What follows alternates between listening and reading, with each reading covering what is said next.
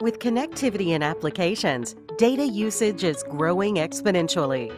Industries are accelerating the integration of their value chain, leveraging technologies like automation with AI and analytics, massively connected resources, agility of response, and better security.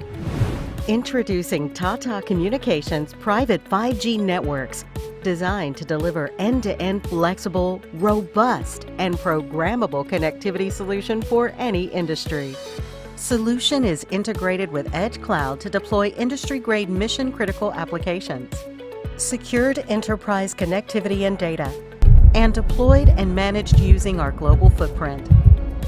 Tata Communications private 5G solution provides you with seamless, low latency, and highly reliable network, zero-touch automation and orchestration, zero trust security, optimized total cost of ownership, and on-demand scalability.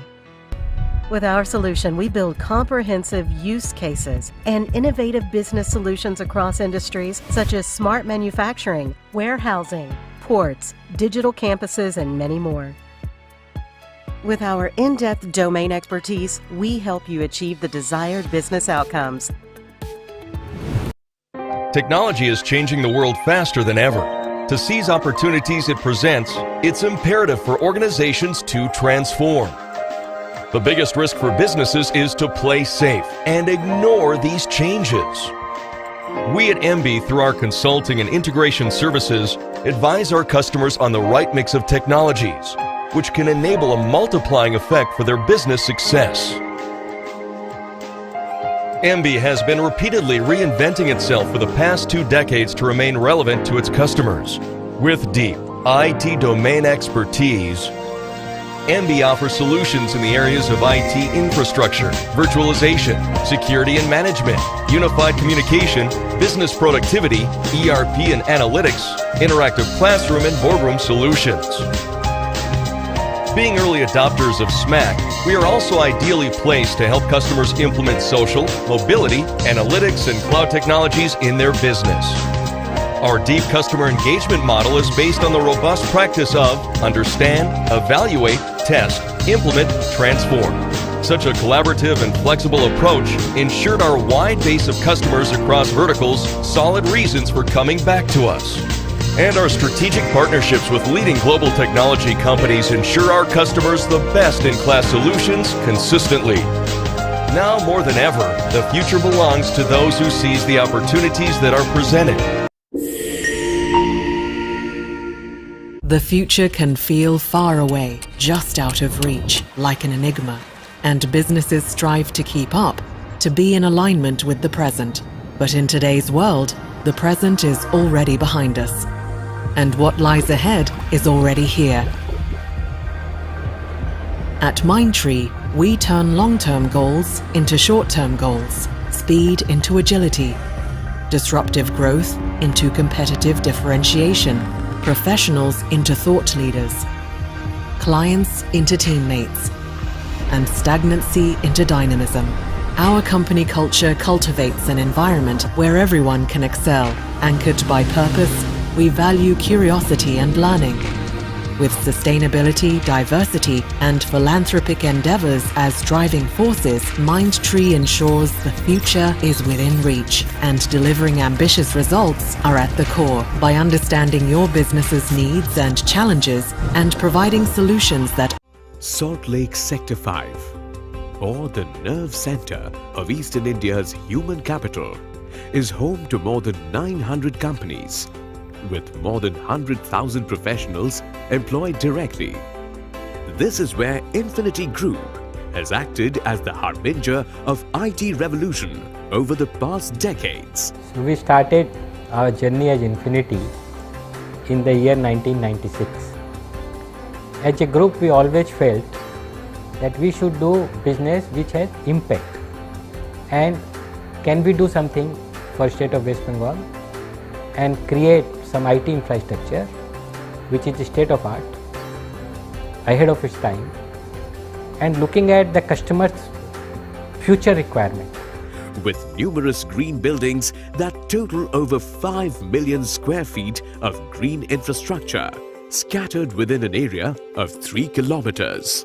And today, if I see the journey of Infinity from 96 to 2018, I feel very happy that Infinity has played a catalyst role, of course with the support of the government of West Bengal. And today, if I go out of the building and see the vibrant young crowd, and around 200,000 people are working now in Sector 5. A home of smart thinkers is a marvel called the Infinity Think Tank, which was one of the very first intelligent IT-empowered workspace in Sector 5 that revolutionized the landscape of the area and ushered in an era that raised the benchmark of infrastructure and brought in smart integrated business parks all around. You know, we are very conscious about the environment. All our buildings are green. Our first green platinum building came 10 years back, which was second in India, 7th in the world. Infinity has taken a vow that all their buildings, whether residential, whether commercial, whether shopping mall, whatever we do, has to be green.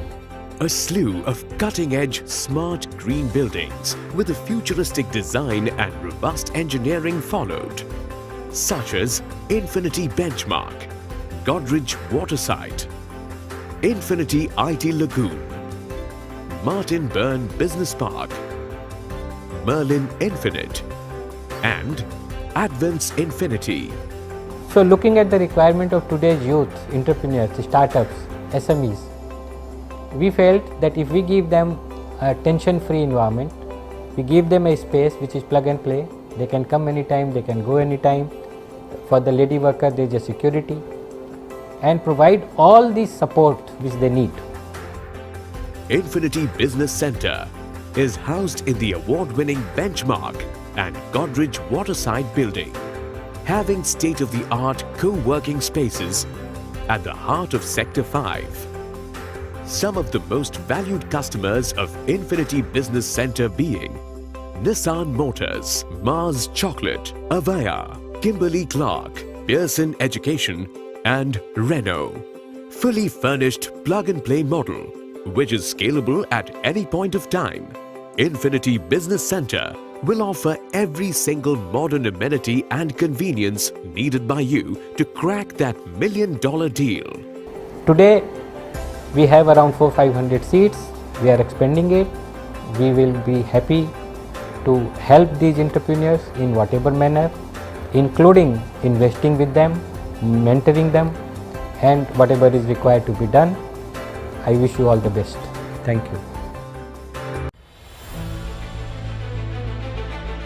As India emerges from the enduring impacts of the pandemic, organizations need to change faster than ever before to address the profound challenges that they face and also make most of the tremendous opportunities that lie ahead of them. PwC as a community of solvers is uniquely positioned to bring the right combination of people, capabilities, and technology. That's what we are calling the new equation. The new equation focuses on two interconnected needs that clients face today. The need to build trust with a broader set of stakeholders and also to deliver sustained outcomes. To enable our clients to meet these challenges over the next 5 years, we will double down on our investments in some of the key growth areas. Our people are at the core of our success. We will continue to spend a minimum of 1% of our revenue in upskilling our people and our partners. At the same time, we also have tremendous focus on onboarding fresh talent. We will be increasing our campus hiring by 5 times in the next 5 years. We also expect to add over 2,000 jobs every year. And most importantly, we commit to ensuring a minimum of 40% diversity across our teams. We are going to set up the PwC Research Institute, which will identify and analyze the emerging trends across sectors. We will further invest in emerging technologies, digital and cloud, artificial intelligence and analytics, cyber and managed services, and work closely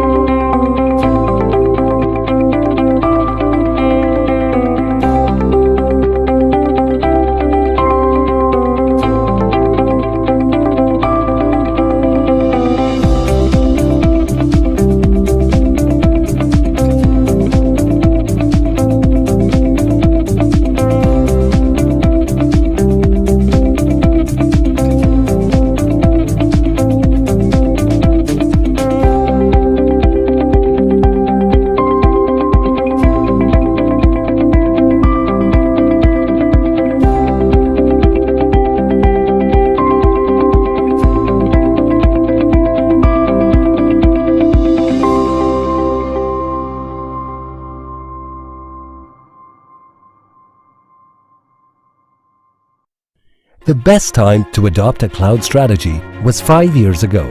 Today, enterprises are transforming rapidly to stay relevant and go head-to-head with born-in-the-cloud businesses.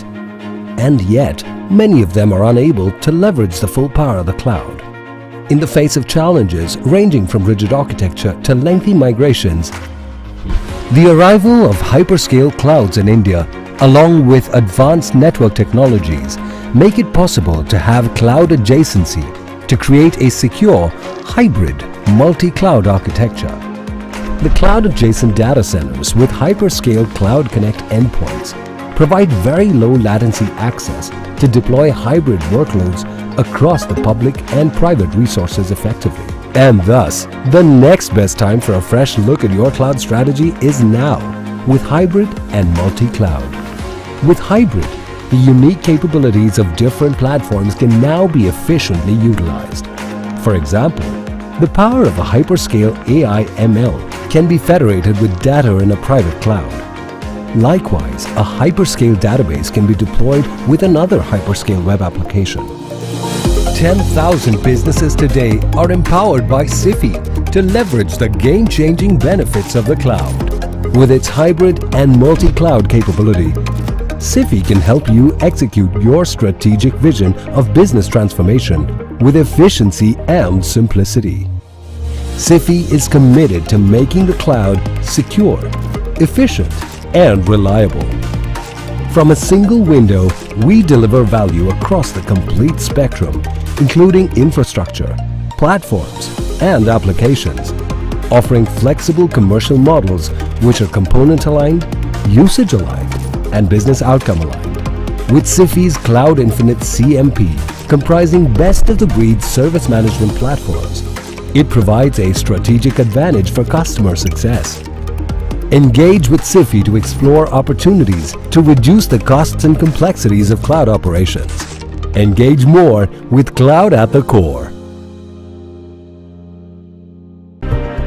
West Bengal Electronics Industry Development Corporation Limited, popularly known as WEBEL, has successfully changed the IT scenario in Bengal. Bengal today is a preferred IT destination. Multiple cloud-based state data centers have developed, churning out nearly 800 tech research scholars and 15,000 graduates from world-class institutes annually. WEBEL invites industry players to set up units for hardware parks and electronic manufacturing clusters at nominal costs, providing superior infrastructure and advantages. Thanks to WEBEL, the state also boasts of 18 ready-to-use modern IT spaces. With a waiting list of investors along with 4 additional IT parks that are near completion. Spread across 200 acres, Eastern India's most advanced IT destination, Silicon Valley Tech Hub, is rising as an epicenter of technology, with available land being booked up fast. WEBEL gave rise to various burgeoning IT hubs with substantial resources like green building offices with zero power cut and plug-and-play modules. FinTech Hub in Newtown, the future of financial services, is another area of prime focus. Major emphasis is given to blockchains, hackathons, and many more. WEBEL Fujisoft Vara having state-of-the-art 3D printing technology.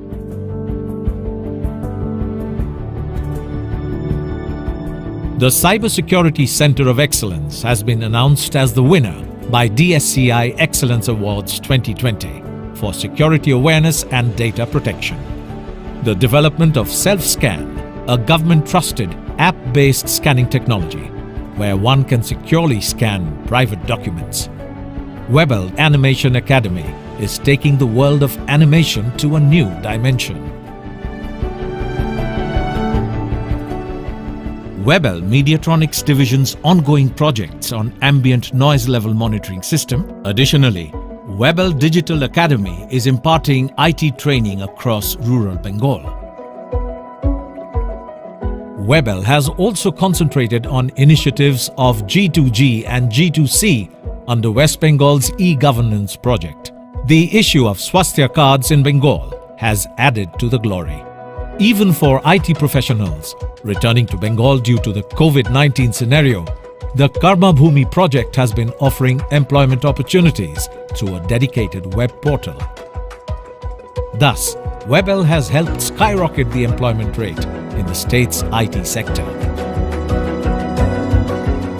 Bengal is strategically located and well connected with China, Taiwan, Japan, Dubai, etc. Thereby, Asia's largest business hubs are well accessible to the state. WebL also caters to the IT needs of the extended parts of eastern India. West Bengal is the IT gateway of India. The state is phenomenally conducive to business, having airports and riverine ports, well-developed roadways and railways, with further infrastructural development in full swing. 100% Business Reform Action Plan, compliant with a high rank in the Ease of Doing Business Index.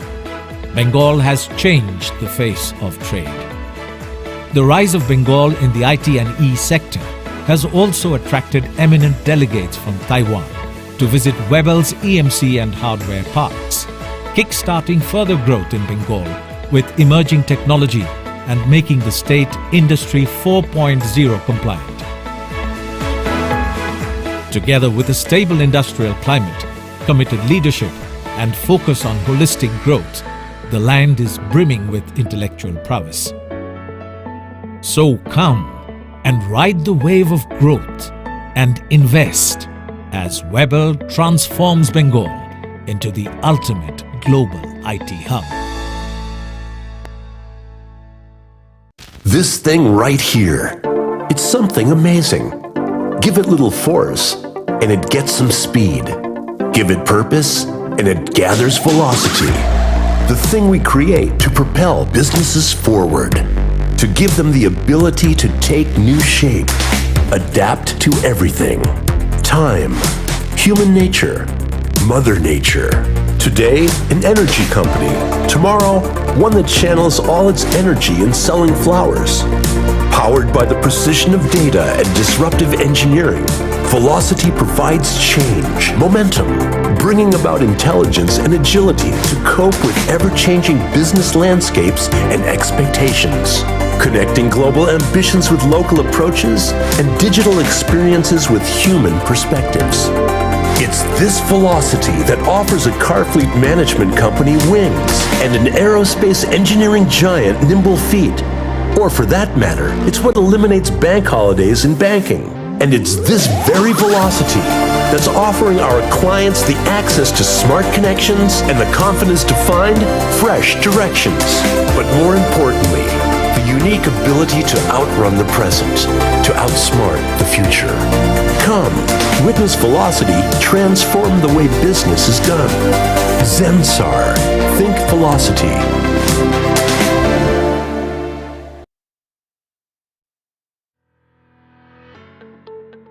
With connectivity and applications, data usage is growing exponentially.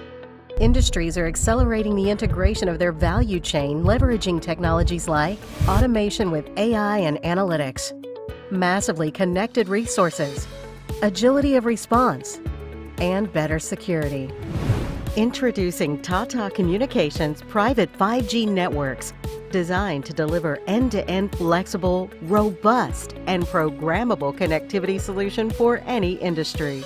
Solution is integrated with Edge Cloud to deploy industry-grade mission-critical applications, secured enterprise connectivity and data, and deployed and managed using our global footprint. Tata Communications private 5G solution provides you with seamless, low latency, and highly reliable network, zero-touch automation and orchestration, zero trust security, optimized total cost of ownership, and on-demand scalability. With our solution, we build comprehensive use cases and innovative business solutions across industries such as smart manufacturing, warehousing, ports, digital campuses, and many more. With our in-depth domain expertise, we help you achieve the desired business outcomes. Technology is changing the world faster than ever. To seize opportunities it presents, it's imperative for organizations to transform. The biggest risk for businesses is to play safe and ignore these changes. We at MB, through our Our theme this year is Future of Technology and Business Opportunities. Here we have with us the first session of the day 2, that is Decoding Digital Currency. The session is being moderated by Mr. Deepak Daftari, who is the chairperson of Entrepreneurs Committee of the Bengal Chamber, and he is also a mentor of Webel BCCI Tech Incubation Center. And as panelists, we have Professor Pulak Ghosh. He is Decision Sciences and Public Policy, Indian Institute of Management, Bangalore. Mr. Mihir Gandhi, Partner, Leader, Payments Transformation, PwC India. Let's start the session with a short video of one of our sponsors.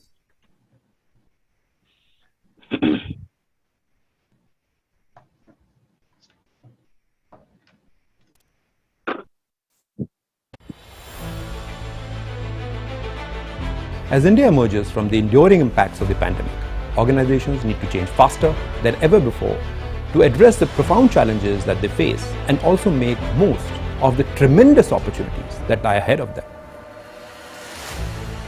PwC, as a community of solvers, is uniquely positioned to bring the right combination of people, capabilities, and technology. That's what we are calling the new equation. The new equation focuses on two interconnected needs that clients face today: the need to build trust with a broader set of stakeholders and also to deliver sustained outcomes. To enable our clients to meet these challenges over the next 5 years, we will double down on our investments in some of the key growth areas. Our people are at the core of our success. We will continue to spend a minimum of 1% of our revenue in upskilling our people and our partners. At the same time, we also have tremendous focus on onboarding fresh talent. We will be increasing our campus hiring by 5 times in the next 5 years. We also expect to add over 2,000 jobs every year. And most importantly, we commit to ensuring a minimum of 40% diversity across our teams. We are going to set up the PwC Research Institute, which will identify and analyze the emerging trends across sectors. We will further invest in emerging technologies, digital and cloud, artificial intelligence and analytics, cyber and managed services, and work closely with our ecosystems and alliances to offer value-added as well as differentiated services to all our clients. I'm excited about the difference we will make to businesses around the world and in India. It all adds up to the new equation.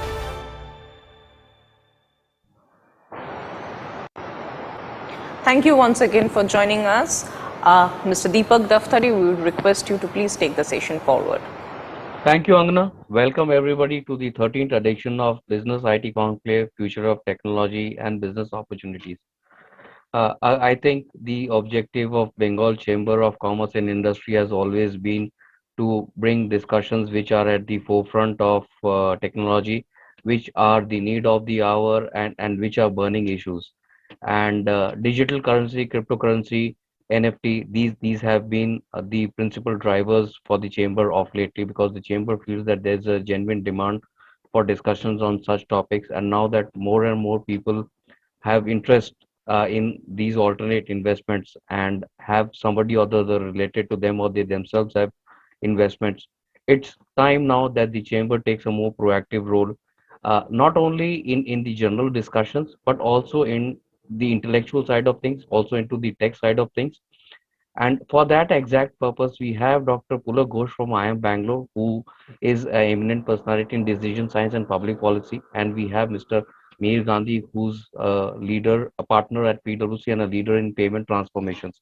And I think this suits perfectly into the theme or the discussion, what we are going to have in the next 45 minutes or so. Is how cryptocurrency or digital currency is changing the shape, format, and the way we have been doing business, the way we have been paying, the way we have been having exchange, if I'm to say so, a form of barter, which is what we started with, and now we are maybe again going into the P2P way of things. So the format of the discussion today is going to be that we'll start with Mr. Ghosh, for a short presentation, followed by Mihir Gandhi. And then we'll have a few questions which we've already collated beforehand. We'll have a couple of discussions, and then if time permits, we would take a few questions from the audience. So feel free to write your questions in the chat box if you have anything specific. Over to you, Professor Ghosh. And I would request if we can stick to the timeline of 7 minutes. This is just a general request, nothing specific. Thank you. Professor Ghosh, you are on mute. Can you guys see my screen okay? Yes, perfectly fine. Okay. Thank you for inviting me. I guess the main issue is,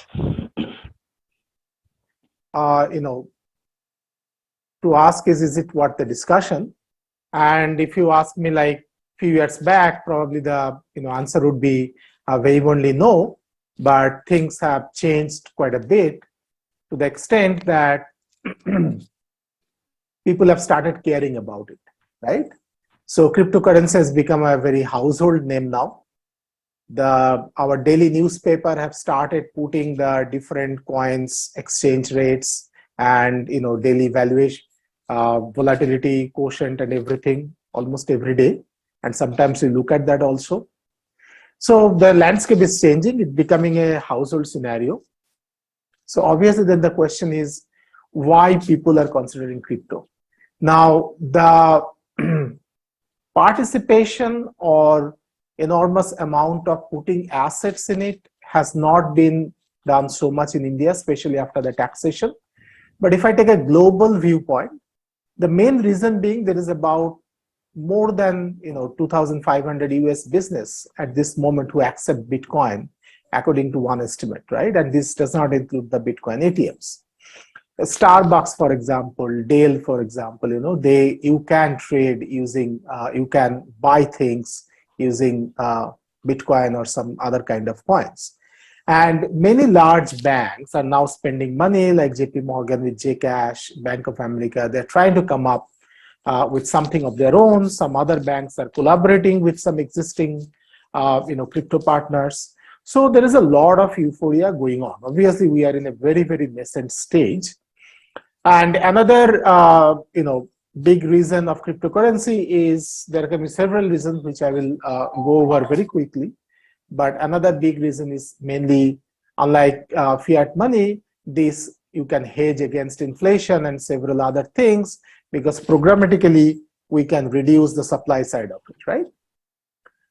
So given all this, let's understand where we are right now. So it's a digital currency that can be used to buy goods and services, not in my country, but several other countries it's happening. It's a form of payment that can be exchanged online. So just like we use GPay or PhonePe, it can be used.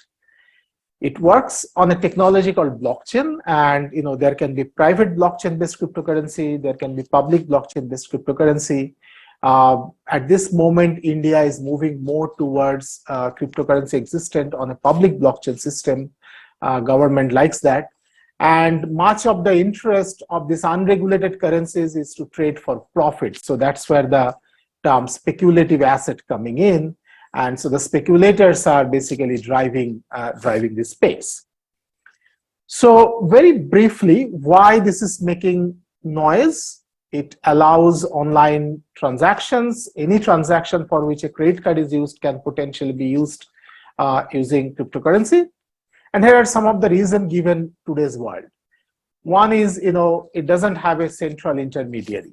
A lot of people nowadays don't like central intermediary, and there can be various reasons for it.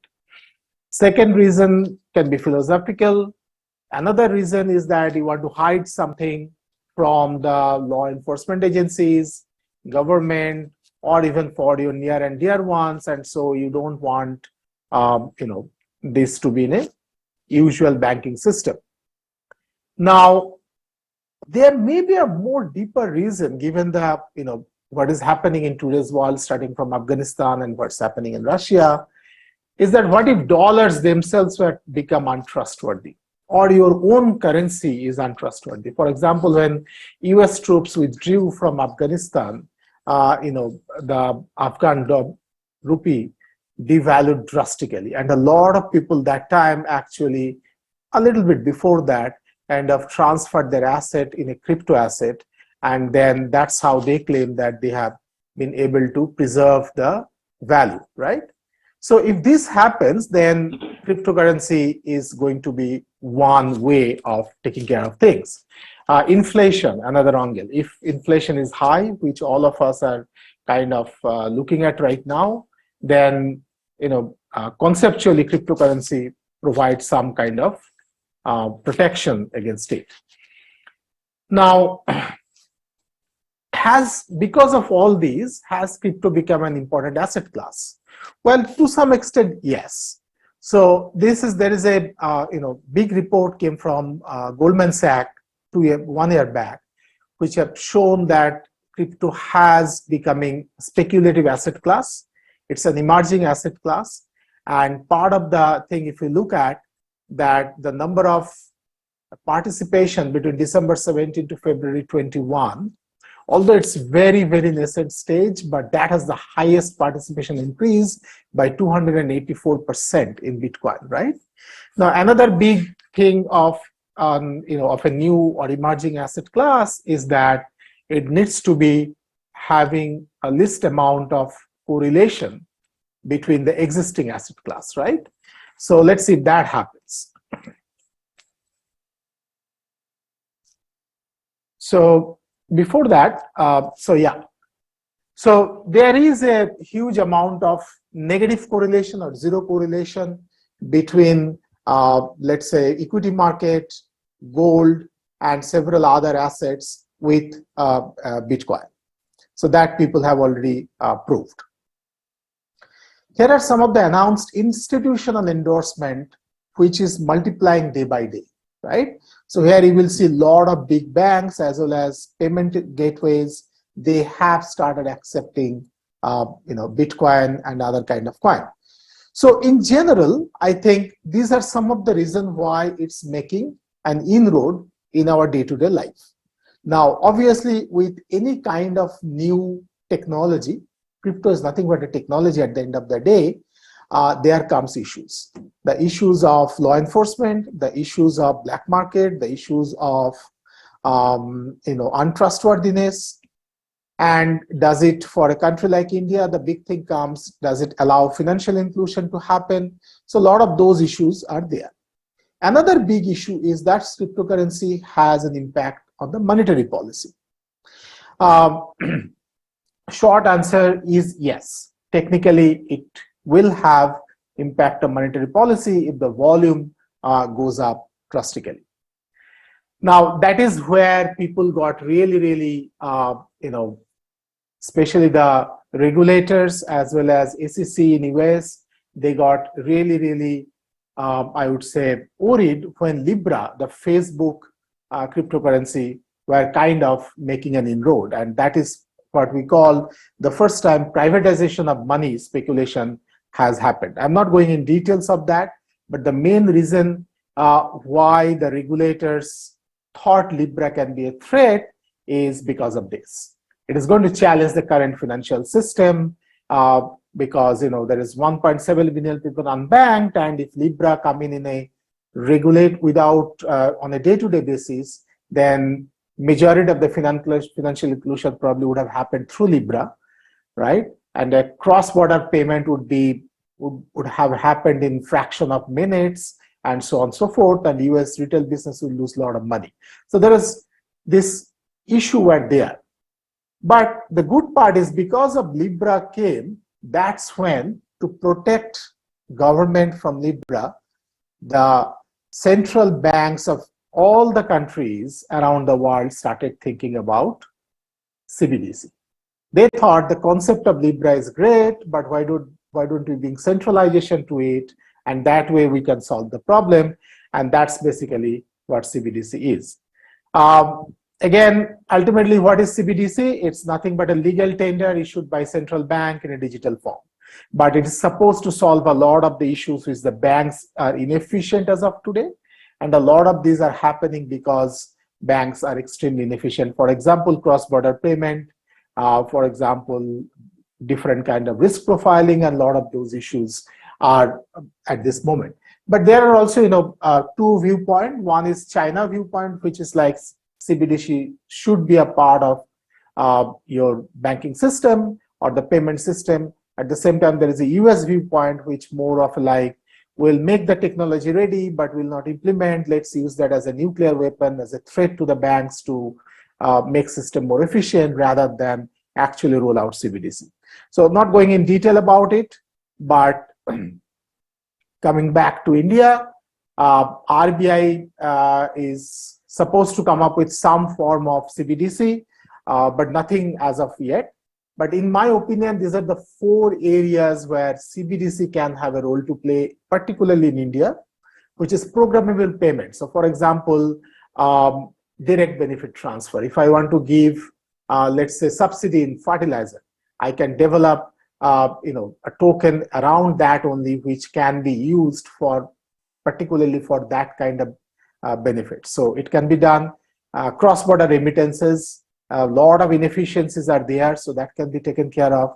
Retail payments and MSME loans. So in these 4 sectors, which RBI also thinking very seriously, where I think CBDC can come in. So there is 2 umbrella. I mean, CBDC and crypto are not synonymous, though. Crypto is more decentralized and more retail and need a lot of institutional endorsement for this to make it happen. In India, it's still not there, but it's not completely killed like China has. At the same time, there is CBDC, which is a different kind of payment systems, and which probably India will embrace in a couple of years.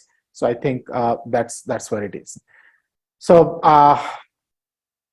in general, I think CBDC is the way to go for India, looks to me, because cryptocurrency is not getting that much traction, especially after the taxation coming, both 30% tax as well as the GST on the transaction. So the opportunities are immense, both for growth and disruption, as in the coming days, but we are still in a very nascent stage. I guess I will stop here. Thank you, Professor Ghosh. Very enlightening presentation. You've covered a lot of points which would evoke a lot of questions, which we will go in the second part of the session. Would invite Mihir now to take over, and Mihir, next 7 minutes are yours. Sure. Thanks for having me here and giving the opportunity. I hope you can see my presentation. Yes, perfectly fine. Okay. So I think it was a good coverage by Professor Ghosh in terms of what CBDC is, what crypto is all about. I will just try to add in a bit more in terms of what is happening in this space and what are we seeing.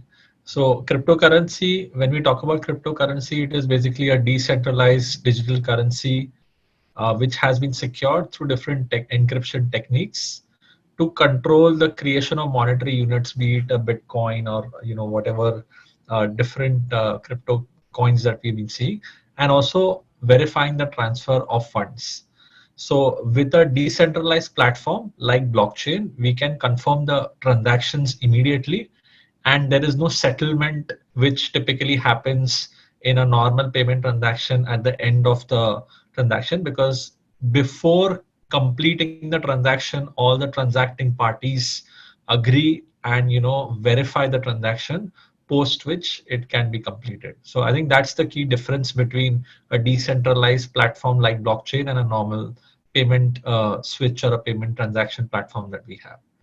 So when we talk about cryptocurrencies, if we look at what are the differences from a fiat or a normal currency. So when we say fiat currencies, it's typically the legal tender or the currency coins and notes that is issued by the central bank of different countries, whereas cryptocurrencies are typically digital assets, and they can be issued by private entities also. They act as a medium of exchange, and they are outside government control and not deemed legal tender.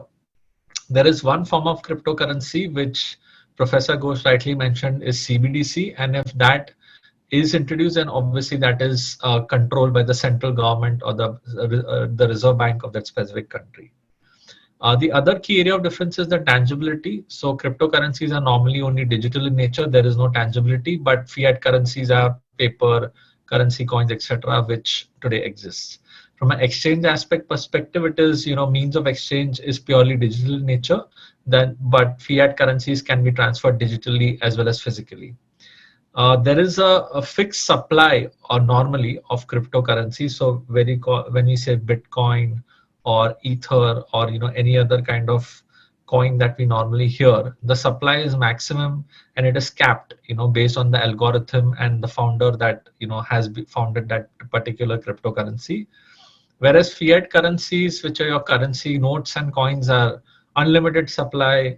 We have seen different countries across the world printing currency notes when times were tough and giving that to the people and the boosting the economy.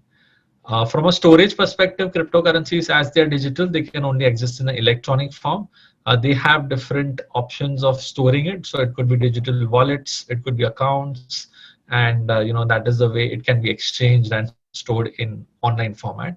Fiat currencies are more versatile and they can be stored in different payment forms like digital as well as physical. So this is the basic area of difference that I thought I'll just give a background or introduction of cryptocurrencies and what they are compared to a normal currency coins and notes that we see today. Within cryptocurrencies, we have 3 or 4 different types of crypto assets. So one is obviously your coins that we see. Second is CBDC, which is an emerging theme which we spoke about earlier, but I will also cover it in detail over here. And maybe there are some questions around it. The third is NFTs or non-fungible tokens, which are the new asset class that are coming up, which is based on uniqueness, and it can be traded across different people and platforms for different things like art or any other things. The fourth is decentralized finance or DeFi, which is basically again being a new form of the way you can do a financial transaction, whereas there is no central intermediary, but it is all decentralized, and you can have a decentralized lending, you can have a decentralized asset management, you can have a decentralized insurance, where I open it up and the customer is open to choose any insurance, any product across any company that offers it. So I think that is going to be the future. And in terms of the last asset class that we are seeing today is more on the stable coins. So stable coins are nothing but directly pegged to your normal fiat currency.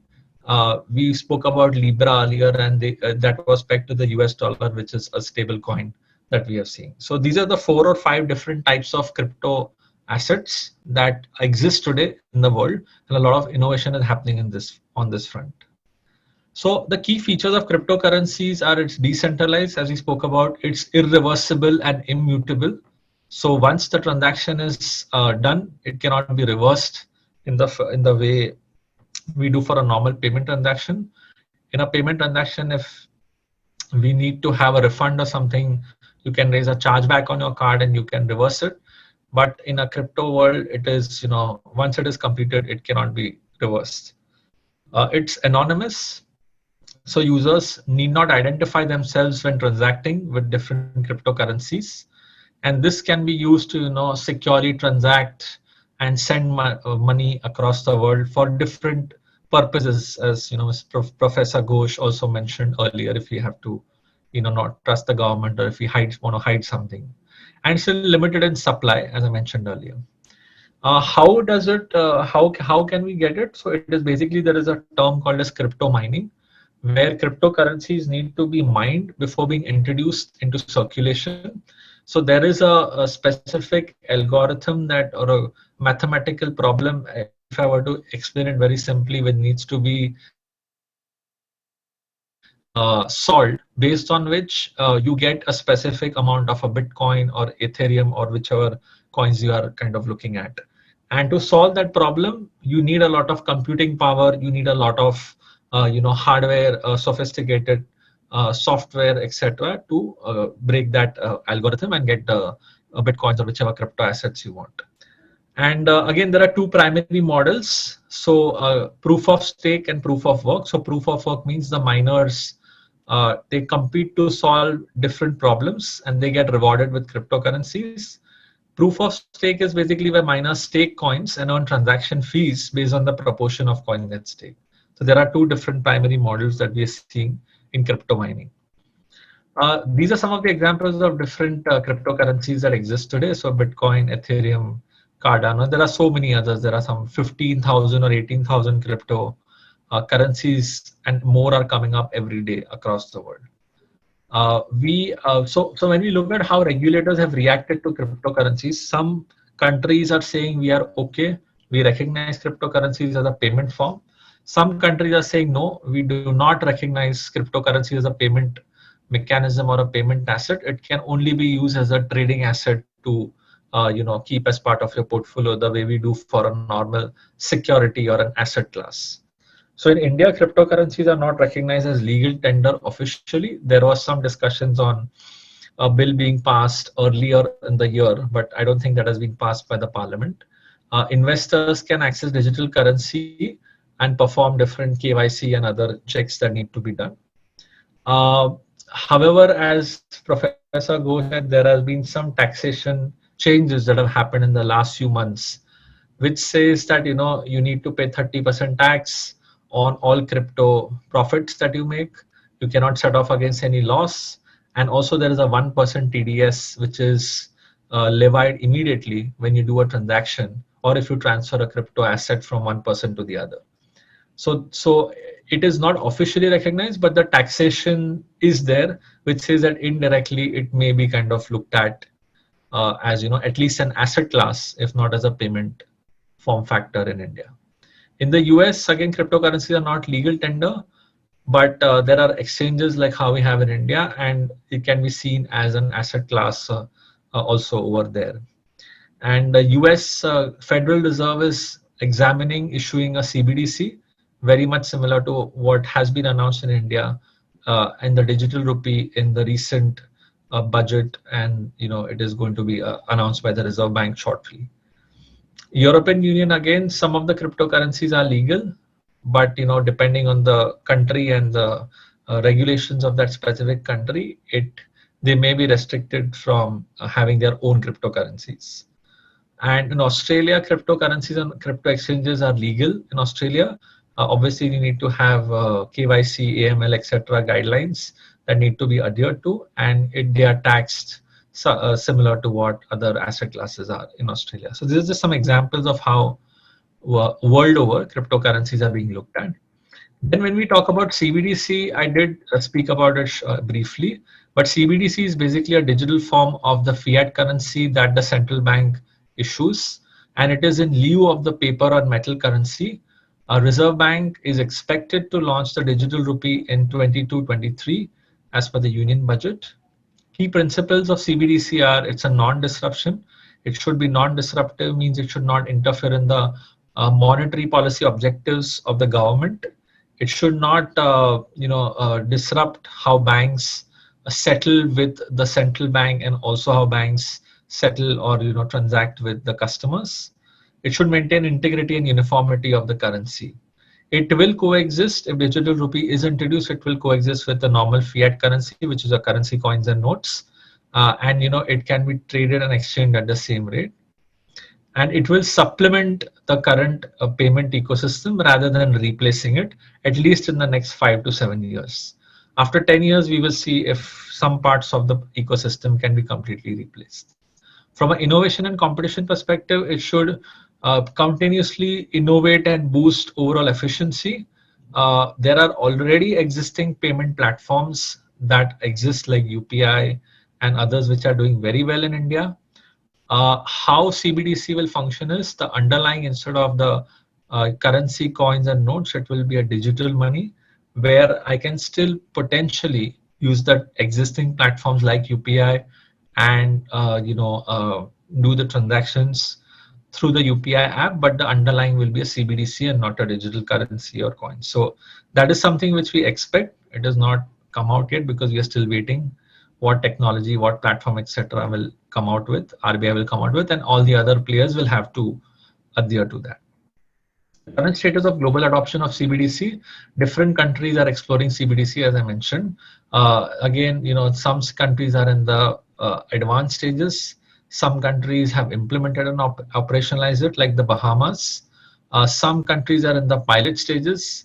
China has introduced the digital yuan, and there are some few countries also that are doing it, like Uruguay and few other countries. Some countries are still in the analysis research phase. So this is something, a global trend that we are seeing happening across the world, where the Reserve Bank and central authorities are taking note and trying to explore if this can be introduced in their countries. So as Professor Ghosh said earlier, the similar use cases of CBDC in India, so subsidy disbursements and pre-program money, where if I'm getting a direct benefit transfer from the government, I can potentially transfer the money through a CBDC or a digital kind of money. Remittances, both domestic as well as international, can be done through CBDC. The benefit will be that it is instantaneous, it is immediate, there is no settlement that needs to be done, and the currency conversion rate in case of international is pre-known. So you do get it at that rate itself without much markup. From a retail payments perspective, you can use it for instant settlements. It reduces the overall risk.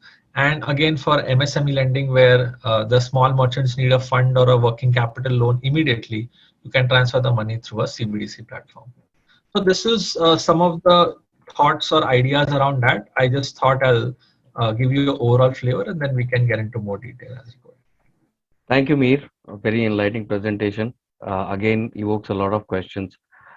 We talked about the Libra phase of things. We talked about exchanges, but we also need to make people understand the dark side of crypto. How your money, you can become a multimillionaire in a short frame of time, but your money too can evaporate in a split second. For example, Luna, a very favorable coin, a coin which was favored a lot by traders, which had a market cap of almost 2 billion, fell down to a market cap of 4 million, from 2 billion to 4 million in a matter of 36 hours, and today is worthless. At the same time, there have been a lot of failure of exchanges, exchanges which have gone bust. In fact, last week, the Chingari coin, the Chingari app has a coin called Gari, and that almost failed. So what I would like to hear, first your views and then followed by Professor Ghosh. How is it that people can mitigate a risk? Should they get down into crypto? Should they not? What is it that they should do? Because as soon as you can, the time frame to make money is as good as the time that you see your money evaporates into thin air. What should they do? Sure. Because it's a very interesting question, and I think that is the heart of what we're trying to understand. So when we talk about cryptocurrencies specifically, right, there are two primary use cases across the world. One use case is I can use it as an asset class and do trading, right? What you mentioned. Second use case is I can use it as a payment mechanism to buy and sell different products and services. For example, Tesla announced some time ago that it will accept Bitcoin for its purchase of cars and other kind of vehicles. So that's a second part where I use it as a payment form factor. Right. The first part is where I'm saying that I will use it as an asset class. I will do trading. I will speculate. I will hold it as an asset. I can use it to grow my portfolio, much like a normal security of any of the big shares or whatever that we have, right? So it is a first part where there is a lot of risk. Okay, and again, the second part also has its own risk, but most of the regulators are not allowing the second part to happen, which is using it as a payment form factor. The moot point to understand is that cryptocurrencies don't have anything which backs it, unlike a normal legal tender where there is a reserve bank backing, or unlike a normal share of a security of a company, where you see the performance of the company, quarterly reports, and then you kind of do the analysis and invest or sell the shares of that company. So here we don't know. Here it is purely based on demand and supply. So if the demand is increasing, then the value of the cryptocurrency will increase. If the supply increases and demand decreases, then it's a pure economics kind of problem that we see. But sorry to cut you there. There's a very important digression there. In normal markets, demand and supply form the basis of a market, which is if there is a demand, there will be supply. But in terms when it comes to crypto, as few big players are known as whales, you would be aware a whale can move the market with just maybe 10% of the coin holding. How do we define that?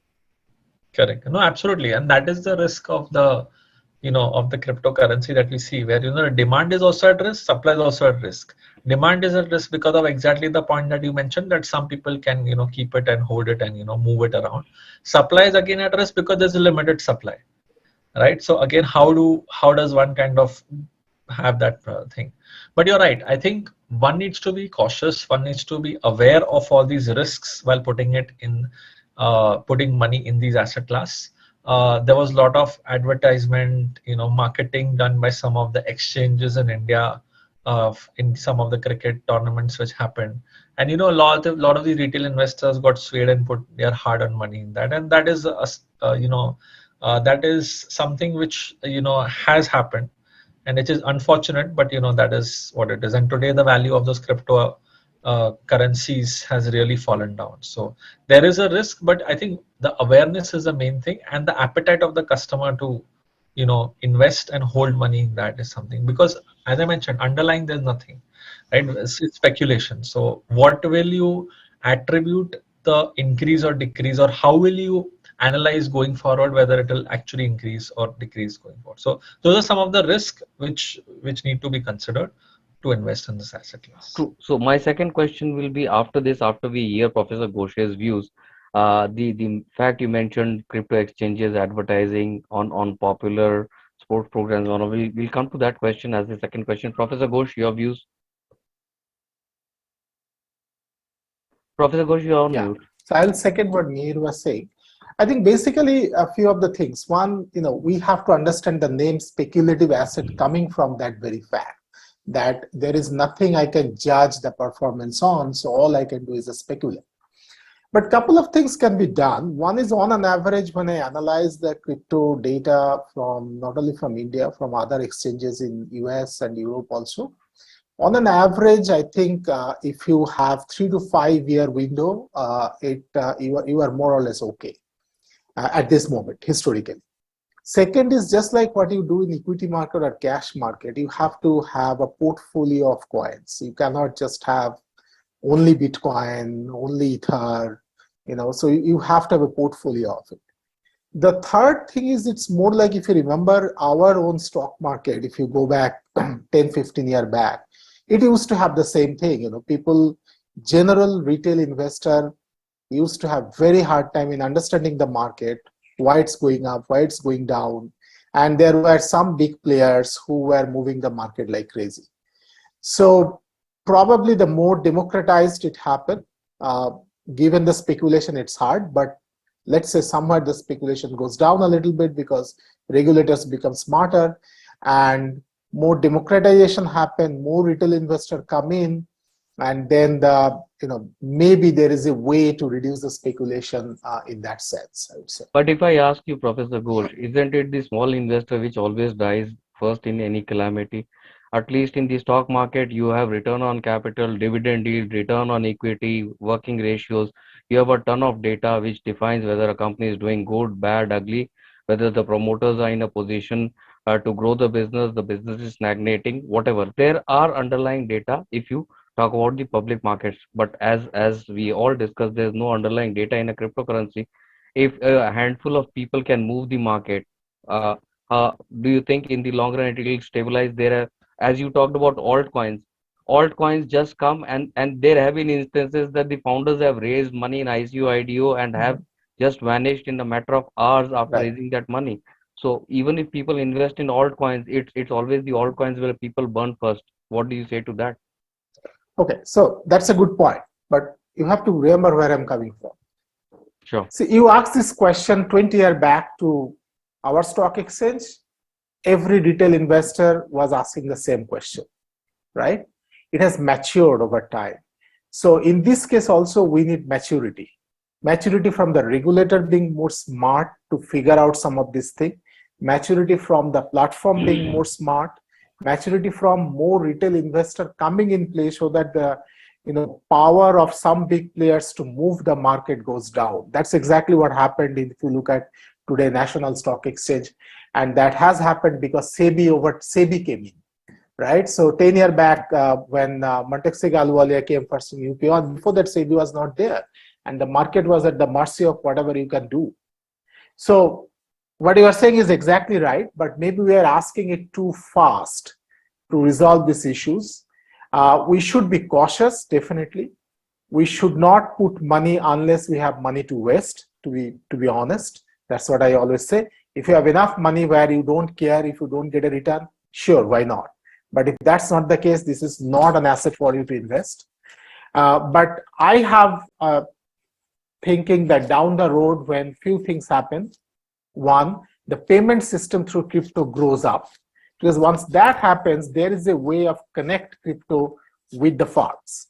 And once crypto get connected to the farms, let's say 10 big farms, 15 big farms allows crypto to trade through them, then that way you get some information forming. At this moment, the real problem is not only information asymmetry, information being zero. So there will be some information coming out. So that one connecting dot, I am speculating in down the road 5 to 7 and it happen. But then you have Discord servers. People sit on Discord servers and get information in split seconds as it hits the market. So access to information. But how that information is enough and real information for you to make a decision, that's what the point is. Okay. That's what like in the stock market, we kind of grab those information much better now, last 7, 8, 9, 10 years than we used to do before, right? True. So I think if the payment system through crypto becomes more matured, then some amount of information is going to come to the market through that.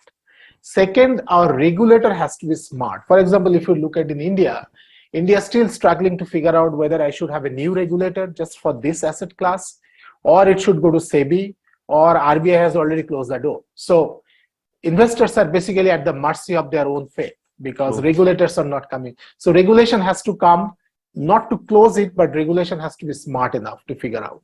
And third is that the people has to be educated, just like in market financial literacy and all those things needs to come. So I would say that it's a speculative asset. Yes. It's going to make you lose money. Yes. But there is hope. Invest what you can forget comfortably without it. That's what I always say.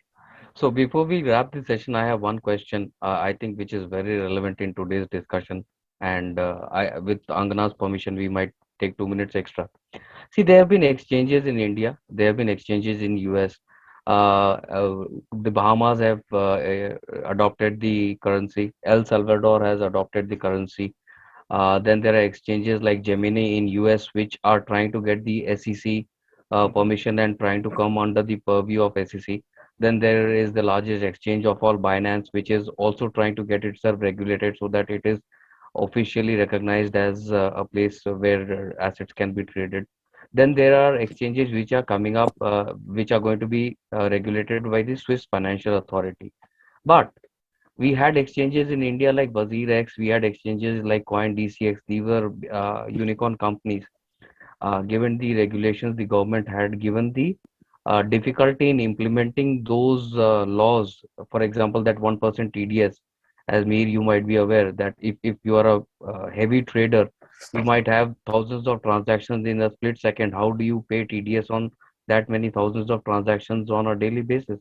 So those exchanges are now slowly almost have relocated to Dubai. The Shetties relocated already, and CoinDCX and others are in the process of relocating either to Dubai or Singapore. What is the scenario going to be for a cryptocurrency investor the next few months or years, or maybe the next 1 year? Will they be allowed to trade? Will they not be allowed to trade? Will they be able to encash their holdings? What is it according to your perception? So that's a good question. So I think there are 2 or 3 points here. One is that in terms of the way you can move funds into the crypto exchange and take funds out, that has been there have been some challenges linked to that, right? So when initially few of the banks were allowing me to transfer funds from my bank account to directly to the exchange and then buy whatever asset that I wanted to buy, but then even that was kind of slowed down and rolled back by some of these banks, and they were not allowing to do it directly either through the bank account or UPI or card. Then there were some fintechs like MobiKwik and all which actually allowed you to kind of transfer the funds to their wallet, and from the wallet it was being used. So there have been some issues on the loading of money, of even the removing of money from there. There have been some recent challenges. Obviously KYC is a must, and that is required, but other than that, the bank's cooperation to kind of move funds is one challenge. The second challenge is, unless it is recognized, as I mentioned earlier, as a legal asset class, and what Mr. Ghosh also mentioned earlier, that there is no regulator that is willing to put up their hand today and say that I want to regulate this asset class, right? We all thought it would be done under SEBI because obviously RBI has changed or closed the kind of door, but we have to see how it will pan out. Till the bill gets passed, we cannot say. So obviously they are going slow, but they are positive. All the exchanges are positive, and they are, as you rightly said, they have been relocating to Singapore or Dubai in that sense. Recently, I don't know if you're aware, but there was a blockchain council under the IMA, which again was dissolved in the last few weeks, again because they said that we don't have any clarity where this asset class is going to go, and we want to use our limited resources for tracking other topics of interest that may come for the country. So there have been a lot of challenges till the clarity doesn't come from the top. There is still, it's going to be difficult times for them for sure. And even the rest, as Professor Ghosh rightly said, that unless you don't have you have extra money, you can try and put it, but if it goes up, it goes up. If it goes down, then you forget about it like a bad dream, right? So that's what I would say. So Professor Ghosh, your views? Are we here? Your views? Yeah, I agree with this. I think the government, I mean, I don't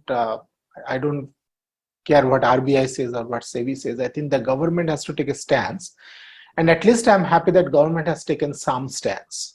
By taxing it, government is not saying it's legal, but definitely saying it's not illegal, and that's a big step forward. No matter how badly that is done, that's a big step forward in the process. And I think the bill, which is still pending under the parliamentary committee, last I heard, it's going through a lot of restructuring because government is trying to bring a consensus with, if not the world, with some of the Asian countries.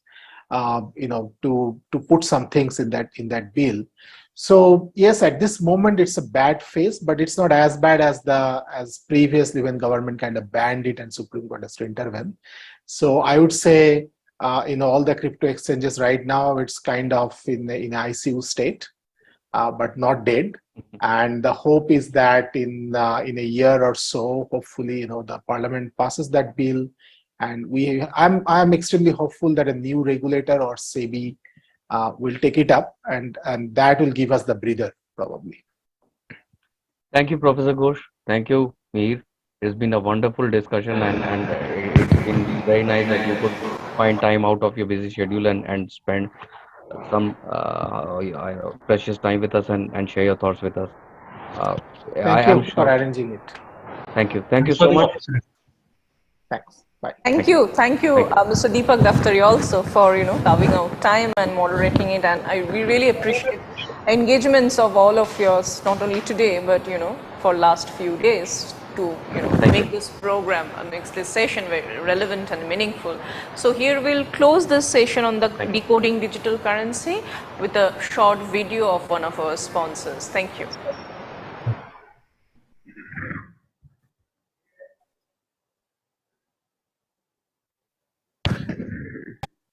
Technology is changing the world faster than ever.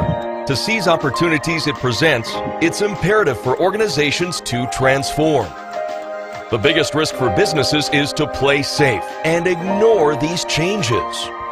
We at MB, through our consulting and integration services, advise our customers on the right mix of technologies, which can enable a multiplying effect for their business success. MB has been repeatedly reinventing itself for the past 2 decades to remain relevant to its customers. With deep IT domain expertise, MB offers solutions in the areas of IT infrastructure, virtualization, security and management, unified communication, business productivity, ERP and analytics, interactive classroom and boardroom solutions. Being early adopters of SMAC, we are also ideally placed to help customers implement social, mobility, analytics, and cloud technologies in their business. Our deep customer engagement model is based on the robust practice of understand, evaluate, test, implement, transform. Such a collaborative and flexible approach ensured our wide base of customers across verticals solid reasons for coming back to us. And our strategic partnerships with leading global technology companies ensure our customers the best-in-class solutions consistently. Now more than ever, the future belongs to those who seize the opportunities that are presented. So let's work together to become more productive, agile, collaborative, and connected in the new enterprise IT model. Let's transform the present.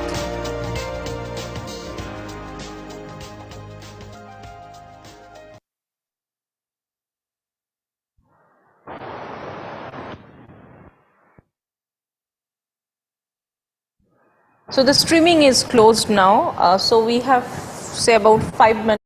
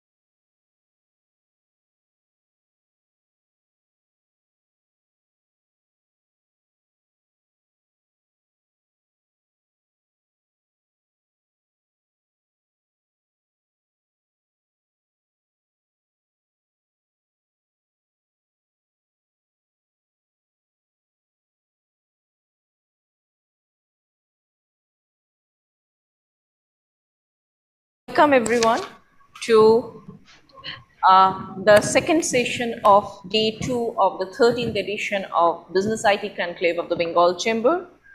So this session is Technology Pivots for Future. The session is being moderated by Mr. Anupam Datta, Member IT Committee Bengal Chamber. As panelists, we have Mr. Shantanu Mukherjee, Head of Blockchain and Practice and Principal Architect Mindtree Limited.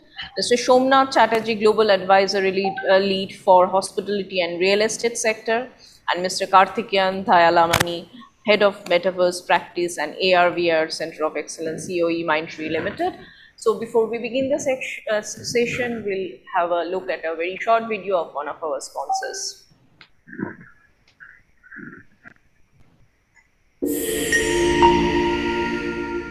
The future can feel far away, just out of reach, like an enigma, and businesses strive to keep up, to be in alignment with the present. But in today's world, the present is already behind us, and what lies ahead is already here.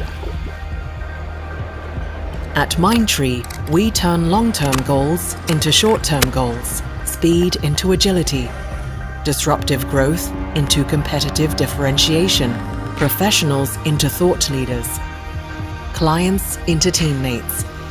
and stagnancy into dynamism. Our company culture cultivates an environment where everyone can excel. Anchored by purpose, we value curiosity and learning.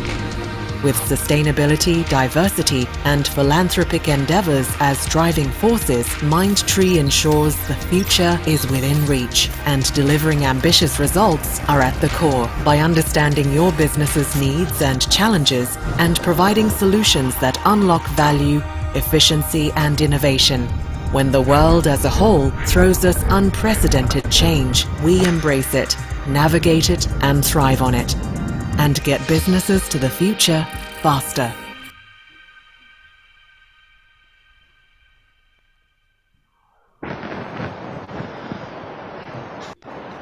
Thank you once again for joining us. May we request Mr. Anupam Datta to please take the session forward. Thank you. Good afternoon, everyone. I think post lunch always sometimes difficult unless the session becomes more interesting. So frankly speaking, when you talk about the future of the technology, the things get changed. And I can guarantee next year when we'll be talking, maybe we'll be talking something else. And also we're trying to see that how quickly we are evolving and the new technology is replacing the earlier one. Few of the cases people talk about that we have to depend on the earlier base technology. Based on that we can innovate and evolve. But frankly speaking, every time we get challenged. So today we have fantastic 3 esteemed speakers with us. So what we're planning to do is that we're going to pick up 3 different areas or new technologies in this space, which right now is a buzzword. Obviously, it is not new, but this is a buzzword where people are investing, people are spending money, and also consumers are expecting. After that, we'll be talking about some of the practical solution, whether it's possible to demonstrate that. We'll show that to all of you, and post that we'll open for the question answer. So first, I'll invite Mr. Shantanu Mukherjee. So he heads the blockchain practice. As you can understand, the blockchain is a word is no longer new, but it is rapidly evolving, and organizations and the corporates are spending a lot of money on that. Also, the curiosity increased. So I'll invite Mr. Shantanu in case he can find with going ahead with the technology he wants to present today as the future technology. Sure. Thank you, Anupam. I think we should start with the metaverse. So can you go with Karthik, if you don't mind? Fantastic. I think both buzzwords is important. I'm sure the audience will be very much interested to know both of them. So maybe Karthik, in case you're fine, we'll start with the metaverse. We have a session on metaverse the next few hours today itself, where more deep dive will happen. But Karthik will do the kickstart and make sure that you understand the next session much better way. So we'll start with the Karthik in case you're fine with that. Thank you, Anupam. Sure, Anupam. Thank you so much. Let me share my screen. Give me a second.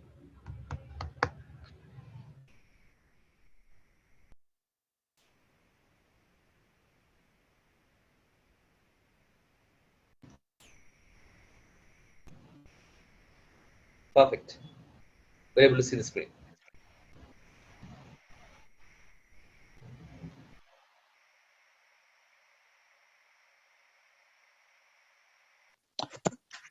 Karthik, you want to mute?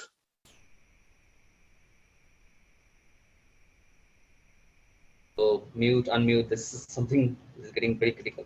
So Karthik, you're on mute right now. You can see your screen. You can unmute.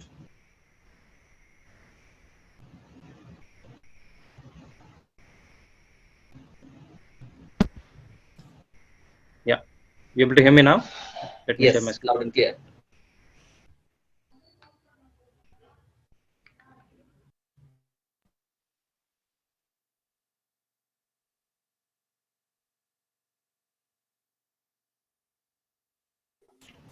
I think while sharing the screen, you're going on mute.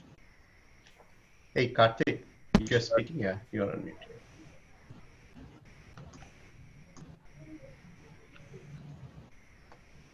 Yeah. Unfortunately, when I'm sharing the screen, it's going on mute. No problem. If someone Let else me can try it share the again. screen.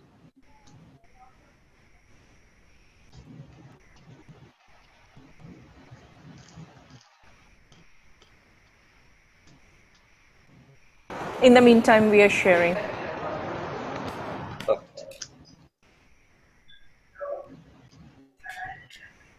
Karthik, if you stop sharing your screen, we are sharing your video and you can freely talk. Sure. All right.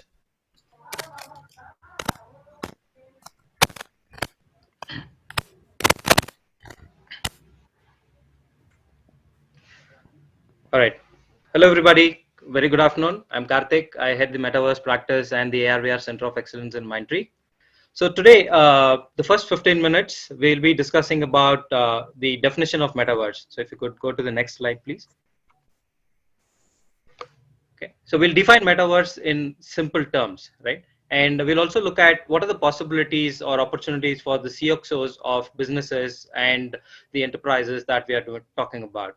And we'll take a step back on the metaverse. We'll unpack the metaverse and see what are the various aspects which contribute or comprise the metaverse, right? We'll take a look at the different types of metaverses which are available in the market today.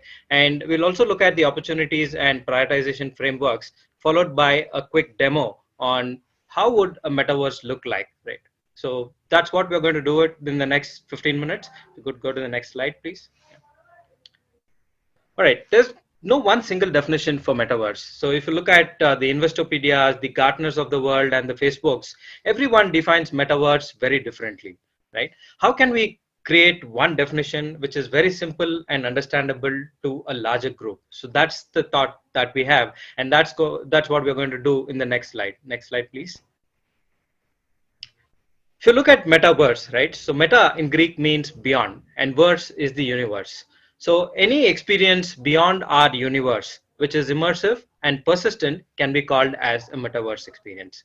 So that is the simplest way that we could define it. And if you look at Gartner, right? So Gartner is predicting that about 25% of the people will spend at least 1 hour per day in the metaverse by 2026. This is realistically possible. The reason why I'm telling it's possible is because during the COVID times, we are also glued to our electronic devices that we spent multiple hours on these devices, right? Yeah. Next slide, please. Right. If you look at these CXO opportunities, what is metaverse used for? Why do we need metaverse, right? The CXOs have their own KPIs. Right? If you look from a reach perspective, they want to increase their brand presence and the reach, right? How do I increase the engagement? Okay, by providing customer immersive experiences and also creating new channels of engagement and revenue, right? How do I increase my loyalty and conversion? Okay, using cryptos and NFTs. So that's the thought processes and the discussions that we've been having with a lot of CXOs. When I say CXOs, this can be CMOs, can be CIOs and CTOs of different enterprises and organizations, right? One prime reason for metaverses is storytelling. So metaverse takes storytelling to a whole new level, right? How can I tell a story about my brand, right? How can I tell a story about my brand more powerfully and consistently is what a CMO is thinking, right? If you look and take an example, P&G actually launched a beauty sphere to tell about the how beautiful, how responsible the beauty approaches can come to life, right? So that's what they're trying to do. So you can also tell about a story saying, how do you source these ingredients for creating the products from a brand perspective, right? What are the processes that are involved? Okay? What are the sustainability measures that you have taken all the way to positioning that particular product in a retail store is what we are actually looking at from a storytelling perspective. A second point that you're looking at is a customer custodian, right? How can we create new channels of revenue and new engagement channels for our customers so that they can immersively interact with the experiences provided on the metaverse? So that's what the CMOs, the CDOs, and the CIOs are talking about. If you look at it from a CIO's perspective, they play multiple roles. One of the key things is how do I create this technical expertise to deliver these metaverse experiences? That's something that we are looking at, right? If you look at metaverse as a perspective, it's not just one technology that is driving metaverse. It is an amalgamation of multiple technologies like AR, VR, MR, your blockchain, your AI, cognitive AI, IoT, holograms, and so on, right? And next slide, please. So we'll take a step back and we'll see how can we unpack this metaverse, right? What are the various aspects of the metaverse that we can talk about, right? The first one is immersive, right? It gives us an awesomeness that defies the real world physics. What do we mean by that? Is that let's take a scenario wherein you're in a metaverse world, right? you're taking an experience, you're just walking through that different environments which are available as part of the metaverse. You're interacting with the products, with people, and so on. And with just a click of a button, you're getting teleported to a whole world altogether, right? So that teleportation is actually defying the real world physics. So that's what we are saying. But it actually creates that awesomeness, a wow effect for you while you're getting teleported to a whole new world. So immersive is one of the key aspects of metaverse. Interactive, you can actually touch a particular product on the metaverse. The product comes to life and just rotates in front of you in 360-degree. You take a look at it in 360-degree view. You select, you click on the product to understand the features of the product. You interact with the product by opening the doors. For example, you're clicking on a refrigerator. You open the door of a refrigerator. You take a look at the various sections in the refrigerator and so on. And you can also place this refrigerator right in front of you on your ground plane. Right, you can see the fitment right in front of you in your house. So those are the kind of experiences that we are looking at from an interactive perspective.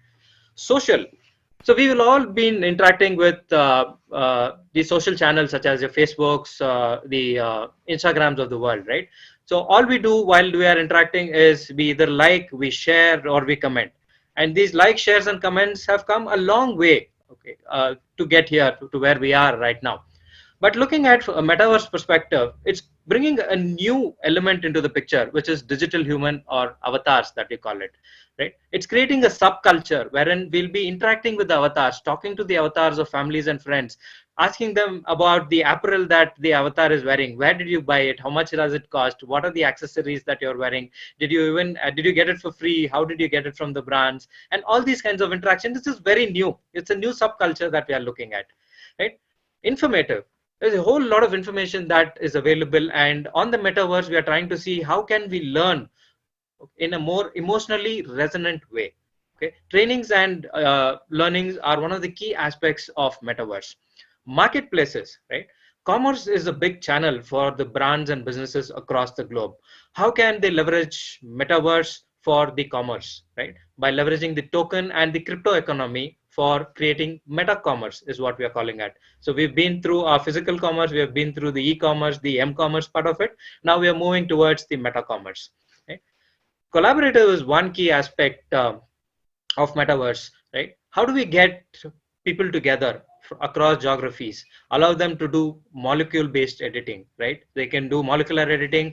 If you go to an automotive dealer who's trying to have designers across the globes and allowing them to collaborate with each other, they can have a car design, right? They're trying to change an engine and modify that particular car. The moment you change an engine, is there a misfit with the body? Or what is that body part that has to be changed? We can actually collaborate with each other with designers sitting across the globe, and we create a whole new car altogether, right? So these are some of the possibilities and the aspects of metaverse. So if you look at a holistic picture, metaverses are nothing but spatial 3D constructs which are hyper real. What we are saying here is these are 3D environments which are so photorealistic as possible, right? Is as photorealistic as it can get, and it is visceral. The meaning of visceral is that it is deeper feeling, inner deep feeling that we get, and not connected with the intellect part of it, right? So I spoke about you getting teleported to different worlds in a splash of seconds, right? Which are not possible in the physical reality. So these are the things which are defying the physical, the physics of reality. Yeah. Next slide, please. There are multiple types of metaverses that exist today, right? You've looked at the gaming metaverses. So metaverse actually acts as a catalyst wherein it brings the gaming industry and the business world together, right? Currently, they're operating as individual components. Bringing it together, they're trying to create value both for the businesses and the gaming world, right? The gaming world, there are Fortnites of the world, the Roblox of the world, and there are certain virtual worlds, right, called as Decentraland and Sandbox, wherein you can buy a parcel. These are pieces of land, virtual land available, and they're called as parcel. You can purchase the parcels, and you can actually create the entire metaverse experience and deploy on these parcels, so that any person who is on that particular metaverse or that Decentraland can visit the space that you have created, right? There are virtual marketplaces. Can you go back one slide, please? Sorry. Yeah, the virtual marketplaces wherein you can create 3D assets like the digital humans or the avatars that we spoke about, the apparel for the avatars, the accessories for the avatars. All these can be created and deployed as part of these marketplaces such as OpenSea, and you can drop NFTs for each of these as well. Right? And there are metaverse platforms which exist today, right? Such as Facebook Meta. The challenge with Facebook Meta is going to be that they're going to own the data. The challenge for brands is that they need data. Data is very crucial for them to provide contextual based offerings and services, the right offer at the right place at the right time, right? So if Facebook owns all the data, they will try and monetize that particular data. So most of the interactions that we are having with our clients, the analysts and so on, they are looking at creating custom metaverses. The reason they are going towards custom metaverses is because of 4 key things, which is it provides highest level of customization and experience that they want to do. And then it gives them the complete ownership of the data, wherein they can cross-sell, upsell based on the customer's situation, right? They have the entire 360-degree view of the customer in place. Integration with their customer identity and access management systems and customer data platforms becomes highly easier for them and convenient when they create these custom metaverses. Next slide, please. All right. So we spoke about the technologies which help us create these metaverse experiences, right? So which is AR, VR, MR, Web VR, digital human, NLP, cognitive AI, AI, blockchain, and hologram, right? All these technologies come together to help us create these metaverse immersive experiences, right? So what we are going to do next is that we are going to see what are the possibilities of metaverse, right? For consumers, for employees, and for enterprises. When we say enterprises, it's more of an industry 4.0 kind of scenarios, right? For consumers, how do we inspire consumers? How can we acquire consumers, and how do we engage consumers from a pre-purchase, during purchase, and a post-purchase scenario? So that is what we are looking at from a metaverse perspective, right? Can we provide gaming? Can we attract them to our particular metaverse? Can we provide them shopping kind of scenarios, okay, by creating virtual marketplaces? Can we provide entertainments? You would have seen Travis Scott create one of his shows on the metaverse, right? So can we create entertainments to attract more footfall to our metaverses? Can we have social interactions and trainings, right? Post-purchase, most of the consumers typically need help to assemble a particular product or to even operate a particular product. Can we get them a do-it-yourself kind of trainings on the metaverse for them, right? So moving on to the employees, a lot of the businesses and enterprises that we are talking today are actually trying to create metaverse experiences for their employees because they want to validate these experiences first. It's more of digital insight, and then they want to take it to their customers, right? So trying to create metaverse experiences right from the start, which is during the induction part of it, creating virtual tours of their various campuses across the globe, giving them a view and a perspective about it, creating the entire digital end user computing workspaces, and allowing them to virtually collaborate with each other as well on the metaverse, and also providing them the trainings which are required to enhance their skill sets. From an enterprise perspective, if you look at it, Industry 4.0, it takes you through the entire value chain, starting with prototyping, sales and marketing, to customer experience, your training part of it, all the way to service and operations, right? Next slide, please. So we discussed a lot of opportunities and possibilities. So if a company, if an organization or a business wants to start with a metaverse kind of an experience, where do they start? How do we help them to start, right? So we looked at it more holistically from a 4 dimensions perspective. So 2 things that we looked at is how do we compare it with the business attractiveness versus an implementation complexity. We created a 4 quadrant structure wherein we wanted to identify what are the quick wins for these businesses, wherein they can start small, pilot it, validate it in the market, and then scale it accordingly, right? And in the process, they can also start creating the competitive edges or the differentiating aspects on the metaverse, right? So if you look at some of the low-hanging fruits, we call it as virtual events, which a lot of organizations are doing, and employee metaverses, wherein they're onboarding their employees onto the metaverse and giving them a very different experience on day 1, right? So these are some of the low-hanging fruits or the quick wins that the businesses can look at, right? And storytelling is here and now, but it will basically improve and evolve and amplify over a period of time, right? So those are the opportunities that we are looking at from a brand perspective or an organization perspective. there are platforms, right, to be created in the process. So there can be metaverse platforms that have been created for employees or for their end consumers, such as the brand consumers or their B2B customers as well, right? Allowing them to integrate with their consumer data platforms in the backend. There are some futuristic trends that we want to keep in mind as well. So just keep an eye on it, such as your virtual marketplaces. Imagine a virtual mall with varied different retailers. You can have your Apple stores, you can have your toy stores, you can have the electronic stores, you can have virtual banks also as part of these virtual marketplaces, right?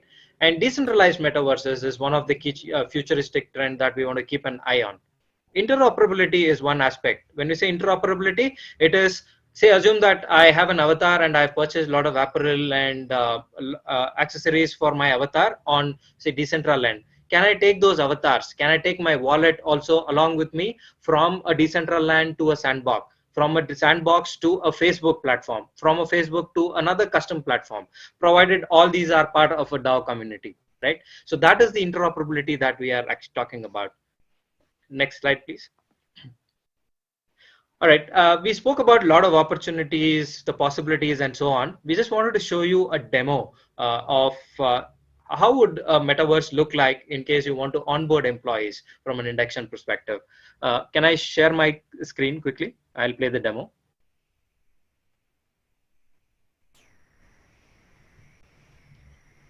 Sure. Maybe someone else. Can you please stop sharing? Yeah, thanks. Maybe voiceover in case that again goes on mute in case sharing the screen.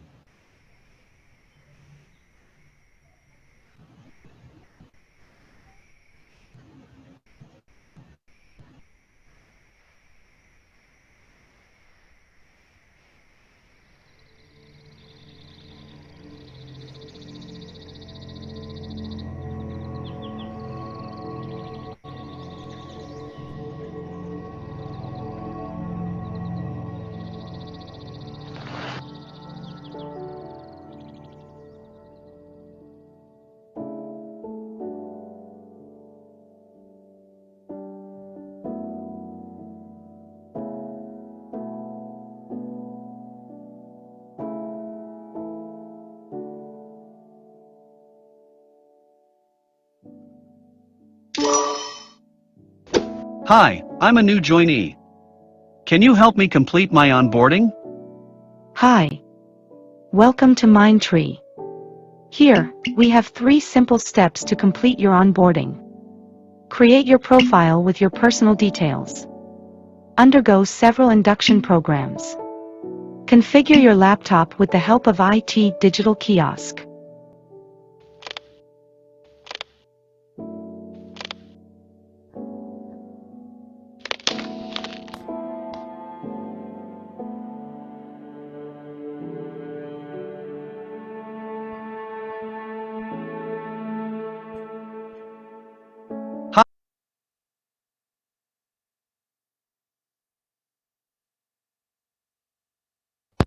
All right. So I hope you were able to hear the audio as well. So that's an experience we wanted to showcase more from a possibility standpoint, wherein you have your new joinees or employees getting onboarded onto the metaverse, wherein they interact with the digital humans, right, through voice. Voice being a new channel of choice for most of the new employees. You can interact with them. The bot answers from the back end. The bot is getting trained with all the possible questions, which are the FAQs. And we also saw that the employee was getting teleported to a different world altogether, right, on a click of a button. So these are the possibilities that we wanted to showcase, because verbally explaining it to somebody is very difficult for them to visualize. So we thought we'll show a visual of it and help them visualize as to what are the possibilities with metaverse. Over to you, Anupam. I think that's what I had. Thank you, Karthikeyan. I think this should promote the work from home culture more. It seems like the people will come less in the office during the onboarding. But yeah, no comments on that. I think the technology is there for us for any kind of extreme situations and all.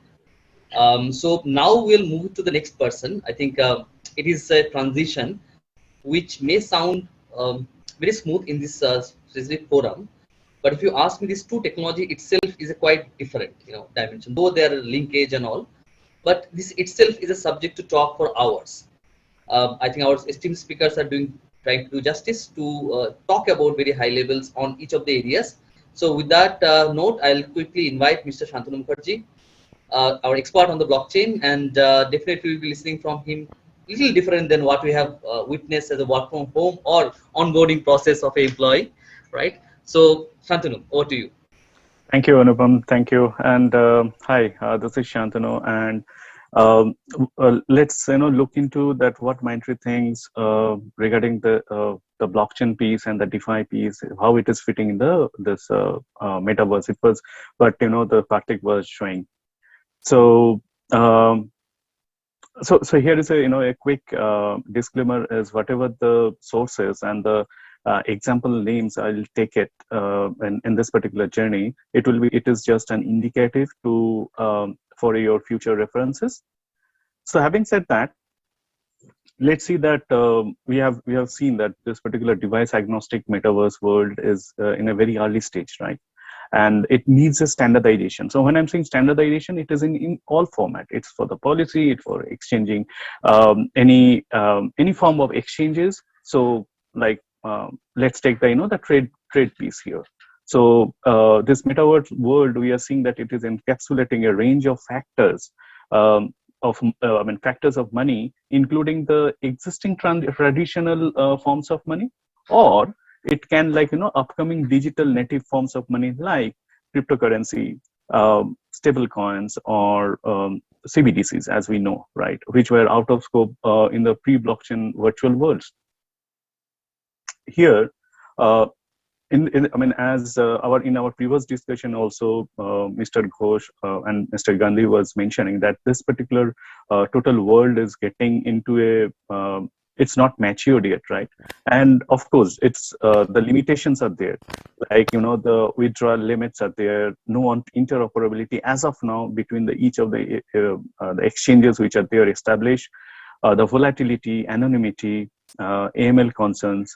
Even sometimes, the micro payments, wherever the CBDCs are getting, established, the micro payments are having the problem. And you can see in the slide that I have, phased out some of the key use cases which are getting used for each and every type of money in this, in this total, the world, the metaverse world. So, in my previous slide, you were seeing that we are going towards a token. So the tokens are, taking the driver's seat in this particular spectrum of the world, the new spectrum, the new horizon, where the gamers, the investors, the corporates, right, the users this NFT form of exchange, which requires a sovereign, right, a self-sovereign ownership for the users or the owners, which are tradable, composable, immutable, and most important, it's interoperable. So having said that, this particular, the form, we have token data as tokenomics. And you can see the parameters in the slide, which are like, the SSI, NFT, DeFi, utility, and DAO. So if I take it that individual users will be like, using a wallet, controls access to their identity, which is a SSI, self-sovereign identity, we know, the NFT piece, the securities, the utility, and the money for buying and selling in this particular metaverse world, which Karthik was mentioning earlier. The last part, which we are seeing as a DAO, which is, we know about like, it's a decentralized autonomous organizations, which is an enterprise go-to-market as a network. So when I'm saying as a network, it will create a community, which, creates a purpose, a value, rules, which is like, to owning the control of the tokens, to which will govern the incentives for the users who are participating in that particular world, and to democratize the value as well. And for that, we are using the smart contracts governed trading, monetizing the NFT, which is like, by the data owner, which we already are aware of. So as we have seen in the metaverse, right, as Karthik was describing all the, the components, this particular component, this is a total ecosystem where we can see that it has the application layer, the access layer development, where Karthik was also mentioning, like, the virtual avatar, 3D modeling, and etc. There is a requirement of a protocol, right? Because each and every jurisdiction, if you see, wherever we go, there is a need of a protocol. So here also a protocol layer is required. And there is a need in this particular protocol, there is a need of being distributed, being decentralized, being immutable, being encrypted, and also tokenized. So all these 5 dimensions, if you like, put it into one box, that black box is coming as a blockchain, as you like, seeing here, which is providing you the consensus, the messaging, the trusted between like, 2 avatars are interacting for the gaming, or it is, any of the entertainment and the e-commerce. This is a fantastic, the representation. I should, refer to all of you for the World Economic Forum, where you can see that the blockchain is in center and the industries are looking for the solution of the problems they are going through. So guys, I repeat that blockchain is a pool from the industry wide to have their problems resolved, and not a push from the technology perspective. Again, I repeat, the blockchain is a pool from the industry perspective and not a push from the technology perspective. So as you, while I am saying that, you can see there are several dimensions which have been mentioned in the concentric circle or outside the blockchain thing, right? And just for an example, in our context, the digital economy is only having that, taking the advantage of 3 dimensions only. But it's the tokenization and the digital assets, the governance piece, and the digital identity of the avatars. That's it. So here, one thing I want to mention, I very much like the quotation from Vitalik Buterin. Everybody knows that blockchain is trying to resolve something from the core, from the center of the problem, and not from the peripheral where other technologies are trying to play. So we are seeing to the digital, the asset, the currency, the concepts and the discussions, what it is. It is already, existing as in our last session, it was getting described, right? It is the financial transactions and all those, the avenues are already, existing. But DeFi is a type of alternative finance market that makes use of the, the blockchain technology or the ledger technology, which is having a main goal to for a viable alternative for the old system, centralized middleman focused approach. So when I'm saying middleman focused approach means whenever you see that our existing finance, the banking payments and everything, right? It is there is a a middle banks and everything. So if we can remove that particular, can we remove that third party or the middleman which is functioning as a validating agent? And Ethereum in this particular case was the first to bring the DeFi to the public, and using like the transparency, immutability, and the trust factors using the smart contracts in 1.0.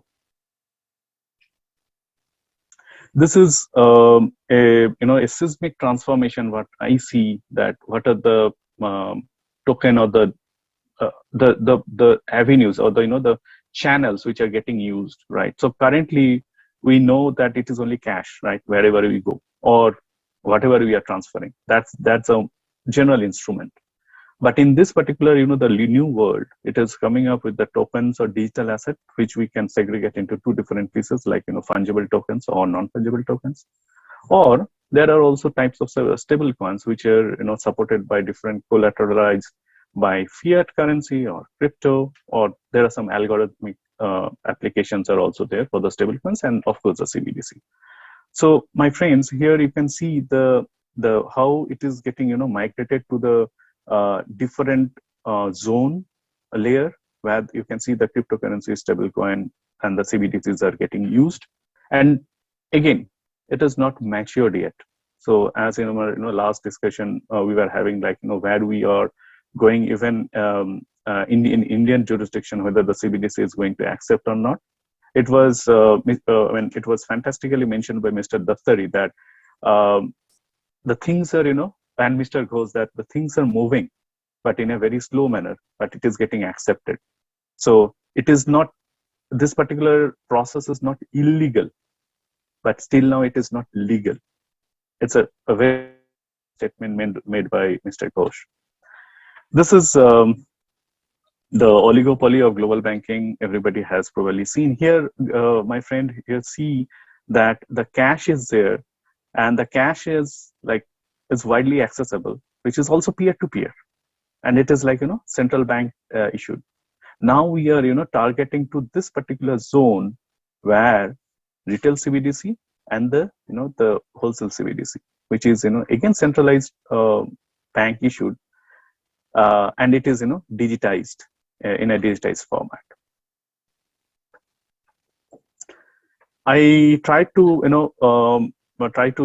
show you a DeFi ecosystem as a sample, where in a trade finance ecosystem, where if we are using the asset standards, the different asset standards, correct, the services are the same. We are not making any change in the current services, but we can address all these manipulations. Exactly, that's the target, right? Because the immutability, all those 5 dimensions, right? The being distributed, being decentralized, but being the single source of truth, immutable, and tokenized. These are the pieces which we can, very easily take care of and reduce the anomaly in any of the transactions. These are some of the, the DeFi use cases which are very much prevalent in the market. And let me take one use case and share my thoughts with you. Let me take the compliance and the KYT, because that's much easier for us to understand. So KYC, guys, we know, right? It's know your customer, correct? So it's a protocol which are extensively emphasized in the traditional banking system. And these rules are the company's most important compliance terms and conditions, the instrument for implementing the AML and counter-terrorist financing, which is CFT measures. Any of the, the dimensions of the banking or the fintech you are going ahead. So here, the challenge is the KYC rules is showing the information, where DeFi is addressing the other side of the picture, that you need to have your privacy when you are landing up on this particular platform. So there is a opposite direction, or it's a north pole south pole it is coming. But the good part is that in the new thought of the KYT, which is knowing your transaction, where this decentralized infrastructure would be more concerned with your the transaction behaviors and digital addresses than the user identities. So what does it mean? It means that each and every transaction, whichever it is, automatically the transaction itself will lead that whether that transaction is correct, whether it is having any anomaly or it is fraudulent or not. It can directly check out of that. So some of the examples which MakerDAO, a company, and it's an ecosystem where SocGen has bond tokens of collateral about I think $20 million, and Tesla has closes nearly $7.8 million using the MakerDAO of that. There is another thing coming up while implementing these use cases are permission DeFi protocols, which is for the banking team. It is a permission walled garden, which is an example of you can think of AAVE. It's AAVE. It's just an example. This is something the market analysis we have done. As per the Gartner, it is 3 trillion. It is going to be the crypto market, where 200 billion is locked for the DeFi smart contracts only, and NFT market is estimated nearly 21 billion by April 2022. So it is a huge market, and you can see, my friends, that where the major investments are and what are the market drivers based on this. So having said this, thank you for the time and consideration. Over to you. Thank you. I think thanks. We have got a fair bit of idea in terms of how it works and what are the opportunities we have in each of the industries. And also you have taken a good amount of reference of the industries where they have confirmed that this is the future is going to be brighter. Though there is some legal and there is some restrictions and all, but still it is on the way. So without spending much time, I'll quickly move to Mr. Chatterjee. I think we talked about the blockchain, we talked about DeFi, we talked about metaverse. So now your story to talk about how exactly it will look like in real life. Hey, good afternoon, everyone. Hi, I'm Somnath, and thanks for giving me this opportunity to bring some magic in terms of a solution. That's what we call genie, right? So, Shantanu, please proceed forward. Shantanu, please proceed forward. Yeah. So, folks, you see, in today's consumers, we tried studying their behavior a little bit in terms of certain parameters. Now, we understand that today's consumers, let's say millennials, Gen Zs, Gen X, all of them are living in the moment. Now, when you live in the moment, the basic philosophy of life is that you live in the moment, you buy in the moment, correct? And we call buying in the moment as impulse purchases. So if you look at it, even different statistics corroborate the fact. Impulse buying accounts for 40 to 80%, 52% consumers will take advantage given there is a sales promotion over a full price pay, right? 52% of the millennials are more likely to go for an impulse purchase as compared to their older generations. And then within premise print ad, that means you tend to see standees, you tend to see tent cards, posters within, let's say, a food court or within a retail space of an exclusive showroom. And those things, those kind of advertisements or marketing is termed as print ads, right, within premise. So that is roughly around $1.5 billion plus a whooping big market just for retail, travel, and hospitality. Think about other industries getting added to the mix, and this figure goes up. So everything looks fine. What is the problem area? So there is but a concern area. The concern area is that within premise print ad segment, which is $1 billion plus market, that spend is going out of the enterprises, proceed on to the next, is giving perhaps the lowest ROI, right? And why the lowest ROI? That's because there is no proper call to action. Example, you look at a burger picture. And what do I, as a marketer, expect?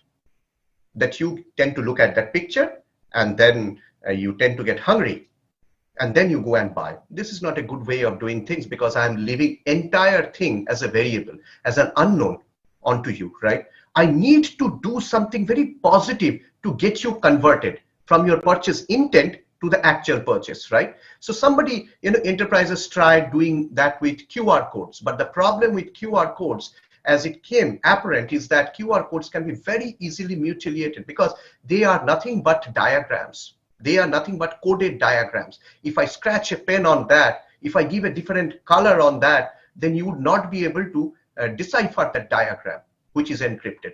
Point number one. Point number two is that they tend to, so any wrinkles, folds, destroy them. Different camera settings of different phones finds it difficult to focus depending upon ambient light and the distance between your camera or you and that particular poster, right? So in essence, what is happening is there is no deeper guest engagement. I need to engage you in that product. I need to make you feel interested in that product. And then I need to give a call to action for you to exactly go and do something on that. Then only I'm paving a way to bring that ROI to the table. Proceed on to the next. So we studied the generation next consumers on their loyalty points, okay? So I have taken the liberty of using that word purchase basket. Generally, we go by the term market basket analysis, right? So new generation consumers use loyalty points, but they use it very, very contextually across their purchase basket. What does it mean? It means that, let's say my purchase basket has got a t-shirt, has got a pair of shoes, has got some weight training or fitness materials and a pen. I would like to use loyalty across all this. The traditional way was I would be using loyalty points for my high value purchase or only for the t-shirt or t-shirts point for the t-shirt. That is breaking the barriers. They are saying we live in the moment. We need to be able to use this collection of points across the pot, not just for a specific product on the pot. So 75% consumers are more likely to purchase from brands who has got apps. That means they are giving them a very dedicated environment. 95% of the loyalty program members prefer newer technologies to be engaged. Okay, And we all know that it is easy for any marketer to sell to consumers who are your existing consumers, because the cost of, first there is a cost of acquisition of new customers, and you really do not know how those new customers is going to respond back to your marketing stimuli, correct? But there is a problem, and the concern area is 85% of these loyalty points go unspent. Have you noticed your maybe HDFC, Citibank, all these card points sometimes go lapse? You really are not much aware of it.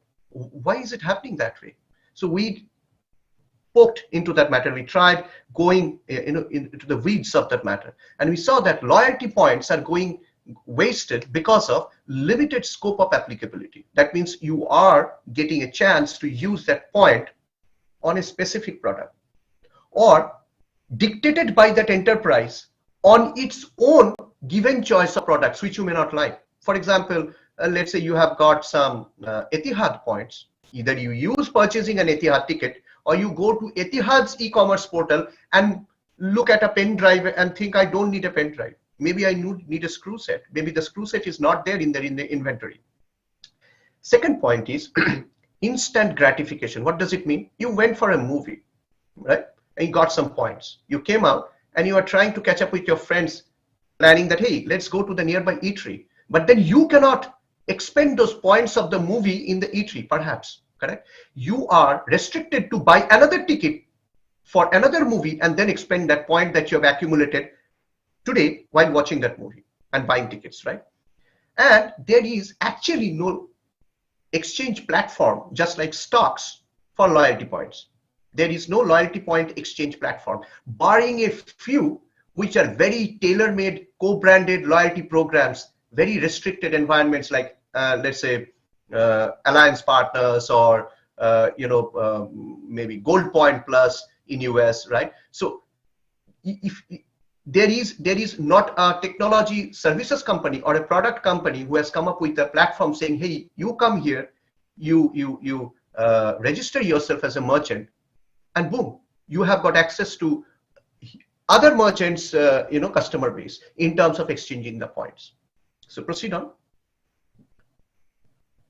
Then we understood that for today's consumers, delivery and timely delivery to your address or to your desired address is the key. The CEP market, as we call it, the courier, express and parcel market, is a whopping $360+ billion market in 2022, and it's increasing in leaps and bounds.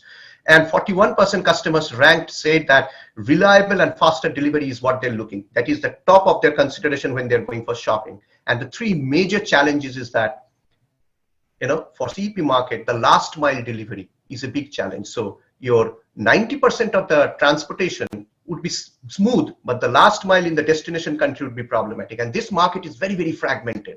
Lots of franchises, small entities, so actual diffusion of technology to bind them together on a single information exchange kind of a scenario is missing. Only big players like, let's say, FedEx or DHL are having robust technologies. If you look at the smaller entities in the market or the fragmented franchised entities in the market, the diffusion has not happened much. Proceed on. So lack of seamless information exchange, lack of digitization except for big players, and the absence of any uniform technology platform is what is inhibiting the ability to deliver for an on-the-go purchase instant, right? Last but not the least, today's consumers are extremely data sensitive. Look at that, 40% of your traffic is being tracked by Google alone, 15% of the web traffic by Twitter, and 4% by Microsoft. Right? And then 53% of online users are more concerned about their internet privacy. 81% respondents feels helpless. They think that, we are not in control of the data, we cannot do anything. And 71% are trying to do something here and there by getting some ad and spam blockers and all whatnot, right? And in all of the previous slides, you saw there is one concern area, but here the whole aspect is a concern area, right? So proceed on. So we thought, how to engage my consumers for all these in-premise marketing props, convert their purchase intent in their head into actual purchase, help them use their loyalty very seamlessly, pay effortlessly, right? And deliver their purchases to the desired address, all while making sure that their data is in safe hands while they are on the go. Because today's generation, again, they prefer living in the moment, right? On the flow, with the flow, right? So we thought, how about trying to reimagine this customer experience a little differently? Go ahead. So we thought, how about making the entire in-premise marketing stimulus to be responded with a tap.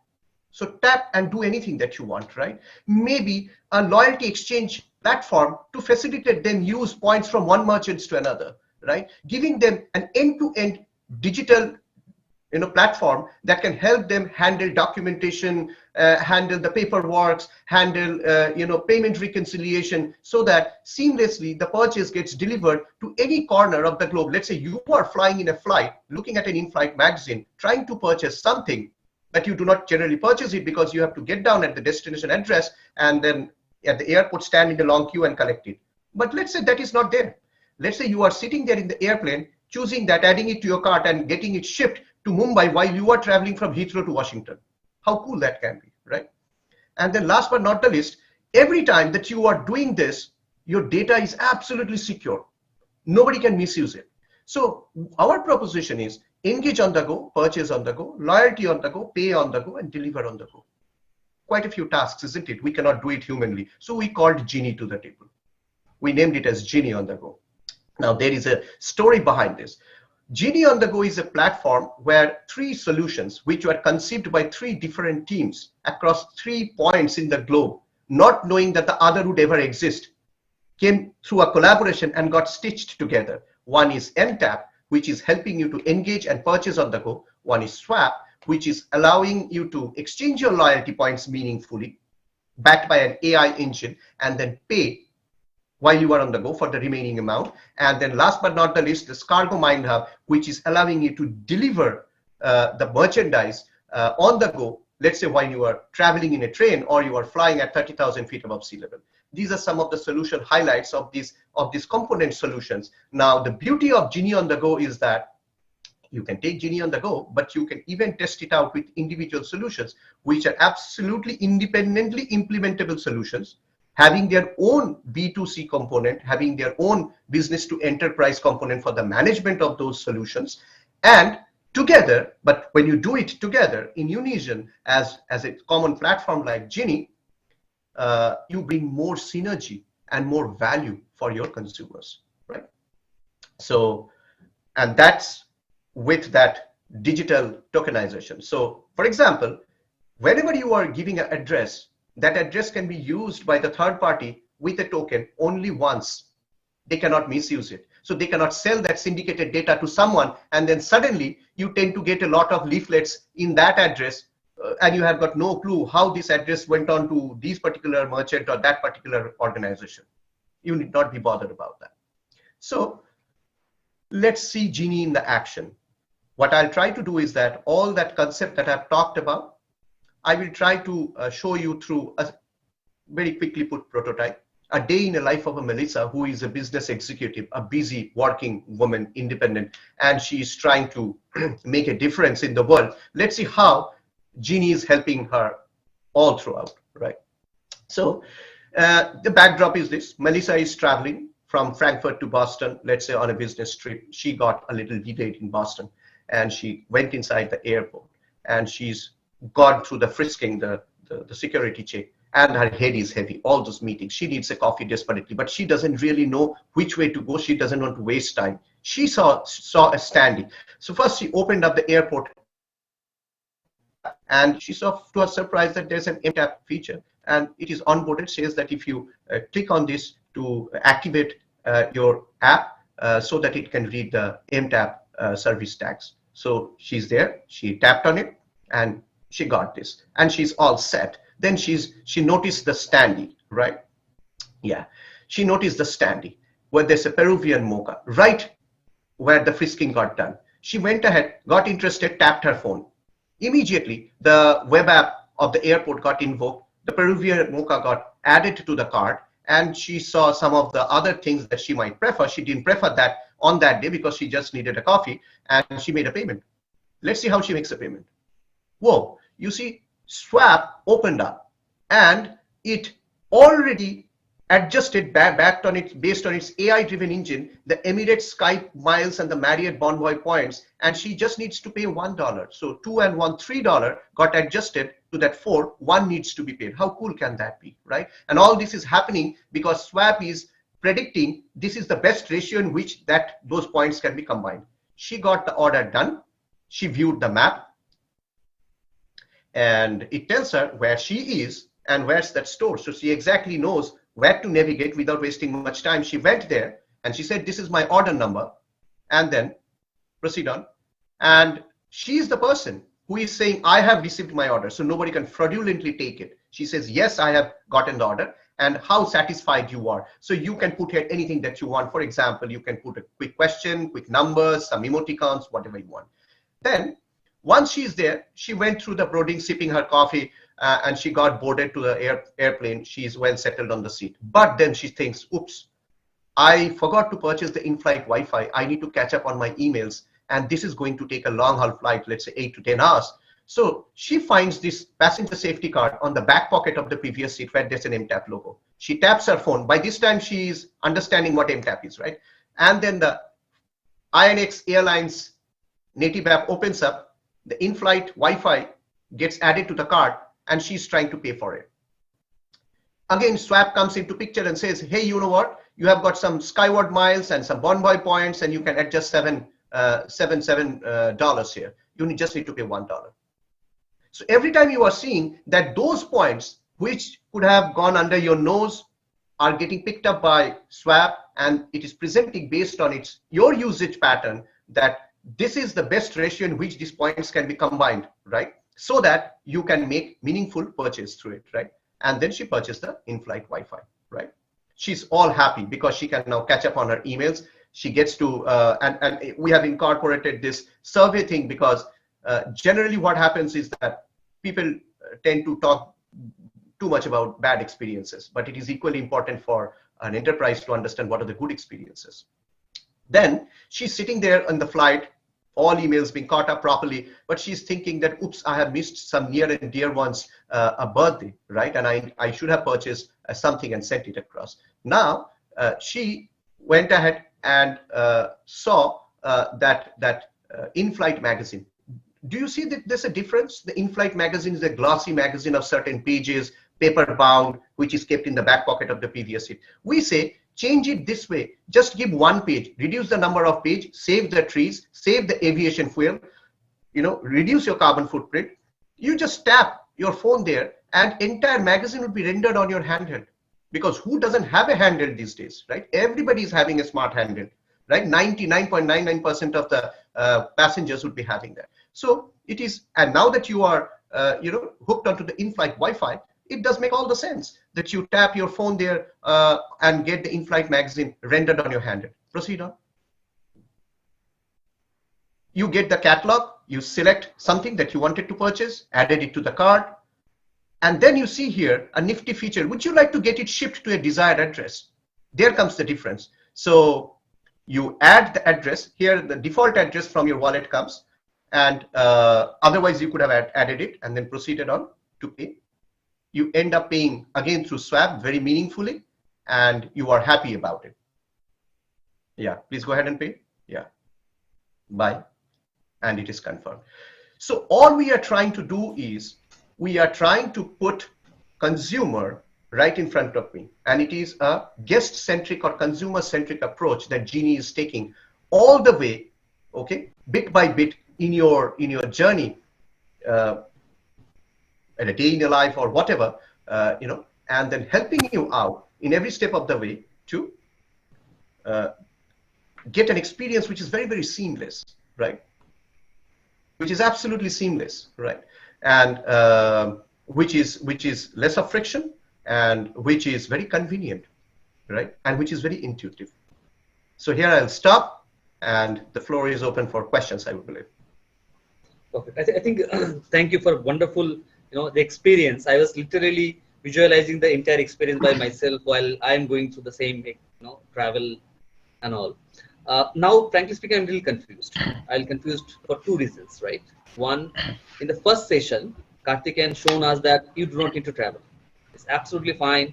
Go virtual, be in the metaverse, and do onboarding, right? The second case here, giving the experience more for the people who are traveling.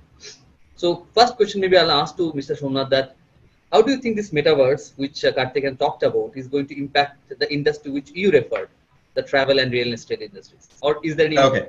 going to be impact or not? So I think for real estate industry, metaverse would be a huge augmentation. So you must be knowing that if you take real estate per se, it can be broadly classified into two segments: residential real estate and commercial real estate. Correct? For both real estate purchase, for ownership, for residential purposes, or for leasing it out for commercial purposes, it's a high value purchase. It is not a perhaps it's a person's whole life's money that he or she is putting into it, right? So it is but very, very important to understand what you are buying. And oftentimes you end up buying something and regret it for the next 20 years, be it a commercial space. So I had experiences previously in my previous organization where I saw people leased out a Class A office space of 500 people, and calculation wise, 500 people can be seated there. But the problem is when you actually consider the practical considerations of lighting, FDA regulations and everything, then only 450 people can be seated there. Nobody understood that ballgame. But with Karthik's metaverse, now that thing would be live, right? So you can take in a commercial real estate or a residential real estate much more informed decision. You can understand every inch of the space that you are going to buy with your hard-earned money. You are going to understand exactly how that carpet area is going to impact you or your business or your life, correct? So I would say it would be more of an augmentation in that business, in real estate particularly. Now coming to hospitality and travel, correct? So in travel, I think metaverse is not going to cut in your worldly travels. Let's say you are traveling to Paris versus you are going to metaverse and climbing on the Eiffel Tower. They are not the same, because that is an experience which is completely different from this one. But what would come out as a disruptive market in travel is you can travel space. Who is stopping you from traveling to moon, right? How will you ever get that in a budget of, let's say, $100? If somebody tells you I can give you a real life experience in $100 traveling to moon and back. These days we are hearing this phrase quite a bit, right? Correct. Right? To the moon and back. So literally you can travel to the moon and back. You can go to the front of the sun, experience that and come back, correct? So these kind of disruptive travels would be coming. But what I think is in the hospitality industry, there is a space in which metaverse can be really, really used very meaningfully, which is understanding the type of hotel. Because mostly I have seen in hospitality industry, there's a huge customer grievance section. Okay, name any hotel, be big or small, they have got this grievance, and that number is quite high. I can tell you to the tune of 15 to 20%, that I did not get the type of room that I actually saw when I purchased it on the site, right? So that can So be that done. means, like, we are going to have like the real life experience which normally we don't get using the metaverse. But maybe I'll ask Karthikeyan quickly. I know there is multiple questions which is there in the forum. Is India ready for such experience, or is there any market for it in various sectors in India? Right. So if you look at the metaverse experiences, right, so there are multiple industries that it is applicable to. Take real estate, you talk about the banking and financial industry, you talk about the travel, the hospitality that Somnath just spoke about. It has multiple applications, right? So if you look at, when you say India market, so these experiences are not tied to these specific devices, right? So a lot of people, there is a misconception that we can visualize metaverse experiences only through head-mounted devices. Not the case, right? To make it more pervasive, so there is a concept or technology called WebVR, wherein these metaverse experiences can be experienced through your browsers of your laptops, your mobile phones, and your iPads or the tablets as well, right? So that makes it more pervasive and reach the nooks and corners of geographies, right? The moment we take it to a specific head-mounted device, it becomes a challenge, right? The availability, the cost, the affordability, all these aspects come into the picture the moment we tie it. But again, it's a trade-off that the businesses and the brands have to take as to if do they want to make it more pervasive across geographies, or do they want to actually sample a segment of customers and then target them. So it could be just their high-end customers. Yeah. So I think it answered the other question people asked, like whether metaverse is only related to the gaming industry or not. But what Karthikeyan has said, that it can be across all the industries. That's fantastic. And coming back to the Indian context, it is very much relevant and that people are talking about. Coming back to the Indian context, yeah. Yeah, I would like to say one thing here. The biggest industry which is going to take metaverse into picture is maintenance for the heavy industries and airline and other travel and shipbuilding, wherein it is very, very difficult to go to certain parts of that device to understand it. Very time consuming. With this metaverse, a lot of training and a lot of proactive maintenance can be taken for those things. So instrumentation and engineering would be a big sector, I think. Perfect. The last question I'll go to Mr. Shantanu. I think we talked about DeFi, we talked about blockchain, and we talked about Indian context to Karthikeyan. So frankly speaking, regulation when it comes to the picture, India is very strict in that. So how do you think that is going to stop the growth of the technology which you're thinking about? I think that is the last question before we sign up. Sure. Thank you, Anupam. So as I see this particular, the regulatory body, they need to think from the current state to the operational policy new agenda they should be having, where three mainly the dimensions are what I see is the security, the inclusion, and the efficiency. So from the security standpoint, you can think of the resiliency, the security of the equipped to the protect the privacy. From the inclusion perspective, you may think of something participating, because it's a autonomous body, right? So it's an open and inclusive that particular platform should be, which is the information. And the third one is the efficiency, where it is like the disintermediated, efficient and sustainable existing adequate infrastructure should be there. So in that way, the regulator may need to change their policy and go ahead. Anupam. Fantastic. I think the optimism is there. I can hear from Shantanu clearly that it will be faster than the way we're thinking. And frankly speaking, the subject three, a couple of subjects we talked about, it needs hours to do a justice to the subject. And also, we have amazing speaker. We have been listening to them and getting some examples also. But time is something which needs to take check. So this will be our, the session which ends, but with a quick note that I think what it needs right now is the time and the adoption. That has changed significantly over the years. Think about the time when a telephone user base used to reach in a century that a social media can reach in months, right? So the adoption of the users and the young generation, I think Gen Next, which you're talking about, they're very much key to adopt these kind of technologies. And I'm obviously sure that it is going to be more encouraging for many of us on the technology space and the audience who are there in that list. We have the speakers there. You can reach out to them in future. And with that note, thanks again, Bengal Chamber, to organize this session, and also our three speakers, Mr. Somnath, Mr. Karthikeyan, and Mr. Shantanu, for the amazing sessions we had. So I'm handing over to Angana. Thanks to Mr. Anupam Datta also, and thanks to all our panelists and the moderator for making this so engaging. And we couldn't cover, I think, few questions here which came from the audience. So a session on similar topic will be held at 5:30 p.m. IST. You may join back. We will try and cover those questions there. And we will close this with a short video from our sponsor.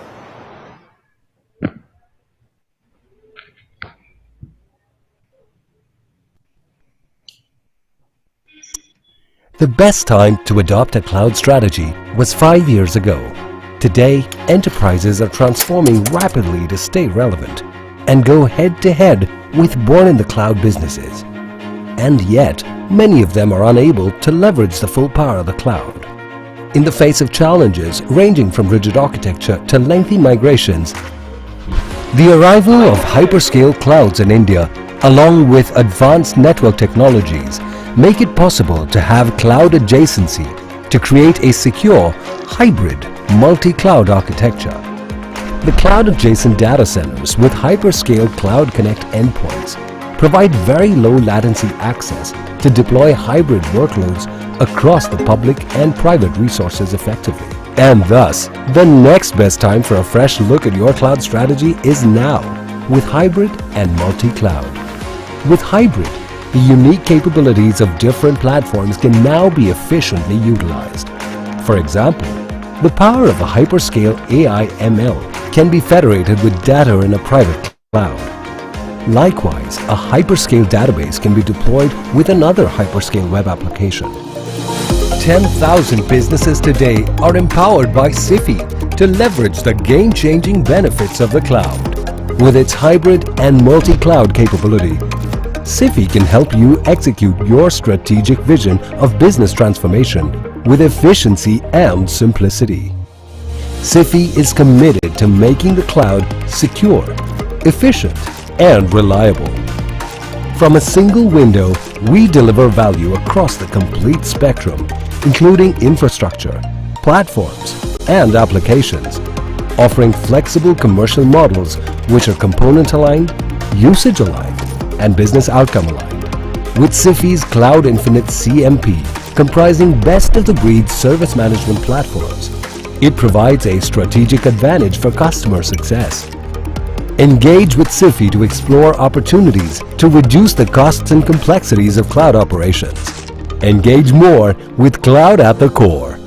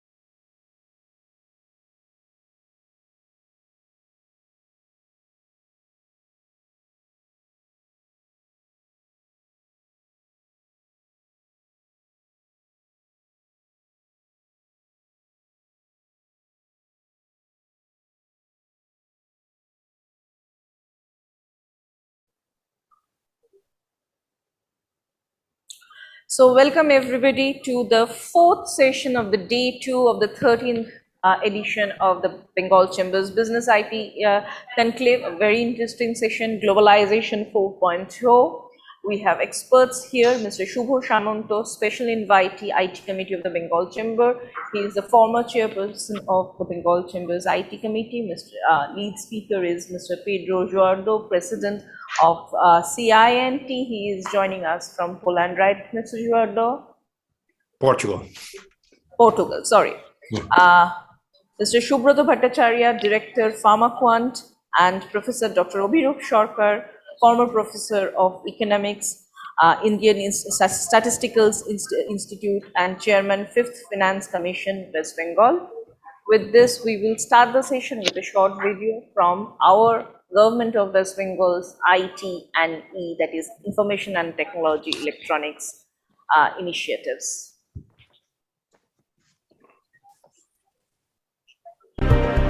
West Bengal Electronics Industry Development Corporation Limited, popularly known as WEBEL, has successfully changed the IT scenario in Bengal. Bengal today is a preferred IT destination. Multiple cloud-based state data centers have developed, churning out nearly 800 tech research scholars and 15,000 graduates from world-class institutes annually. WEBEL invites industry players to set up units for hardware parks and electronic manufacturing clusters at nominal costs, providing superior infrastructure and advantages. Thanks to Webber, the state also boasts of 18 ready-to-use modern IT spaces. With a waiting list of investors along with 4 additional IT parks that are near completion. Spread across 200 acres, Eastern India's most advanced IT destination, Silicon Valley Tech Hub, is rising as an epicenter of technology, with available land being booked up fast. Webber gave rise to various burgeoning IT hubs with substantial resources like green building offices with zero power cut and plug-and-play modules. FinTech Hub in Newtown, the future of financial services, is another area of prime focus. Major emphasis is given to blockchains, hackathons and many more. Webber Fujisoft Vara having state-of-the-art 3D printing technology.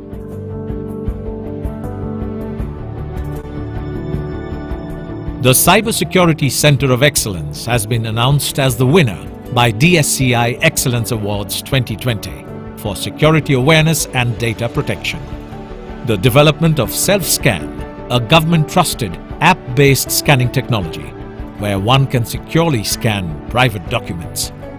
Webber Animation Academy is taking the world of animation to a new dimension. Webber Mediatronics Division's ongoing projects on ambient noise level monitoring system. Additionally, Webber Digital Academy is imparting IT training across rural Bengal. Webber has also concentrated on initiatives of G2G and G2C under West Bengal's e-governance project. The issue of Swasthya cards in Bengal has added to the glory. Even for IT professionals returning to Bengal due to the COVID-19 scenario, the Karma Bhumi project has been offering employment opportunities through a dedicated web portal. Thus, Webber has helped skyrocket the employment rate in the state's IT sector. Bengal is strategically located and well connected with China, Taiwan, Japan, Dubai, etc. Thereby, Asia's largest business hubs are well accessible to the state. Webber also caters to the IT needs of the extended parts of eastern India. West Bengal is the IT gateway of India. The state is phenomenally conducive to business, having airports and riverine ports, well-developed roadways and railways, with further infrastructural development in full swing. 100% Business Reform Action Plan, compliant with a high rank in the Ease of Doing Business Index. Bengal has changed the face of trade. The rise of Bengal in the IT and E sector has also attracted eminent delegates from Taiwan to visit Webber's EMC and hardware parks, kick-starting further growth in Bengal with emerging technology and making the state Industry 4.0 compliant. Together with a stable industrial climate, committed leadership and focus on holistic growth, the land is brimming with intellectual prowess. So come and ride the wave of growth and invest as Webber transforms Bengal into the ultimate global IT hub. Thank you once again for joining us. With this, I would request Mr. Shamonto, please take the session forward. Thank you, Angana. Thank you, Angana. Good evening, everyone. I would like to thank Mr. Pedro Giordao, Mr. Subroto Bhattacharya, and Professor Obhirup Sarkar for taking time off from their busy schedule to be with us today. I would also like to thank the audience for joining us, and special thanks to Bengal Chamber for picking up such a relevant topic for today. So our discussion will help us understand the economic perspective, the technology perspective, and the business opportunities that globalization is creating for us. Now, our session will start with a discussion by Mr. Giordao, followed by Mr. Bhattacharya and Dr. Sarkar giving their point of view, and then followed by that we'll have a Q&A. we'll try to restrict the overall session to 45 minutes, and I'll try to accommodate the questions by the audience also within this time. So this is a very, very relevant topic for today. Actually, I don't know when globalization started, whether it was when Gautam Buddha walked the globe to spread his knowledge, or whether when Huan San came to India. But globalization is really accelerating today with all the advancement in technology. Countries are getting more connected by trades and services, by capital investment across borders, and by data movement. Now, if we take the example of the FANG companies, it is just moving data and globalizing. So I'll be very interested to hear the point of view of our panelists today. So I'll request Mr. Jodao to share his views. So welcome, Mr. Jodao. Request you to take over and talk about your point of view on this topic on globalization. Thank you. Thank you, Ms. Samantha. Well, I have to thank you, and I say this very, very sincerely. Thank you for the invitation from the Bengal Chamber of Commerce and Industry. It is my pleasure and my honor to be here, and I will try to provide some thoughts about this topic. And I must congratulate the person, I don't know who that person was, who devised this expression, globalization 4.0. Because actually it is very intelligent to match both. Because globalization was not created, was not decided, it's not about the ideology. Nobody created globalization, and globalization will never end. We cannot stop globalization, because globalization is about connectivity. And when we have connectivity on a global scale, we cannot stop the interactions and the changes all over the world. You see, we began globalization many hundreds of years ago. And you see, Marco Polo took 4 years to go from Venice in present Italy to China. I can cover the same distance right now in a plane in 11 hours. And we developed communications by land, then by sea, then by air, and now immaterially by telecommunications, and with this blending of computing power and telecommunications that is actually internet. So when we increase connectivity around the world, we are necessarily speeding up globalization, making it deeper, not shallower. So we cannot stop. And you see, right now, what do we see? We see that the 4.0 or 4.0, as you wish, the fourth industrial revolution, creating more connectivity. You see, the first industrial revolution in the 18th century was important because it was based on the steam engine, and it led to a massive growth in agricultural production.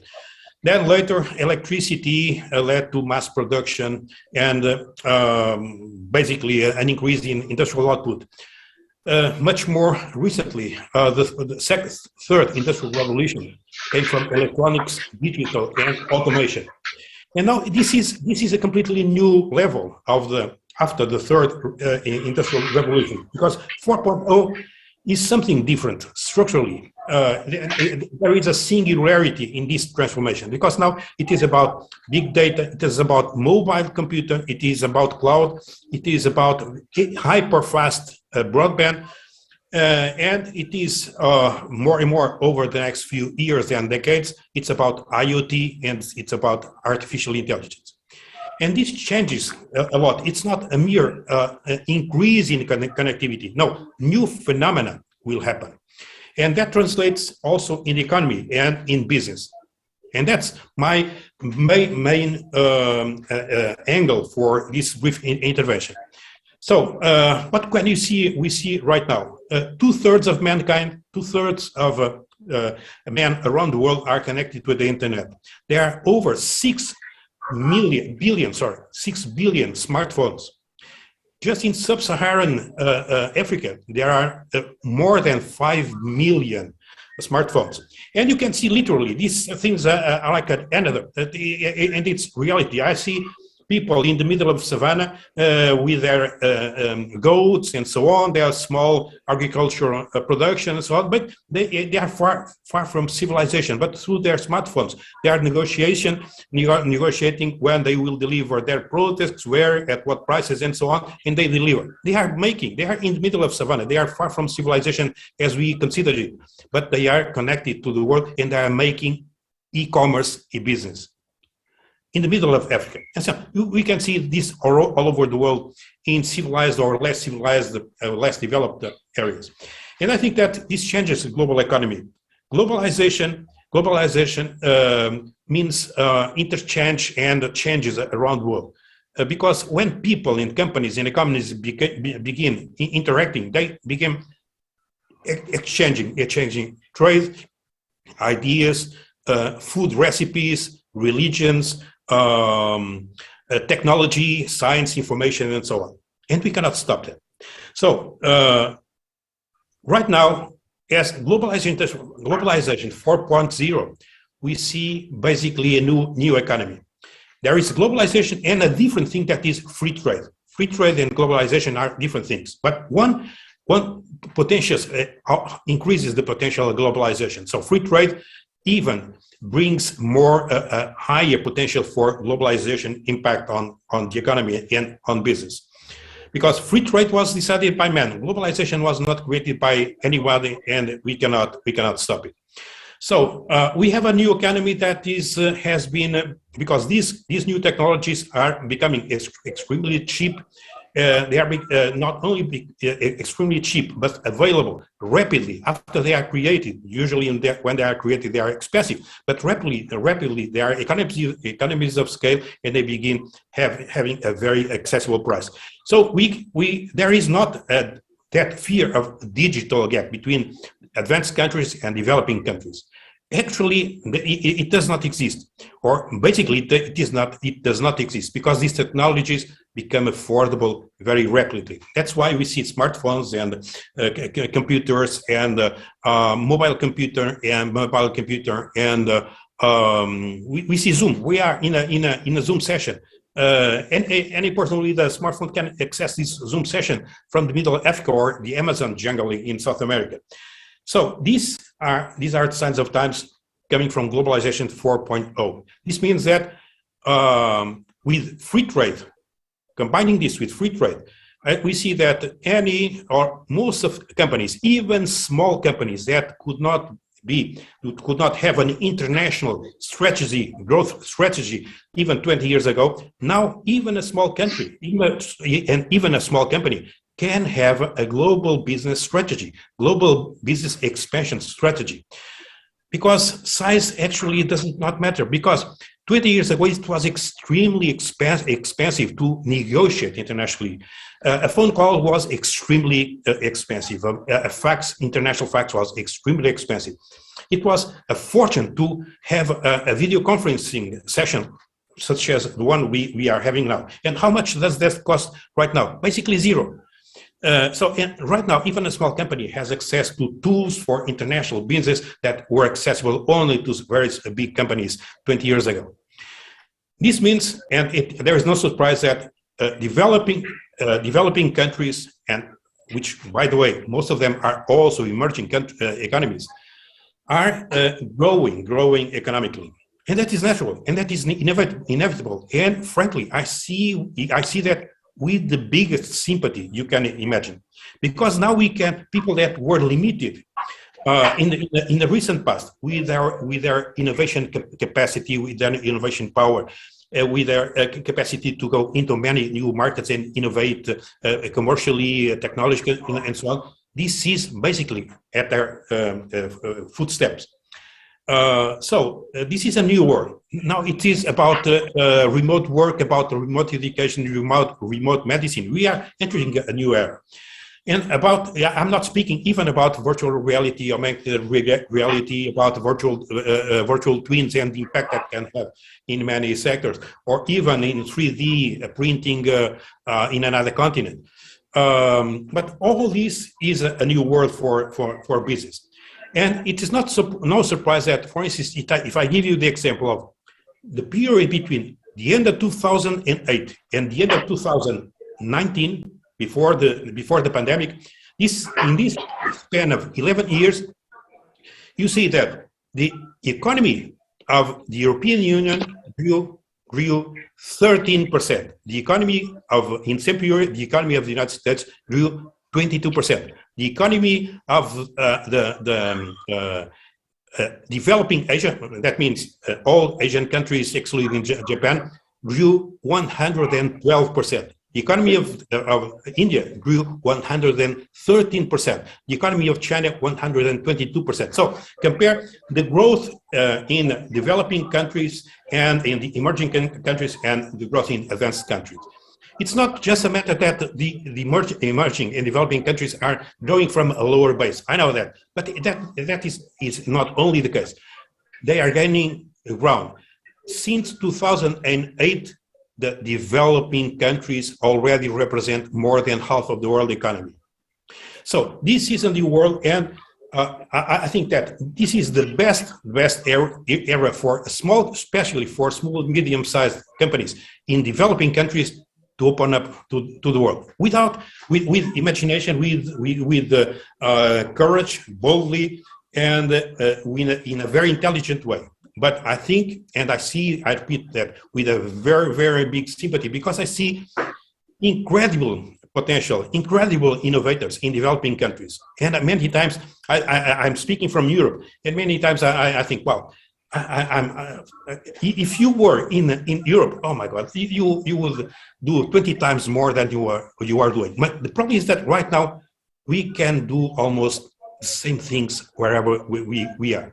So, this is basically what I was going to focus on these 10 minutes that were allocated to me. So just to wrap up, the four BRIC countries, so Brazil, Russia, India, and China, 20 years ago represented half the economy of the G7, half. Right now, the same four countries represent twice the double of the economy of G7. So this means a lot. This is the new world. And finally, Asia, within the next 8-9 years, will add up to the world middle class, 1 billion new middle class members. That means a huge potential, a huge market, not only inside Asia, but also inside the world. So thank you very much for your patience here and your attention in these minutes. Thank you very much. Thank you, Mr. Jodao. That's very informative. Thank you so much. Just for your information, I was checking the net some time back to find out who coined the term globalization 4.0. I don't know whether it's right or wrong, but I read that it was named in the World Economic Forum in Davos some time back. Actually, that's where they coined the term. I don't know whether that's right or wrong, but that's what I heard. Now, there's one question from the audience, and I had the same question too. What do you think is the impact of government regulations on globalization 4.0? Do you think the regulations governments are trying to make, sometimes it's knee-jerk, sometimes it's a very thought-through that's impacting globalization pace? Or what's your point of view on that? Well, let me answer in 3 parts, because I don't know exactly which is the part that raises the doubt. On what concerns globalization per se, I think that governments cannot stop it. So let's forget about trying to stop globalization. It is unstoppable, because globalization is about connectivity. We cannot destroy our connectivities. We will not abolish the internet. We will not stop our cars and abolish our bridges and our railways. Everything that creates connectivity creates globalization. So we are not going to destroy that. So it is impossible to stop globalization. I'm not concerned. 4.0. So the fourth industrial revolution, because that's what it stands for, it's also unstoppable. Let me tell you one thing. I'm very afraid of some lack of conscience among all of us connected to these issues about some of the consequences, because they are not all positive, that come from 4.0 technologies. For instance, I think that most people have no idea what will happen in the negative side with IoT. You see, we have right now 14 billion people connected to the internet. No, sorry, 5 billion people connected to the internet. Well, we already have triple that, 4.4 billion devices connected to the internet. So the Internet of Things. So, and this number of devices connected to the internet will grow in the next 5 years to maybe around 20 billion. So the internet was, until recently, something that connected people. But more and more, as time goes by, more and more it will be, internet will be that strange thing that connects devices around the world. In our home, around the world. That means a massive amount of data. So good food for artificial intelligence. But I don't think that anyone is concerned about the dangers that also come from that. Because anything that is connected to the internet, and we all know that, can be hacked, can be sabotaged. And what will happen if I already have in my home? It's the water heater and this and that, several things connected. Okay, it's very, very modern and very beautiful that I'm in the beach and I can see what is the temperature in my water heater at home. Oh, wow, that's so funny. The problem is that what if someone hacks this and tries to blow up my water heater, disabling, for instance, the temperature control and so on? What happens if I have my car and the car is connected, and it is very good, because if I get a problem, a technical problem in my car in a remote road, the car is connected, and I send a signal to the factory, and from another country they test the car, they say it's this problem, no problem, we will reset this and that, the car is working again. Oh, fine. The problem is that if that is connected, someone can hack my car. What happens is I'm one day in a highway and in a curve, in the turn of in a rainy day, in a turn of the road, someone through my GPS sees that I'm in a turn of road at that moment, and it blocks my brake instantly. So, and my car suffers an accident. I go over out of the road and so on. I can be killed. So the autonomous systems generate or coordinated by artificial intelligence. We can have these systems do marvelous things, but also terrible things. So I'm a bit afraid of, I think that we must have some kind of regulation in some of these new technologies that derive from 4.0. So about globalization, nothing to be done. But 4.0, I think we must be careful about some of these more technologies that are wonderful, but that can have very negative outcomes. Or not concerned, one thing, free trade. Of course, governments can limit trade and have, because free trade is about decreasing and dismantling trade barriers of the past. So protectionism is considered a thing of the past. And that is absolutely important for developing nations, because developing nations did not have good access to the rich countries. Now, everyone can have access to the rich or poor country. That is very fundamental for the global growth. So I think that we should not in my opinion, we should make the market free and free and free as much as possible, as quickly as possible. But, you know, there are always some companies and some countries that think, no, we need some kind of protectionism for our companies and so on. And for limited times of period, limited periods, I think that it may make sense in a specific country to protect this or that company, to give them time to reconvert, reformulate, and become competitive in a new scheme. Okay, but only in temporary terms, because I think protectionism is bad in the long term. Bad. Okay, thank you so much, Mr. Jodao. I'll request Mr. Bhattacharya to share his point of view now. Thank you, Mr. Samanto. First of all, I would like to thank you, Bengal Chamber of Commerce and Industries, to invite me here. This is really a pleasure, and this is I think very timely topic. I must say, globalization, because now that we are opening up after the pandemic, the globalization becomes a very important aspect in all of our lives, right? What I want to talk about is, my tryst with globalization a little bit, and then moving on to what we are doing at Pharmaquant.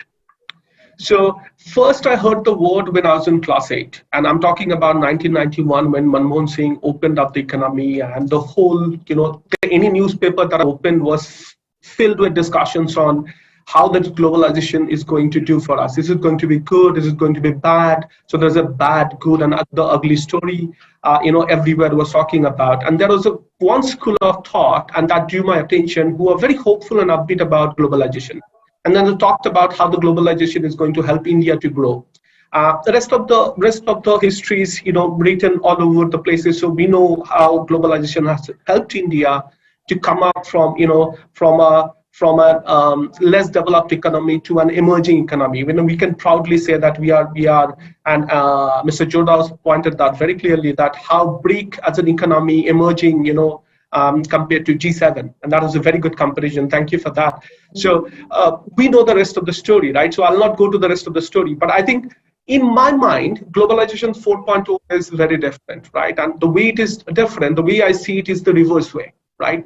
The way I see it is the reverse way. So what has been happening in the very first round of globalization was this big companies who are based out of US, Europe, they started coming into the, India, because they saw India as a good market, access to talent pool, access to resources, access to, sort of several other things that brought them here. So that was the very first wave of the globalization, right? That's how I saw it when I was very young teenagers, right?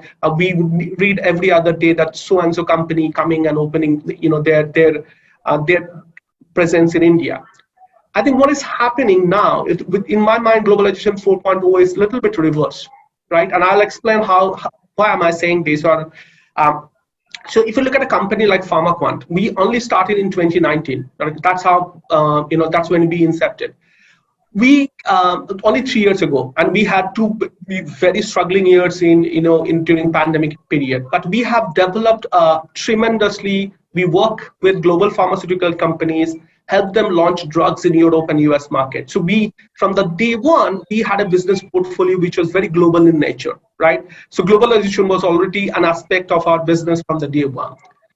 What we have done is we have used that and leveraged that opportunity to acquire more and more knowledge and expertise on the global market. And we have gone on the reverse track, right? So we started in Kolkata, India, but now we have managed to open an office in Dublin, Ireland as well. So there's a Pharmaquant affiliate organization, as we speak, was set up in the month of April 2022, right? So, and this is really the case. Often the case is that there is a company which starts in Europe and US, and then they start their presence in India. We are trying to turn the table, and we're saying that we will start here in India and we'll go to Europe and US for a bigger market, right? That's one. And second is that, and how we are sort of getting the confidence in that, the way we are getting the confidence is that the the clientele that we work with, they are some of the top 20 pharmaceutical companies. They have the resources, they have the options to work with the consulting firms based out of London or based out of New York or based out of anywhere in the world. They have the resources. But they choose to work with Pharmaquant, not because we are cheap. They want to choose to work with Pharmaquant because we can deliver the quality that an international agency can deliver. I cannot, obviously I cannot disclose all the details, but there are several work that comes our way, which is developed by a firm sitting in UK or in US, and that comes to us, and we quality check them, we review the work, and we give comments on them. And then those comments are incorporated by our clients into the work. So the way I think we are poised is that we are demonstrating already, and this is not with Pharmaquant, I think this is happening with many of the Indian companies, right? They are already delivering the international quality, and they're delivering the data quality. They're saying very proudly that this is what we are good at. This is where we are at par with other international companies, and we have a very good domestic presence, and we are going to go global.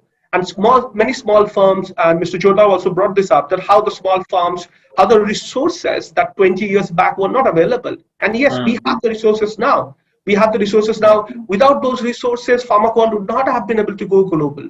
But we have been able to do because we had access to the resources, we had access to the talent pool in Europe, we have access to the talent pool in US. Now I'm sitting in Kolkata, but some of my contractors are sitting in Europe and US, as we speak. And this is very, very sort of the existence of the tool has made this possible where even a firm sitting in Kolkata can dare to dream to have an office opened in Ireland. So that's my version of that's how I see the globalization 4.0. Great, great. Thank you, Mr. Bhattacharya, for your point of view. I have a question for you. Since you are from the pharma industry, how do you think has globalization helped or impacted the overall clinical trials process, actually? It's a very good question. If you could just throw some light on that. Absolutely. Absolutely. That's a very good question. And I was looking at one of the market reports that came handy to me. And one of the growth factor that is fueling the growth in the pharma services, and there are many Indian companies who are into this. This is going, and this is being fueled by the fact that the clinical trials across the world has increased manifold, right? And many of these clinical trials are, increased in manifold because we are now able to diagnose diseases early. We have new treatment mechanism of actions available with us. For example, something like a gene therapy. We have access to the nanotechnologies. These are currently developed. We have new biotechnologies available in the market. So with the presence of these new technologies coming into the picture, with the advancement of the information technology, I think what has started happening is that it is now fueling number of increased clinical trials, number of the drugs that are in the pipeline, number of drugs that are going to be sort of launched in next few years. So the overall activity on the pharma side has really gone up manifold if I compare to say 15 or 20 years back. And I think that's what is fueling the growth. So my take on this is that in the next 5 to 10 years, you are going to see many more clinical trials happening in ex-US and ex-EU location, right? The focus is shifting. Many of my clients come to the call and, they talk about China as a market. They talk about Southeast Asia as a market. They talk about, India and other emerging economies as a market. They said that, see, we have sorted out the Europe and US market. We understand that market. We know what we can do there. What we do not know is what we can do in China market, what we can do in this emerging markets, right? So you are going to see manifold increase in clinical trials on these ex-US and ex-Europe location.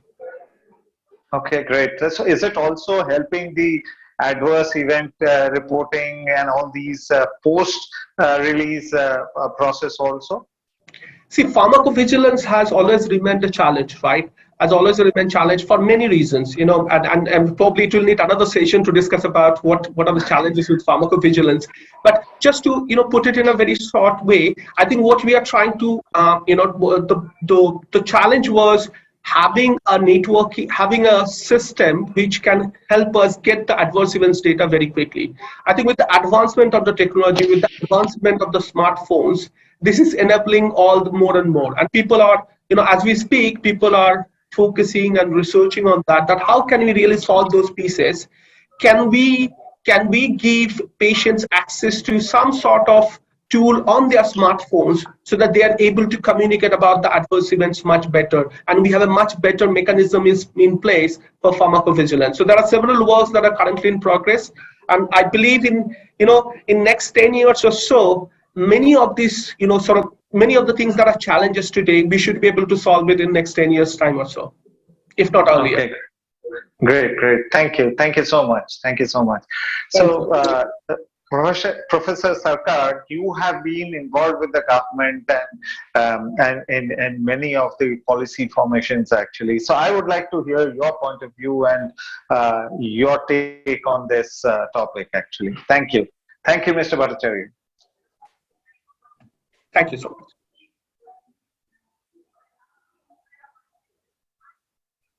Hello. Yeah, thank you. Yeah, thank you for the invite. I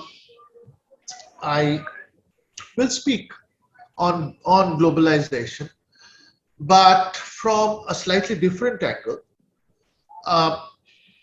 I will talk about the constraints on globalization, not the technological constraints. Technology is improving every day, and we know that it's the world has become a much smaller place than it used to be. But be that as it may, there are certain socio-economic problems which can impose constraints on globalization, and I will talk about that. In fact, the wave of globalization that started in the 1980s and was very much there in the 1990s and the first decade of the new century sort of took a back seat after that. Countries, especially the United States, was a little bit hesitant about globalization. Earlier on, you asked a question on regulations. Regulations are internal. When a government chooses chooses some regulation in a democratic setup, that must be showing up the will of the majority of the people. So there are restrictions, some restrictions on globalization, economic restrictions, I mean, and I will try to point out why those restrictions are there. You see, the main problem is that globalization, it's a great thing. If you look at the aggregate, it's going to improve profitability, income, employment, and so on. But globalization does not impact everyone in the same way. And that is the core of the problem. If you start with the United States, what happened was that after globalization, capital started flowing out of the country. So just take the auto industry, for example.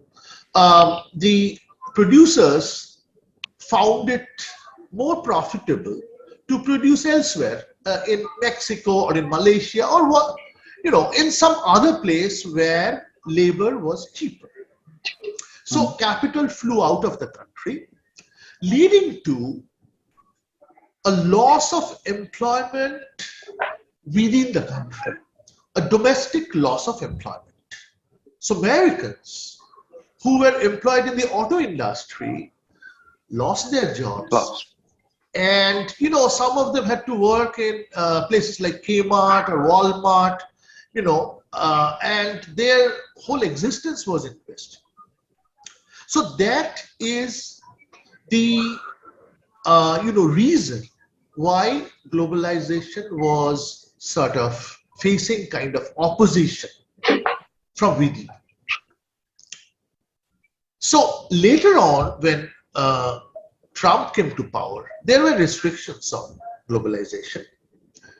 But if we try to understand why Trump came to power, there was a solid, some people at least supported him. And that support came from this kind of fear of losing jobs. So it's a practical thing that I'm talking about. For a country like India, China is somewhat different because China still does not have a democracy. But for a country like India, where after all the government has to worry about what is happening to most people, globalization, if you just look at the data, just the raw data, from 1950 to 1980, in India, growth rate was low.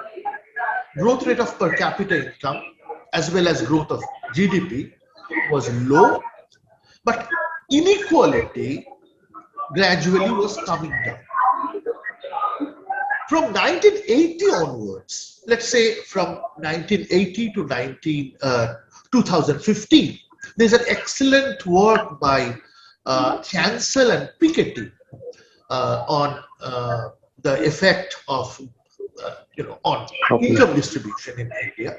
So from I'm just quoting their figures from 1980 to 2015, growth rate increased in a spectacular manner. However, there was increase in inequality as well, marked increase in inequality. So, given that, some people are benefiting from globalization more than the others, and that is creating a problem for globalization to come to a consensus about globalization. If everyone had benefited equally, there wouldn't be any problem. But if a significant portion of the population is left out, because there could be various reasons, because they are not educated enough, because they are not technically sound, and so on and so forth, then these people, they are going to resent globalization. So the point is that in order to have globalization in a manner without any hindrance, let's say, we need to address these domestic problems. The domestic problems are of income distribution. And it's a fact that globalization so far has led to an adverse income distribution, okay, a rise in inequality. So one has to, globalization is a great force, I have no doubt about that. But in order to make it implementable, governments all over the world has to pay attention to the problem of inequality. Thank you very much. I'll just stop there.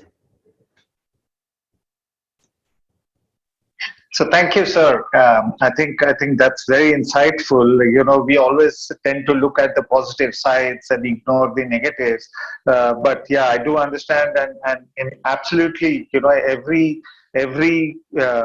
phenomena which happens should take care of both the positive and negative, actually. And whether it's addressing, you don't want a very developed country to outsource their environmental problems to a third world and then say that we are doing very well. So we have to take care of the inequalities, not just in the economic terms, but also in the environmental and social impacts of it, and take care of that, actually. So definitely, that's a very, very valid point of view, and the other side of the coin that you just pointed out. So that's really good. We had a few questions from the audience, which I'd like to read out, and some of it you have already, all of you have already answered. But there's one question, maybe, sir, Professor Sarkar, you may be able to answer better. What are the opportunities in Indian service sector? Will it also help the manufacturing sector? That's a question some of our audience have asked, actually. So what's your thought on that? Yeah, in India, we had a peculiar sort of pattern of development. We just, from agriculture, we went straight to the service sector, sort of avoiding manufacturers. Now, of course, services have a huge potential, but it has potential only for those who are, relatively educated, who are relatively privileged, who are relatively technically sound. Manufacture is one which employs a lot of, relatively less educated people. So I think we have to seriously consider manufacturing from the employment generation point of view.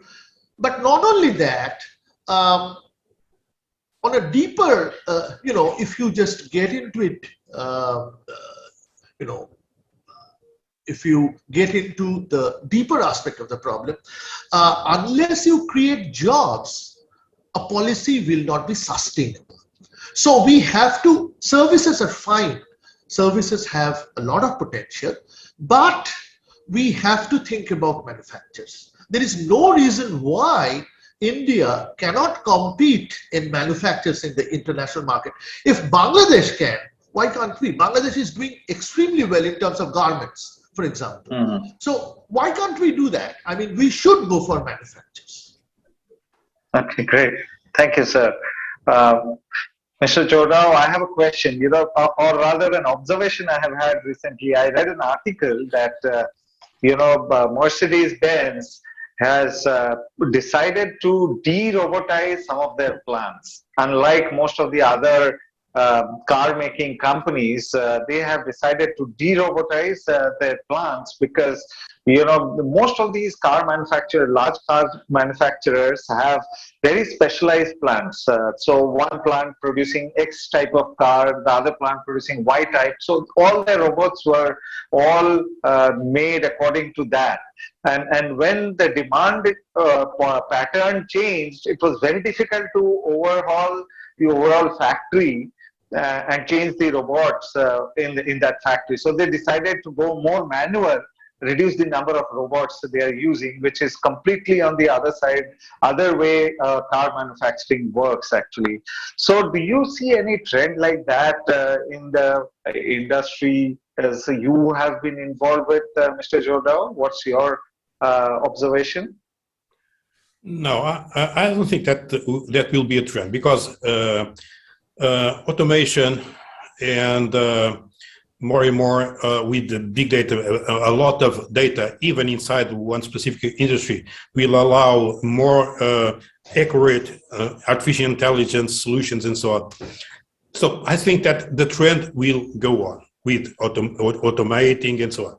But of course, automation or digital or technology is not a dogma. This is not a religion, and we must have intelligent approach on a case-by-case basis. So, of course, in many cases, although it is not a trend, but in many cases, we may, in our homes, because our homes will be able to have many things automated and so on, and connected and so on, we must be able to have the wisdom, the good sense to see what is preferable in a specific situation, to automate or not automate. Because in some cases we must have a customized and very flexible way of intervening on the output of something, of a device or some the behavior of a network or whatever. So it is not a religion. I remember that I had one professor in university in the United States that had a principle. Oh, digital. What can go digital? It must go digital. And I didn't agree, because that cannot be a religion. In some cases, if it is not more profitable, more efficient, and so on, more flexible, we should not do that. Take that step. Usually, we will do that. I remember just one thing. Sorry, there was once years ago. I was meeting for a chat at a coffee house. The deputy chairman of a university in Europe, and we were talking, and we decided, oh, let's talk on let's say Monday. And he said, oh, okay, I will put this in my agenda. So he took his laptop, his laptop, put in on top of the table, opened the laptop, waited for that to start working, and then he typed meeting Mr. Jodao on Monday and so on. And I said, well, that doesn't make sense, because I think we are in the digital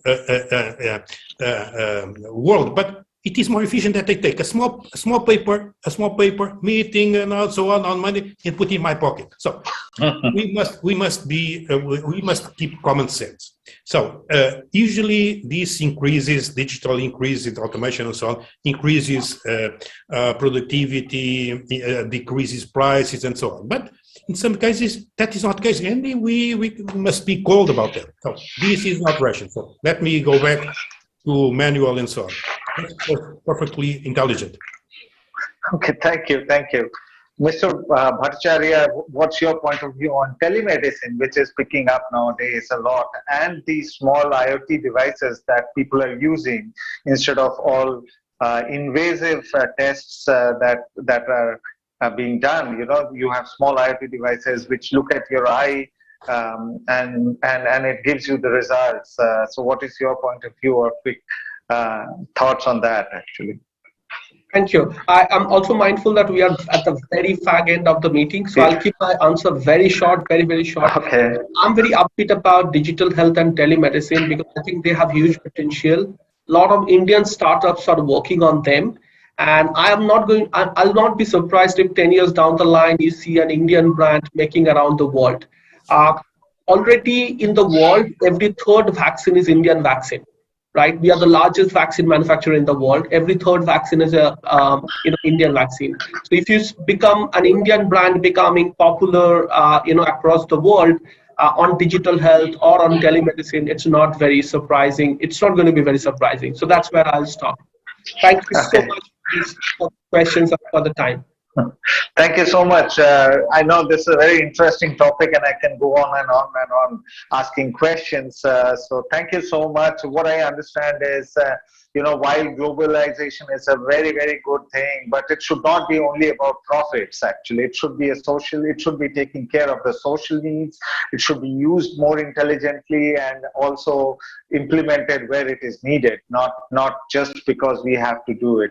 So thanks to all the speakers, thanks to Bengal Chamber for giving this opportunity. I really appreciate that, and thank you once again. Thank you again. Thank you very much. Thank you. Thank you. Thank you. So we will go off stream now. The next online will start in a couple of minutes' time. The session is on digitization of MSME ecosystem and startup scaling.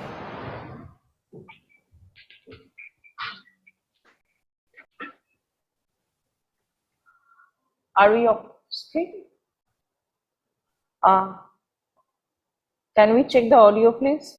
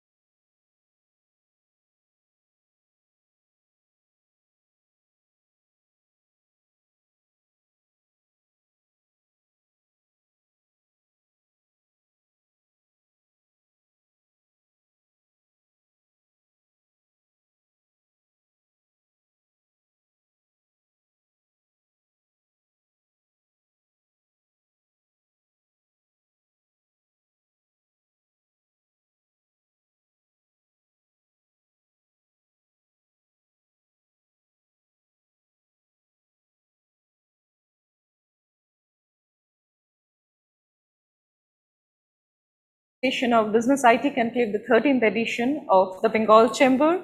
So here we are having in conversation with Mr. Deepak Jain, co-founder Flexi Loans Technologies, with Mr. Arnob Basu, Vice President and Chairperson IT Committee of the Bengal Chamber.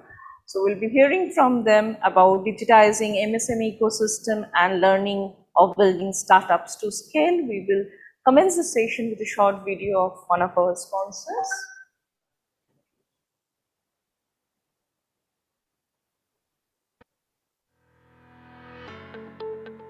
With connectivity and applications, data usage is growing exponentially. Industries are accelerating the integration of their value chain, leveraging technologies like automation with AI and analytics, massively connected resources, agility of response, and better security. Introducing Tata Communications private 5G networks, designed to deliver end-to-end flexible, robust, and programmable connectivity solution for any industry.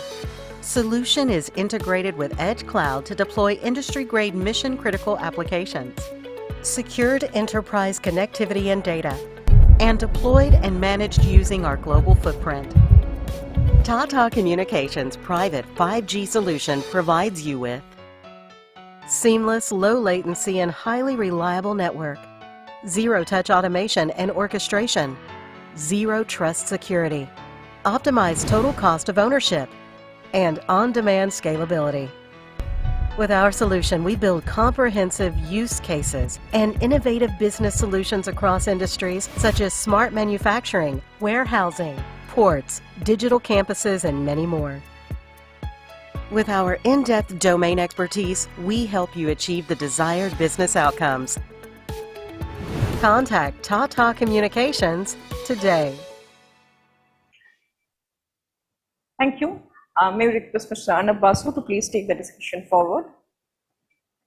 Thank you, Angana, and welcome everyone to this session, a discussion on digitizing the MSME ecosystem and learnings around building a startup to scale.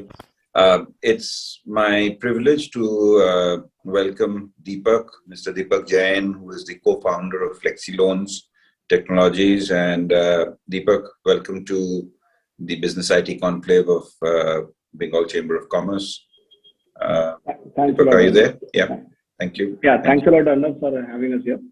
Yeah, absolutely. And Deepak is, a very interesting person. And while I'll go to Deepak, but before I go to it, I definitely want to talk a bit about FlexiLoans. So Deepak has co-founded.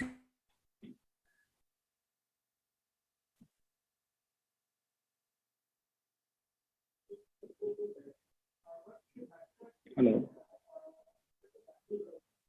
Is it?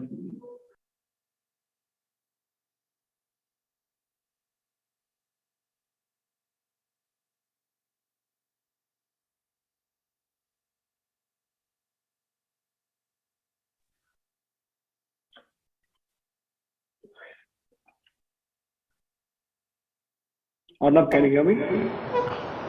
I think we have there's a technology gap. So, Deepak, would you please share your opening observations, and by the time I believe Arnab will join back? Sure. So Arnab was introducing FlexiLoans for everyone. I'll start with that, maybe for the audience. I founded FlexiLoans Technologies with 3 other gentlemen back in 2016. We are a MSME digital lending fintech. We have we focus on micro and small entrepreneurs pan India, and we give collateral free loans to these entrepreneurs pan India. We operate out of one office in Mumbai, but we backed by technology, we offer loans in some 1,600 cities pan India. And we have disbursed roughly 50,000 loans till date, totaling to upwards of 2,000 crores. Some interesting facts there, 50% of these loans, over 50% of these loans are in tier 2, tier 3 towns. Over 50% of these loans are first business loans for many of these entrepreneurs. So again, we're trying to make a real impact to entrepreneurs who were borrowing earlier from informal economy and trying to formalize them and bring to formal economy. Hi Arnab. So I was giving the intro because we lost you, so I said let me pick up the intro for FlexiLoans. So I've just done a small. When you need it, right? So it's the Murphy's law. So it always happens. Yeah. No, and I think I've done a small intro for Flexi already. No, absolutely. Thanks for introducing FlexiLoan, and of course you can do it much better than I can. But coming to Deepak himself, and I think today's conversation is not just about FlexiLoans, but also about Deepak Jain, the entrepreneur. And I think Deepak was chosen as the 40 under 40 by Fortune India in 22. So he's pretty young, as you can probably make out. But he has a quite a interesting background, if I might call it.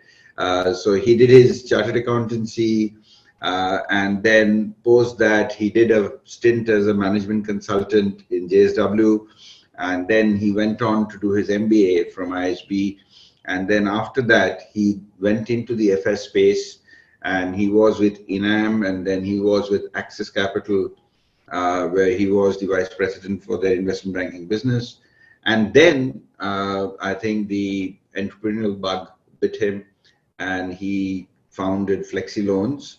So in terms of the speaker today we have for you, I think it's you would get that flavor of somebody who has probably been in the corporate world as well as done something on his own. And Deepak, maybe we'll start off with the first question, which is if you can just walk us through this journey of going into really large Indian multinationals, if I can call it JSW or an Axis, and from there to shift to the entrepreneurial journey. What made you do it, and how was the initial views on that, and then we can probably go from there. Thank you, Arnab, for that kind introduction. So there is some part of this intro which is missed, and I'll start with that. So I'm born as an entrepreneur, and I'm born in a Marwadi jeweler family, right? So have seen entrepreneurship very, very closely as I grew up. My father also had a loan against gold business, so may have given my first loan without realizing that I'll become a banker, maybe when I was in class 7 or class 8. So entrepreneurship came pretty early for me. Some of the lessons of entrepreneurship, from knowing the basics, etc., started in early teens. So thus it was extremely helpful. In fact, many of those lessons, from knowing your customer to knowing basics of your of your business model to knowing each and every employee very well. Many of those things were taught by my father and my uncles, etc., and stayed with me for a long period of time. Obviously, then was fortunate to work with some amazing people in almost a decade of my corporate experience, and it was a great journey. So and they were extremely instrumental in what we have built, or what I have tried and built at Flexi Loans. So I started as in the management consulting team, or in-house management consulting team of JSW, and I was working very, very closely with the then vice chairman, Mr. N.K. Jain, and so and the entire team there. What we did was, we used to pick up a business or a business vertical, and go and do a very, very deep dive into each of these business verticals. Given we were in-house team, a lot of data came to us which may not go to external consultants, and then we'll deep dive and make case studies working with the managers, right? So every manager or the CEO of a plant would want the best efficiency, and would want to drive that. But if there is a consulting team helping him do that, he'll open up more and he'll help drive things. So that started a very amazing journey of knowing entrepreneurs within the firm who used to drive their business respective verticals, and it was a great journey for me. Got excited about investment banking because we used to meet a lot of bankers in this role. Went to ISB for that and joined investment banking. In Lehman years, it was very difficult to get it, but I went to ISB to ensure that I go into investment banking, and I somehow cracked it. Again, the whole investment banking journey, which started with INAM and eventually became Axis Capital, was very good because it allowed me to work with multiple entrepreneurs in multiple sectors. And in that journey, was fortunate to, again, learn from many bankers. So would have helped at least 10 or 12 financial institutions. I've not named them here, but many of them raise public markets or private markets funding. And thus understanding, what they did, how they did, etc., etc. As and when that was happening, that something which My father had told me long back, always stayed with me, that if you want to really create a big impact, become your own master and try and do that, because that's when you can drive your destiny in a big manner. So that intention was always there, and I kept somehow a benchmark for me that before 35 I'll quit and start something of my own. So was again lucky enough to find a group of friends who also wanted to do entrepreneurship. It's very difficult to form a tech company on your own. You can start a dhanda, as we call it, on your own and scale it to certain level. And then obviously if it's a large family, then you bring people and scale, take the family business to the next level.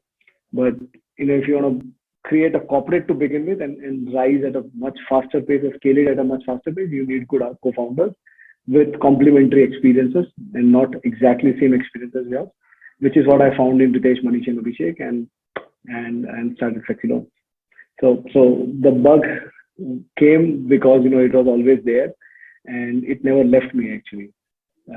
Even when I was training myself at Axis or at JSW, the agenda of all those training was to eventually start something of my own and learn in that phase, and thus chose the consulting job where I understood the businesses, and then investment banking where I was allowed to work with multiple entrepreneurs, which allowed me to work with multiple entrepreneurs the way you do, Arnab, at PwC, right? It allows you to work with so many different entrepreneurs, and then eventually, if you want to start something of your own, it's always a great platform.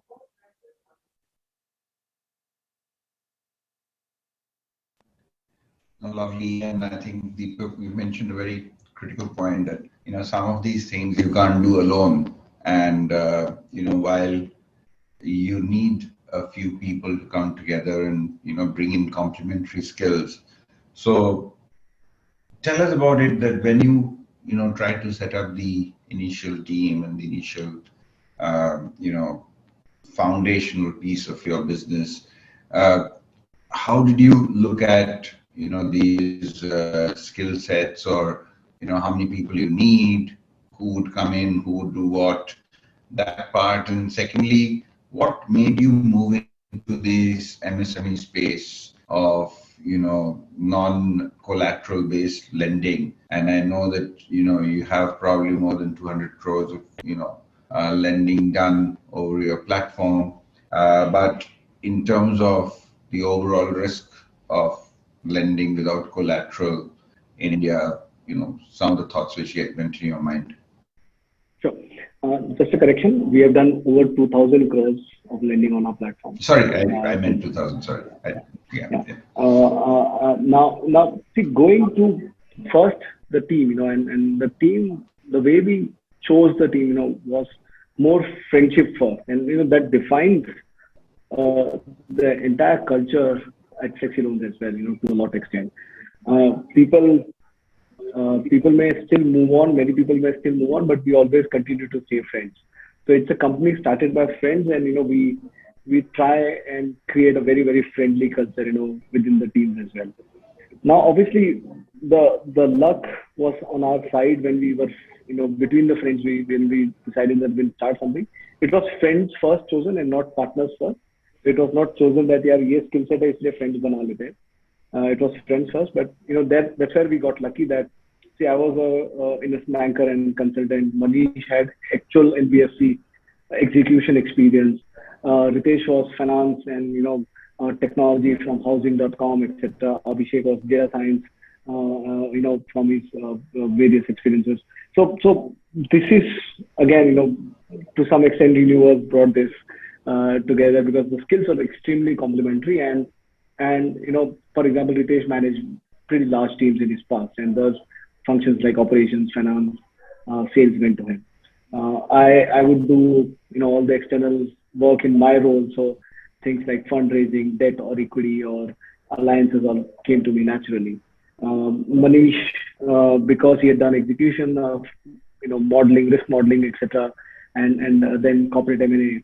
So legal, compliance, credit, collections went to him naturally. Data science and policy and product went to Abhishek, and so the first level of team was the work role was divided between us. Very critically enough, what we did was we decided that, okay, between four of us, given we are already four senior guys, what is that key risk which is still missing, or key role gap which is missing in creating the large organization, and the first in that gap. So, for example, none of us was a CRO. And we brought the first senior hiring was a CRO person. Yeah. And that's how we go about it. When the company was self-funded, because we had enough and more, like almost 60 years of corporate experience with us, between four of us, we worked with a team of 20 interns, and we created, using our own funds, we created a very good POC. So it had a proper technology, LOS, LMS layers to enough partnerships, to enough loans, etc. were booked, and then we went and did the fundraise. Yeah. In hiring, it's always like that. We prioritize that what skills are missing at any scale in the organization, which are very critical for next 2 years of scale, and that's how we bring people, and see whether that work can be done by any one of us first. Can we double hat and keep doing that, to keep our costs obviously low. But once we see that, okay, now the workload in one of us is very high and we need to offload it by bringing somebody senior in this position, we bring. And middle layer and junior level obviously keep happening, because we hired a lot of freshers. Most of them are middle managers today. So at middle managers, we don't need to hire a lot, because a lot of freshers have scaled into middle managers automatically. And many of them will eventually become senior managers and so on and so forth. Yeah. I hope that answers on the hiring of skill sets. Arnab, you're on mute if you speak. Sorry. No, absolutely. And the other thing I wanted to ask you was that you have subsequently been an angel investor in other startups, and you've been looking at other entrepreneurial ventures where you tend to, probably come in as an investor in some of them. When you look at today's, startup ecosystem, you're considering a few, and from whatever is there in the public domain, I can see that it's quite a wide variety, and it's not really related to only your area of expertise, if I might call it.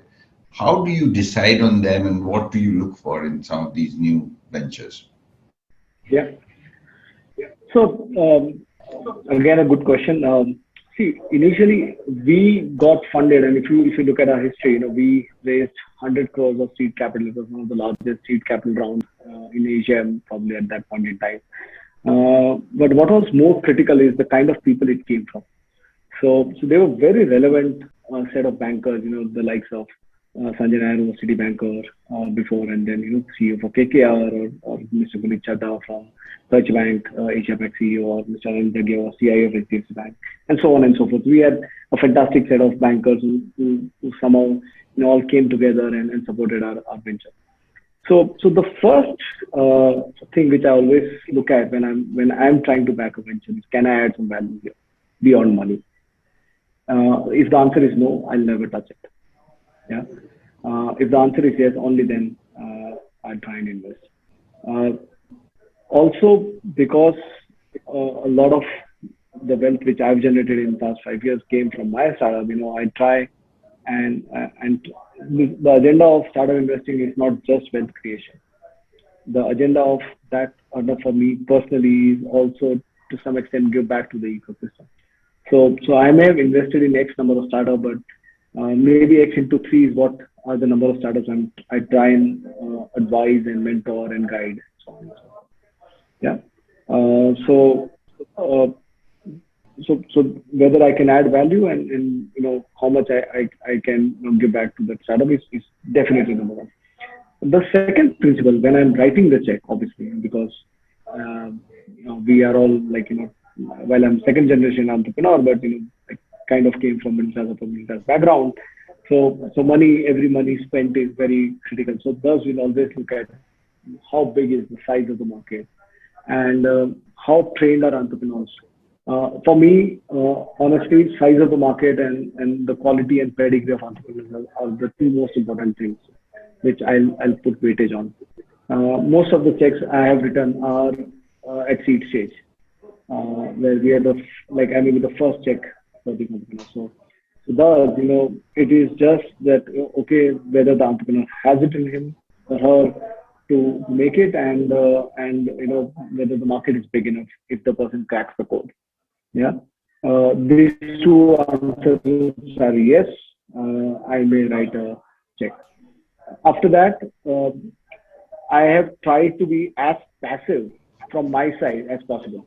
So I'll always stay passive only when entrepreneur needs me. So, while it's dichotomy that from the point I said earlier that, I would like to add value for each entrepreneur, but I leave to that entrepreneur to come to me versus me always going to him and trying to help, because it's his or her business, and, he's the best suited person to try that. So I will not go in and, try and guide or, say that, okay, you should do this and versus that. Obviously, if I come across something interesting for that set of entrepreneurs, I'll always be highlighted to them. But from my side, the agenda is to advise and guide them only when they need it versus me wanting to advise and guide them or help them with my network. No, thank you, Deepak, and I think that's really, you laid it out very nicely that you invest in businesses which you understand or you can add value. You obviously look at what you're giving back to the society, but then also look at the hunger of the entrepreneur, the quality of the entrepreneur, and of course the size of the market. So really great points. Coming back to the point which you talked about, just tell us about some of the learnings you had when you tried to raise capital. And all that you said about yourself as an investor, was that true when you went to people with private equity experience or with experience of being part of very large organizations? What was your capital raising experience and learnings from that? So luckily things have changed now. Angel investing is much more popular. People are more amenable to talk to, and think of, say, a less than 10% stake for a sizable check and so on and so forth. At least when we started the process, I would have met so many first generation or second generation entrepreneurs coming from big families where they will say that, okay, we'll put 5 crores or 10 crores and, we are equal partners. You guys run the business and we are the capital guys. So that mindset existed in a lot of family-backed entrepreneurs. Fortunately, that has changed, and rightfully so. With a lot of tech co-founders now writing the first check, that's again a brilliant thing, right? Because we can, to some extent, guide through the journeys what we came through and so on and so forth, right? The second thing which I saw was, there will be, if the market, if you're not the first tech company in that solutioning, the associates may not understand your skill set fully, still may say that, the space is pretty crowded and you may not survive. So let the rejections not decide your fate. I can now say publicly, given we've been funded multiple times now, that we were also rejected multiple times, and it's okay. It's okay by people saying, because it's their point of view at a point in time, and many of them now have told me publicly or openly that they regret that they passed. So it's fine, right? And that will keep happening. But one learning which I will always the biggest thing which worked for us was talking to your network regularly. So we kind of created a newsletter pretty early in our journey and kept sharing that with potential investors which we thought may like it. We got a lot of reverse inquiries from those lists. Some of them kept following up, and as they saw the progress, the checks came in. In fact, of the 3 rounds of funding we have done, 2 happened in this manner. So newsletters and informing the relevant target TG regularly does help, and I would strongly urge entrepreneurs to keep doing that. And don't be transactional with your network. Go and meet genuinely to educate people and try and explain things. at some point in time things will work out, and the network will pay off well. Thank you. A question which has come from the audience, that you are a company which provides collateral-free loan. So how do you hedge the risk without knowing their credit history? And is there extensive documentation which is required for MSMEs? And your thoughts on that? Yeah. So again, the philosophy for credit and if you speak to any banker, there are two things which any banker in India has historically been trying to judge, right? One is the ability to pay, and the second is willingness to pay. Credit history only guides the bankers from the willingness to pay angle, right? And whether they have enough loan tracks where they've taken the loans and given money back. Now, not having a loan track cannot be a negative to begin with. And thus, it allows an experiment which can be done for people with decent ability to pay back the loans. So given our ticket sizes of loans are not pretty high, our average ticket size of loans is around 5 lakh rupees. So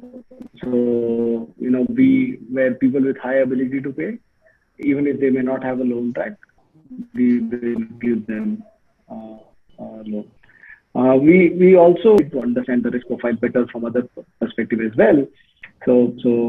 And look at multiple things like, for example, how long this entrepreneur has been staying at the same place for doing the business from the same city, and so on and so forth.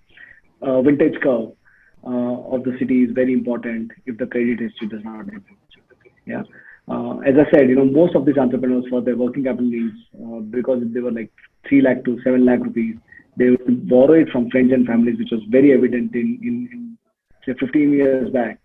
Most people would borrow from friends and families and the local community, or most of these guys will borrow from local money lenders because they don't want to go to their CA and prepare a large paper documentation and apply for a loan. Fintechs have changed that, and thus now doing loans at few clicks and few buttons is easy. Obviously, government has created a large ecosystem of Jandan ecosystem where you can also submit your data at few clicks. So all of this is helping, and the way next 10 years will see a massive change. People think that it's already changed. I would say next 10 years, we'll all be surprised the amount of digitalization which will happen in this country. All models will go into digitalization. It has to happen. There is no other way. We have seen it across sectors in the developed economy. In India, India has been pioneer in cheap data as well as amazing payments ecosystem. I'm pretty sure in lending also, everything will happen digitally within 10 years. No, lovely. And I think I completely agree with you, Deepak, that probably the startup movement that we see today, it will become far more deep-rooted in our Indian, ecosystem going forward. And it has the ability to change the landscape of India, economic landscape of India very significantly, and hopefully also have a much broader impact at a global level. So Deepak, again, thanks for your time. I know that you have another meeting right after this, but any final guidance from you for all the budding entrepreneurs on the call as we sign off on this session? So there is a lot of negativity in the market. Let me bring. There's a lot of negativity in the market. Been spoken that there's a massive winter which is coming, and recession which is happening, etc., etc. Guys, this is all true, not for India. It's more for Western world. So India as a demographics, our demographics are just amazing. We are. I heard a phrase somewhere. We are ridiculously young country. So our demographics are in favor for next 2 decades, and we have to make most of it. And I'm like super optimistic, and like most other entrepreneurs are, that next 2 decades are for big entrepreneurship, or many big entrepreneurs to come from our country. And we'll keep growing upwards of 7%, which is again massive, right? On the base we are already in. So in 10 years, this economy is going bazooka. And if you are in India, stay in India. This is the best place to be in for this decade, for sure. So don't worry about the funding winter. Don't worry about any of the recessionary things. Obviously, plan your entrepreneurship, move well, focus on right unit economics, etc. But all the tailwinds which existed a couple of months back, they'll all come back. So don't worry about it too much. Thank you, Deepak. On that note of keeping the faith and staying invested in India, lovely talking to you, Deepak, and thanks once again for a lovely discourse. I'm sure the audience, which has many budding entrepreneurs, would have found it super useful. Thanks again for making time for us. Thank you. Thank you, Arnab. It was fantastic talking to you as well. Look forward in catching you. Thank you, Mr. Deepak Jain and Mr. Arnab Basu. So we are closing this session here. So the next session is Demystifying Metaverse, will be presented by Zensar, and we will start the next session in just 2 minutes. Stay with us. Thank you.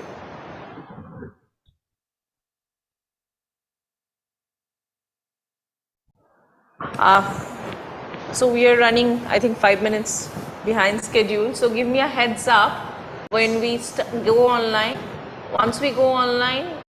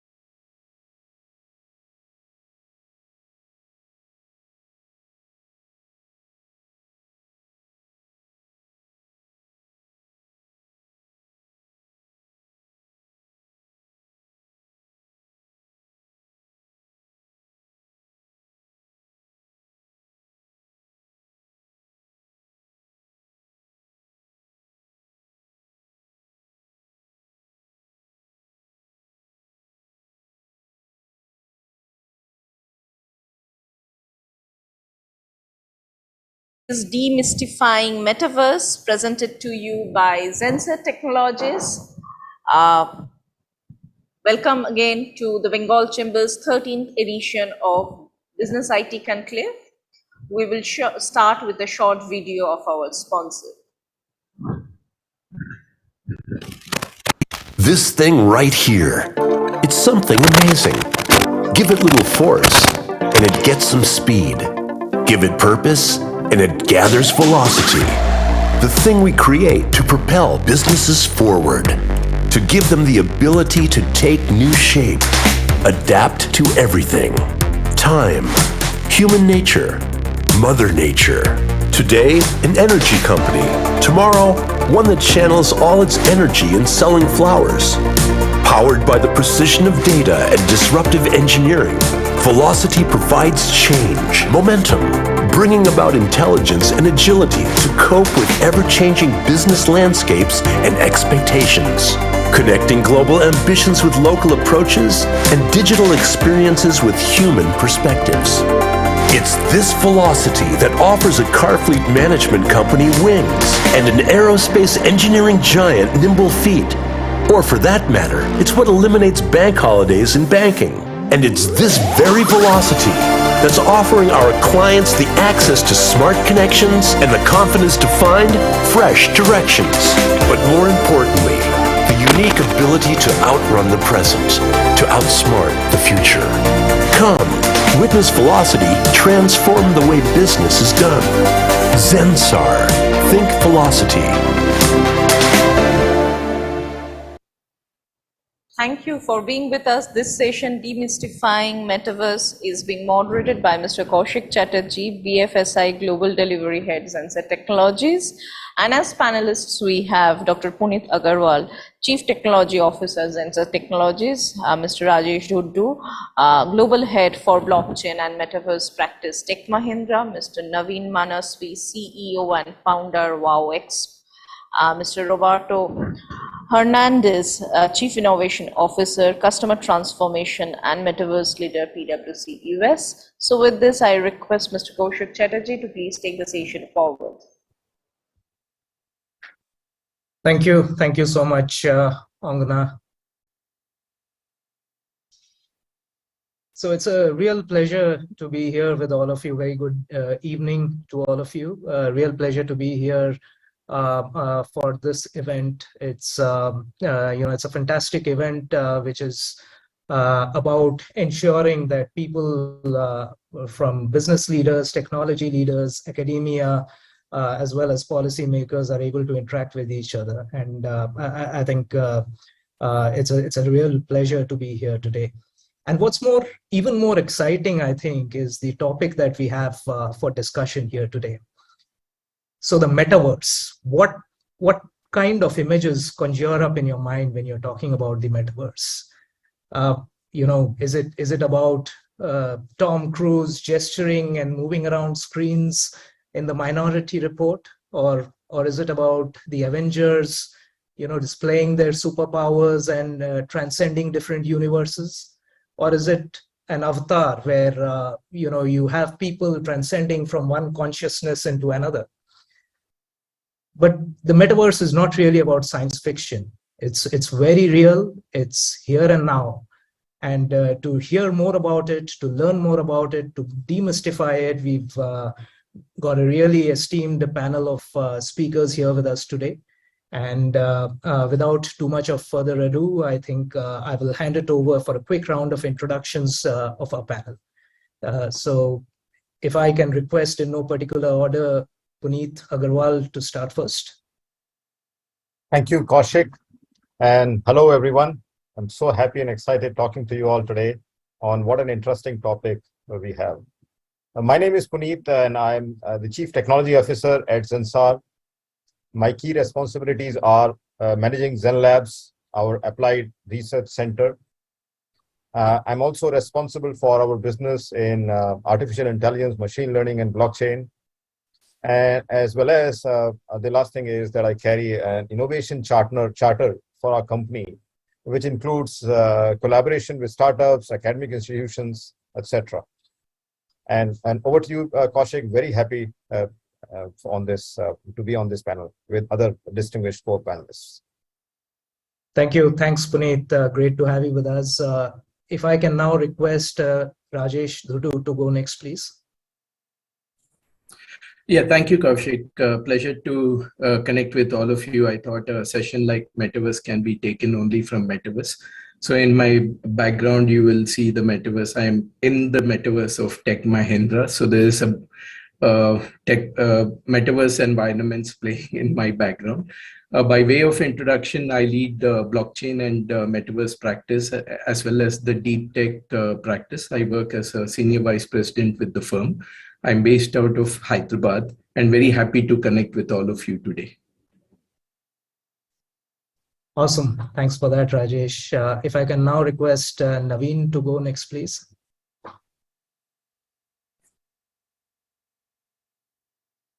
Naveen, you're speaking on mute. Yeah, thanks. Thanks, Kaushik. This is Naveen Manasvi, founder and CEO of WOW EXP Technology. So we are one of the oldest company in this space of metaverse in India. We launched India's first metaverse, where we are launching the metaverse products like WOW Meet, where we can work together in metaverse, WOW City, where we can collaborate together in showrooms or event hubs and other activities. I have background. I studied from IIT Kanpur long back and work in AI for a long time. I wrote 2 books on deep learning as well in past. And for last 3 years, I'm working on metaverse with my team, very talented team based out of Bangalore. So this is a summary of my metaverse journey. Spent 3 years totally in metaverse. Happy to share my perspective today in this whole event.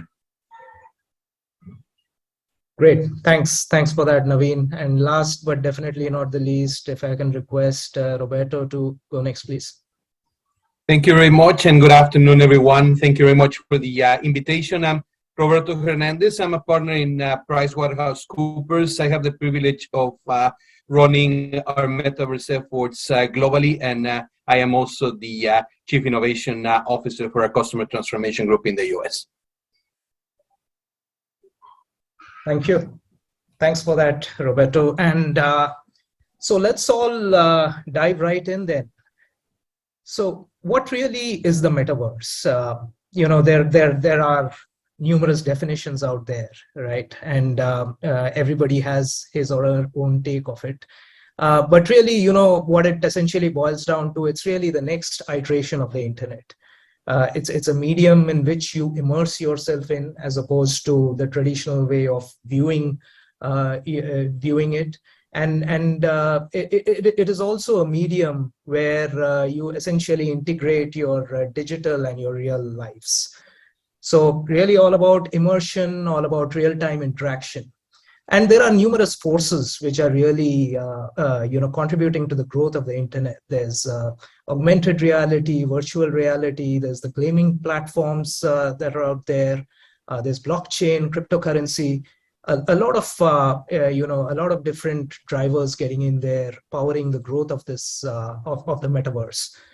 So there are different characteristics of the metaverse, so to speak. So my first question to the panel: which characteristic of the metaverse, or which few characteristics of the metaverse, you think are really game changers or disruptors? Just going in no particular order again, maybe Roberto, if you could start off, please.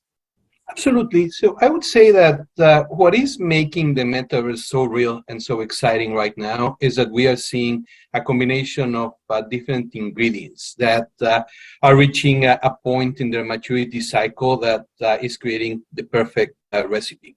If we think about what has been happening with technology, we are not talking about the metaverse becoming a new thing in the technology space last year. People like Naveen mentioned that they have been investing a long time in understanding these technologies, connecting them to artificial intelligence. And let's not forget about the number of experiments that large technology companies have been running for years, if not decades, around virtual reality, augmented reality, goggles or glasses of some sort. But what is making it, in my opinion, a game changer is that on top of everything that we have learned from those technologies, we are coming out of the pandemic that really transformed the way in which consumers of all ages have decided to interact with digital platforms. On top of that, you have in multiple geographies big changes that are happening from a bandwidth standpoint.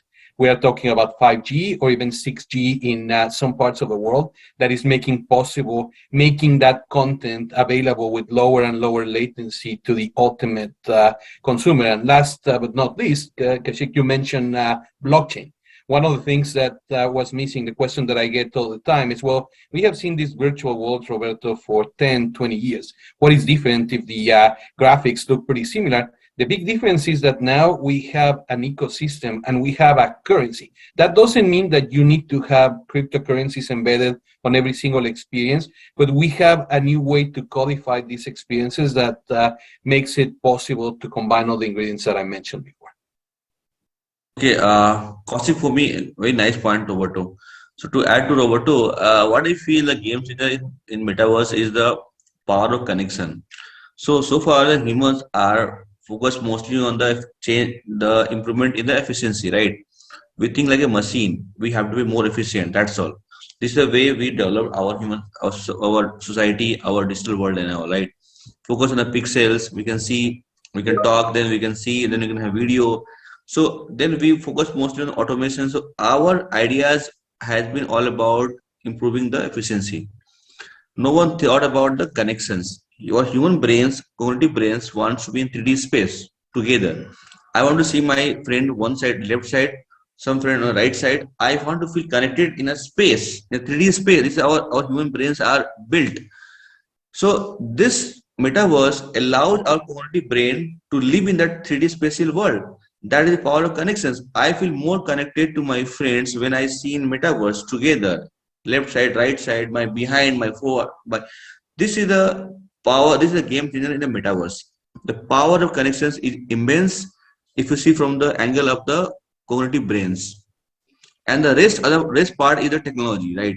So we try to use the 3D content, optimize the content, lighting, realistic lighting, ray tracing as well, and then putting in a blockchain to make it more traceable and all. So the rest is the story. But the main thing which I think the game changer is that it hits our cognitive brains and we feel more connected when we are in metaverse space. Great point you make there, Naveen. The power of connections. It's really all about the social aspects, isn't it? And as Roberto also mentioned, I think with the pandemic and with some of the shifts that are coming in, absolutely, that's certainly something which is standing out. Rajesh, your thoughts? Yeah, sure, Kaushik. So I have a slightly different perspective on this particular thing. If you look back at the evolution of the mobile technology from 2G to 3G to 4G, the form and nature of the commerce has changed. With 2G, you had a phone commerce or an IVR commerce. With 3G, you had web commerce. And with 4G, you had an app commerce. Now we are at the point where 5G is coming in. Does it mean the 5G is going to make the app commerce faster? Not necessarily, because the empirical evidence shows that every time there was a generation shift in the communication technology, the nature and the form of commerce itself has changed. So we believe that with 5G and metaverse, we are getting into an environment what we call as meta commerce. And that meta commerce is going to be completely different from the existing commerce. How is it going to be different?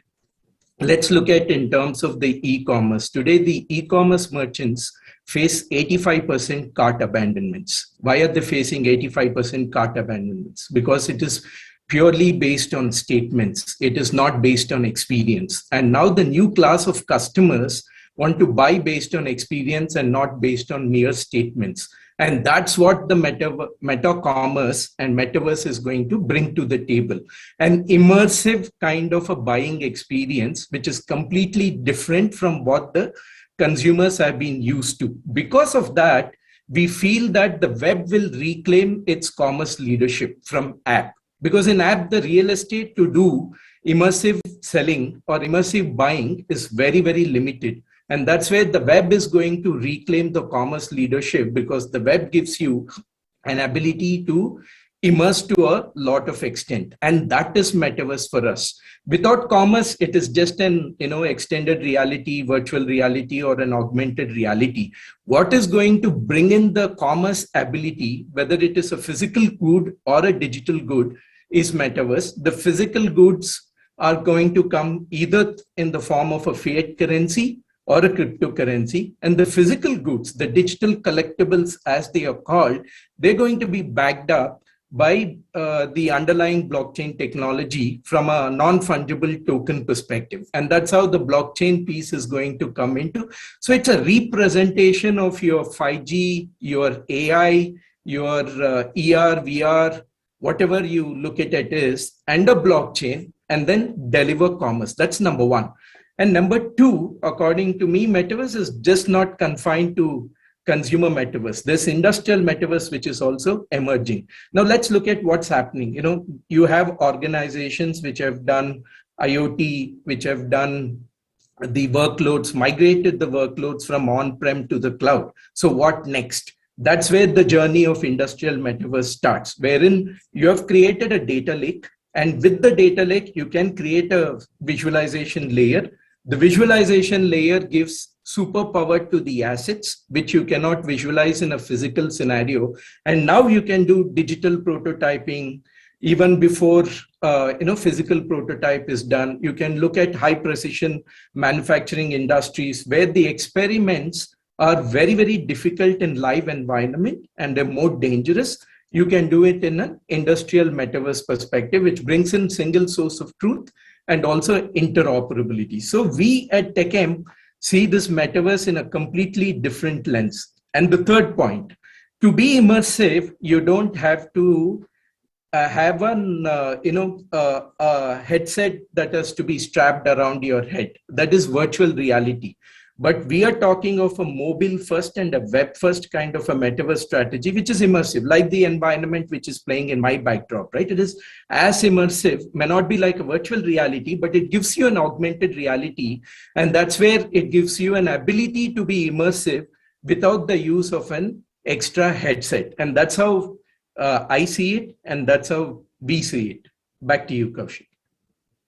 Thanks for that, Rajesh. So meta commerce, essentially driving immersive buying and selling experience, industrial metaverse, and then not really all about headsets, right? It's the overall immersive experience. Exactly. That's great. Puneet, your thoughts? I think Kaushik, other panelists have already summarized their views. I would largely agree with all of them, but I'll try to give a simple perspective. I believe there are three important forces of metaverse: experience, social, like Naveen was also saying, and the meta commerce type of things that Rajesh was talking about, and payments. I think they are the ones which will drive the whole adoption for metaverse. Experience as in, we compare to 2D experiences rendered by websites such as net banking, e-commerce, is now getting into 3D experiences and immersive experience and via virtual reality and things like that. People are reimagining this e-commerce, because in the new world, we would also be able to visualize what we are buying before we buy, right? That's the whole experience, user experience will be very different.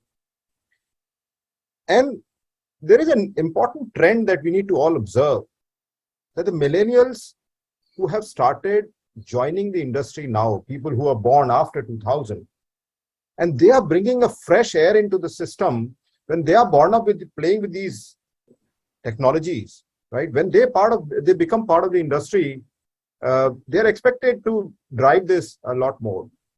The second, I would say, like I said, social. Again, unlike Web 2.0, where we do the shopping on Amazon or Myntra separately, we do our social interactions separately via WhatsApp, Discord, etc.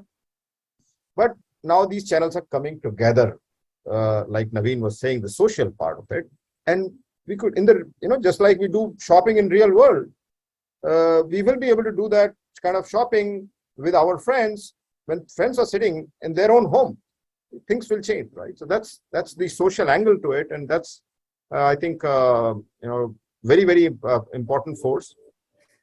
And third, the whole e-commerce thing will succeed only when there is payment, right? Ease of making payments for purchases from within the metaverse will become essential fuel for the entire industry for metaverse.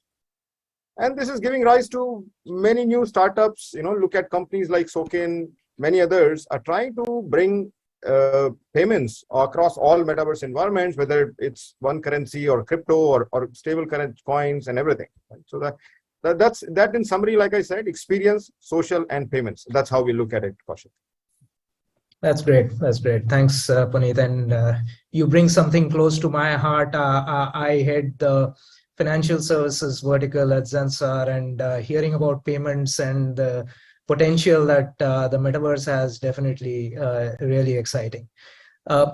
Which brings me to my next question. We so many possibilities, but some of you have kind of alluded to this a little bit, but personally, to each one of you, which is the industry where you think which really fascinates you, or which personally excites you with respect to the potential disruption that the metaverse could cause? Anything that you'd like to call out? Any specific industry that you think would be disproportionately disrupted, or something that you think can really the metaverse can really be a game changer there?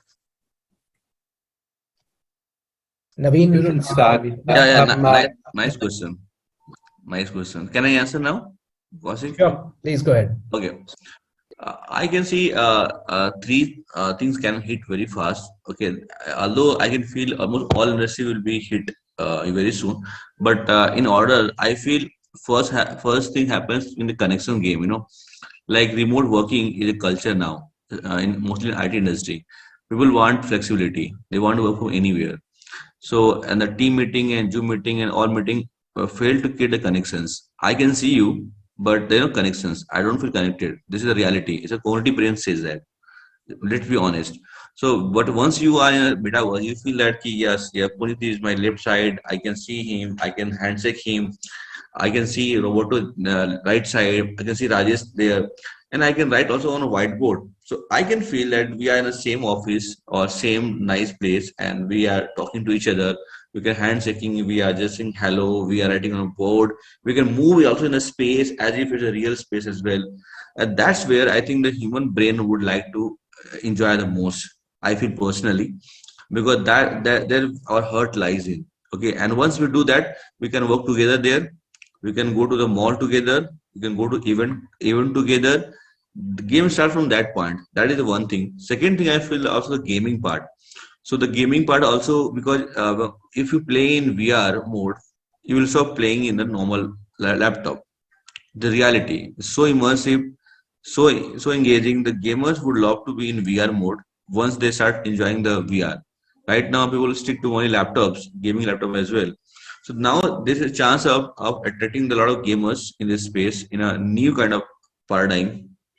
And third thing, I can feel that the event companies, fashion companies will attract the huge crowd because event company they want to suppose I am a star and I can only bring a 5K crowd in an auditorium or some kind of showroom, right? Some kind of event premise and all. So we cannot expect 1 lakh guy because we can't accommodate in the premise. But in the metaverse, we can accommodate.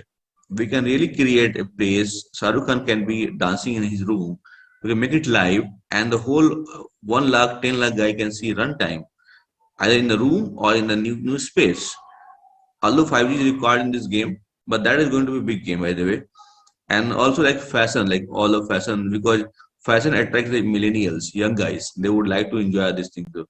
So for me, this thing are the very hot zones where the game starts, and eventually it'll go to the manufacturing and the healthcare. It goes little late because those guys are not a fast decision makers. They are slow in decision making work and all. They will have a lot of compliance issue. There are a lot of issue in the compliance and all those things and all. So this thing will take up a little late, but the first thing is the collaborations, okay, mechanism, meeting together, gaming together, okay, enjoying the fashion. So this is our perspective, which we develop over 3 years time. Yeah. Great. Thanks, Naveen. Rajesh, your thoughts? I think there won't be a single industry that will be left untouched by metaverse. It'll be, every aspect that we are aware will be completely disrupted and will be completely transformed. If you think about e-commerce, we are of the opinion, or rather I'm of the opinion, that every website is going to be a metaverse destination. That's how it is going to change.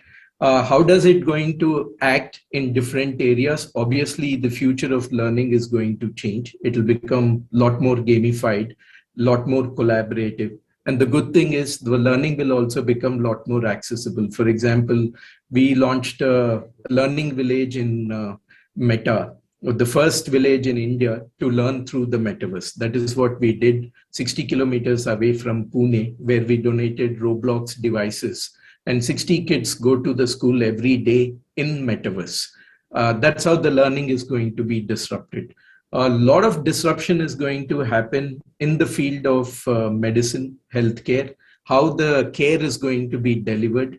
It is going to be disrupted. Obviously, the right candidates are media and entertainment, in terms of the music industry or the gaming industry, as Naveen had said. So I think every industry that we have known till date will be transformed by metaverse. It will be very difficult to single out and say, these are the 3 areas which will be impacted and these are the 3 areas that won't be impacted. I think there will be 0 areas that won't be impacted. So the consumer-focused ones are probably the early adopters, but then eventually all industries would get disrupted. We are seeing a good adoption from not only in the consumer side, on a B2B side. Look at what BMW has done in terms of creating the factory of future in metaverse. Volvo has programmed a DigiCar in metaverse. Ericsson has done rollout of 5G testing in metaverse. Siemens is now considering design in metaverse. There are wind energy farms in Korea, which have been programmed first in metaverse and then they have been rolled out. So it's not just the consumer. Industrial is also being impacted. It's just that it doesn't get reported as much the consumer vertical gets reported. Sure. Puneet, what are your views? Kaushik, completely agree with what Rajesh said. I also believe that fashion, e-commerce, retail, finance, manufacturing, they're all primarily being talked about a lot, but no sector will remain untouched, right? Look at a very recent, earlier this week, the article that was published in Live Mint, where our group chairman, Mr. Harsh Goenka, who's the chairman at RPG Enterprises, was featured in, and how he talked about group companies such as Seat Tires, a tire company, right? For example, even a KEC, which is a construction company, how they are getting how they are adopting metaverse is worth looking at that article. I think I'll encourage everybody. And so all I want to say is, let's not underestimate the adoption of metaverse by any industry. But a direct answer to your question, Kaushik, my top 3 picks will be e-commerce, bank.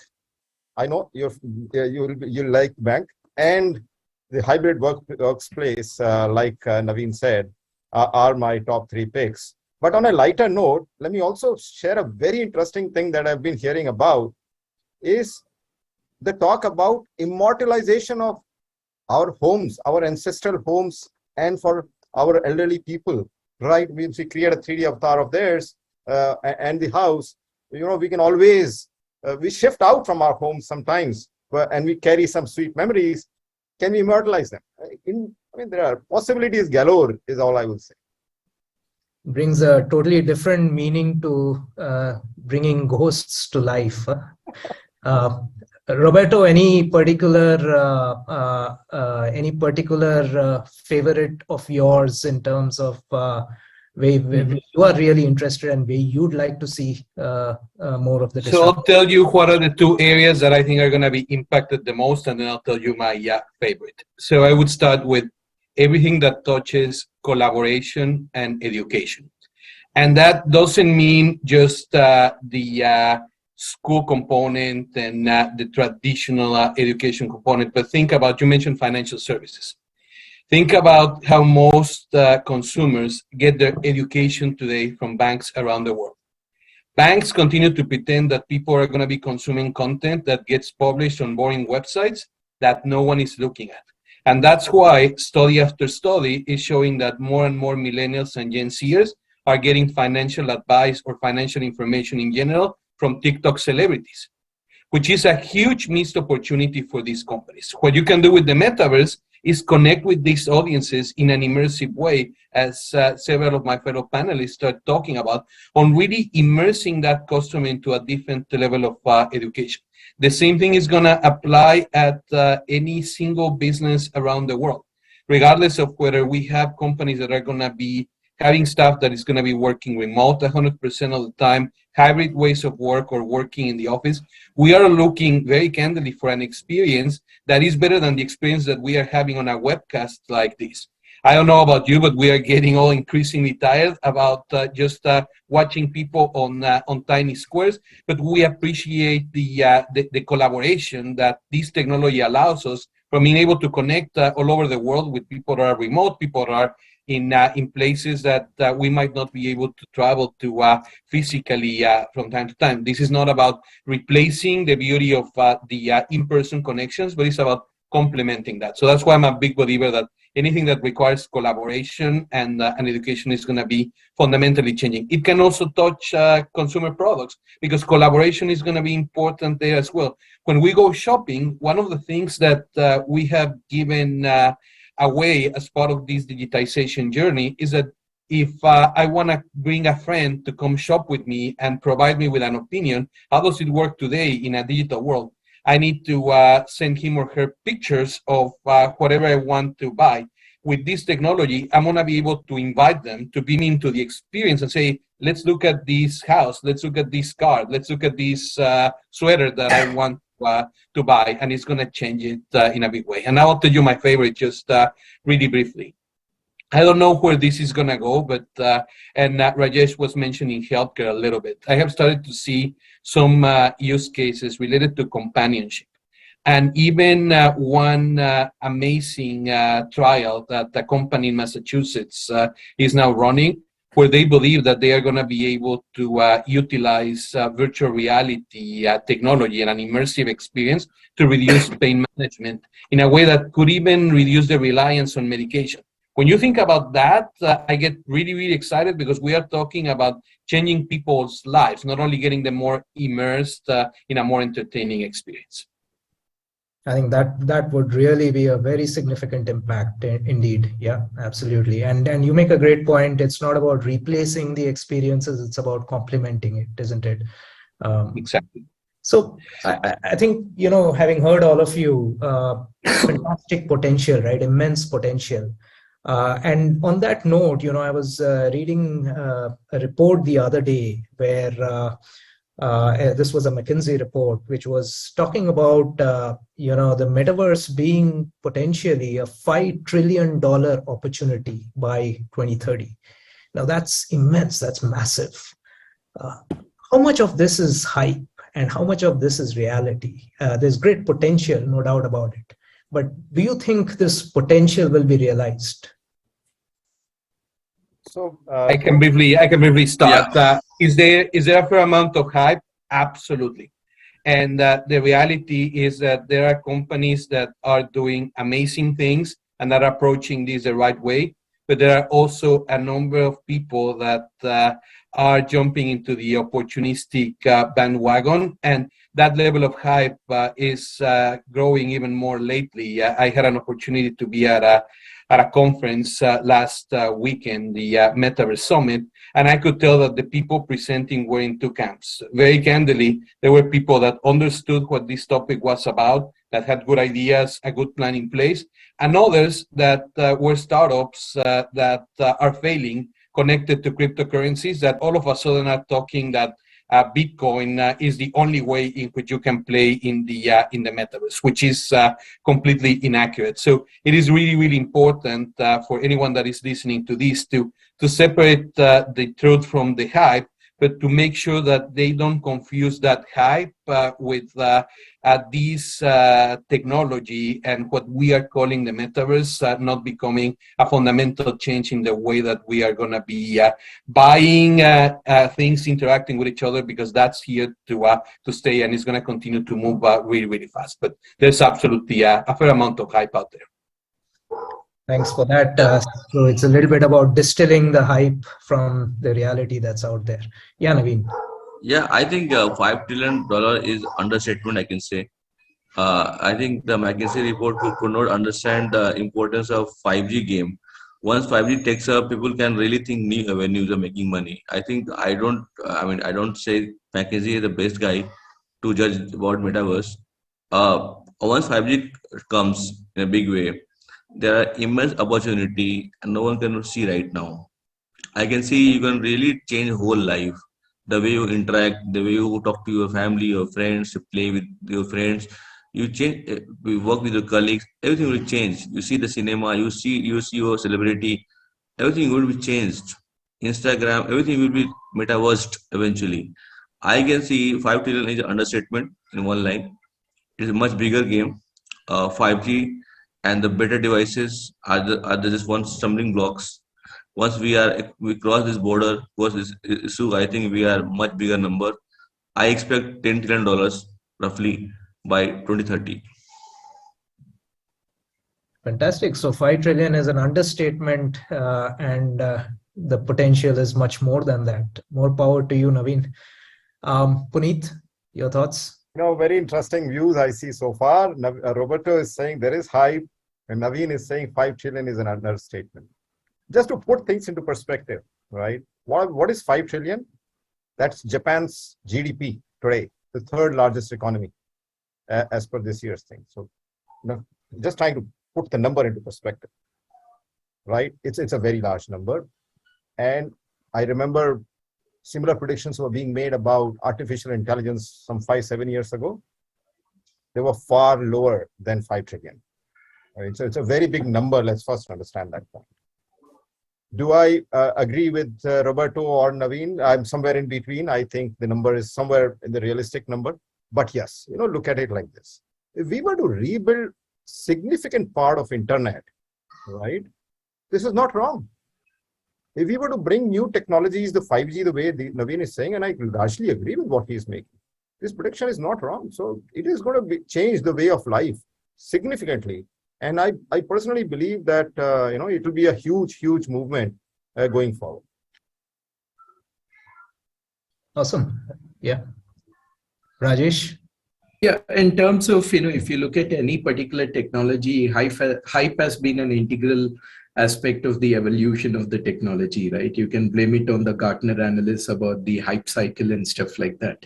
So now let's understand where is the hype coming from and why the hype has been created and what are the practical aspects. If you look at force-fitting a technology without any business outcome, that's where the hype starts building up, right? In terms of everybody is now saying, earlier the predictions were saying that, everybody will strap a headset around, they will integrate equipment into their body, haptics, sensors, devices, etc. As I said before, to experience metaverse, you don't need any of that stuff. You can do it on a web first and a mobile first kind of a strategy. And that's where the hype started building up from the device manufacturer's perspective, number one. Number two, the hype also comes in when you start pushing the frontiers of the technology more than what it can accommodate. A good example is even today, you cannot do a multiplayer environment in metaverse. Moment you start doing a multiplayer environment in metaverse, the web sockets get choked, the avatar doesn't get streamed properly. There is a challenge with pixel streaming and various other things. That's why the Unreal environments, the environment where I'm sitting in for this particular conference, it's an Unreal environment. It works beautifully well for a single party or few multi-party kind of use cases. But moment you scale up those multi-parties and then scale it up exponentially, it doesn't work. That's why you have more of cartoonish kind of environments today on Unity, because they are more conducive on an existing technology rather than an Unreal kind of an environment, because the WebSocket's just not geared to facilitate that kind of a pixel streaming. That's where the friction points get built up, and that's where the hype gets built up. So once you segregate this out and then look at perceptible business outcomes, good use cases, whether it is a consumer metaverse or an industrial metaverse, then the numbers that everybody is talking about, 5 trillion, 10 trillion, or whatever it is, are going to come out true. And there are some lead indicators. You look at the Crown Prince of Dubai. The Dubai Crown Prince is now saying blockchain was the savior for them 2 to 3 years ago. They've changed their narrative, and now they are saying, the Crown Prince is saying metaverse is the savior. Wherein he's estimating about 40,000 job addition to the Dubai's economy and $5 billion to be added to Dubai.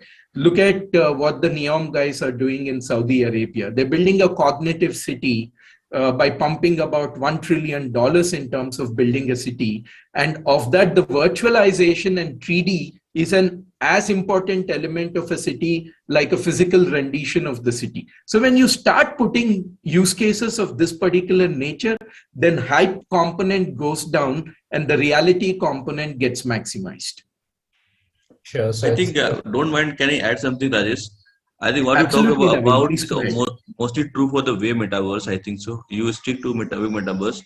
VR metaverse is much more mature in terms of multiplayer and all. So I think you should give a new kind of angle on all this metaverse. Yeah, thank you.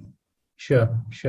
So getting the technical infrastructure right, getting the enabling support system right, and focusing on the business outcomes. So which brings me to the next question. I mean, we've got the panel, representing different nature of organizations that you're working for. So what are some of the things that you are focusing on within your organizations? So if I can start with Naveen. Yeah, nice. See, I told you that I see from psychology perspective also. So I am techie guy, working in AI for a long time, and I discuss. I'm totally tech free guy. But when I realized that how humans think and what can excite humans, how we can really engage them in the adoption and all.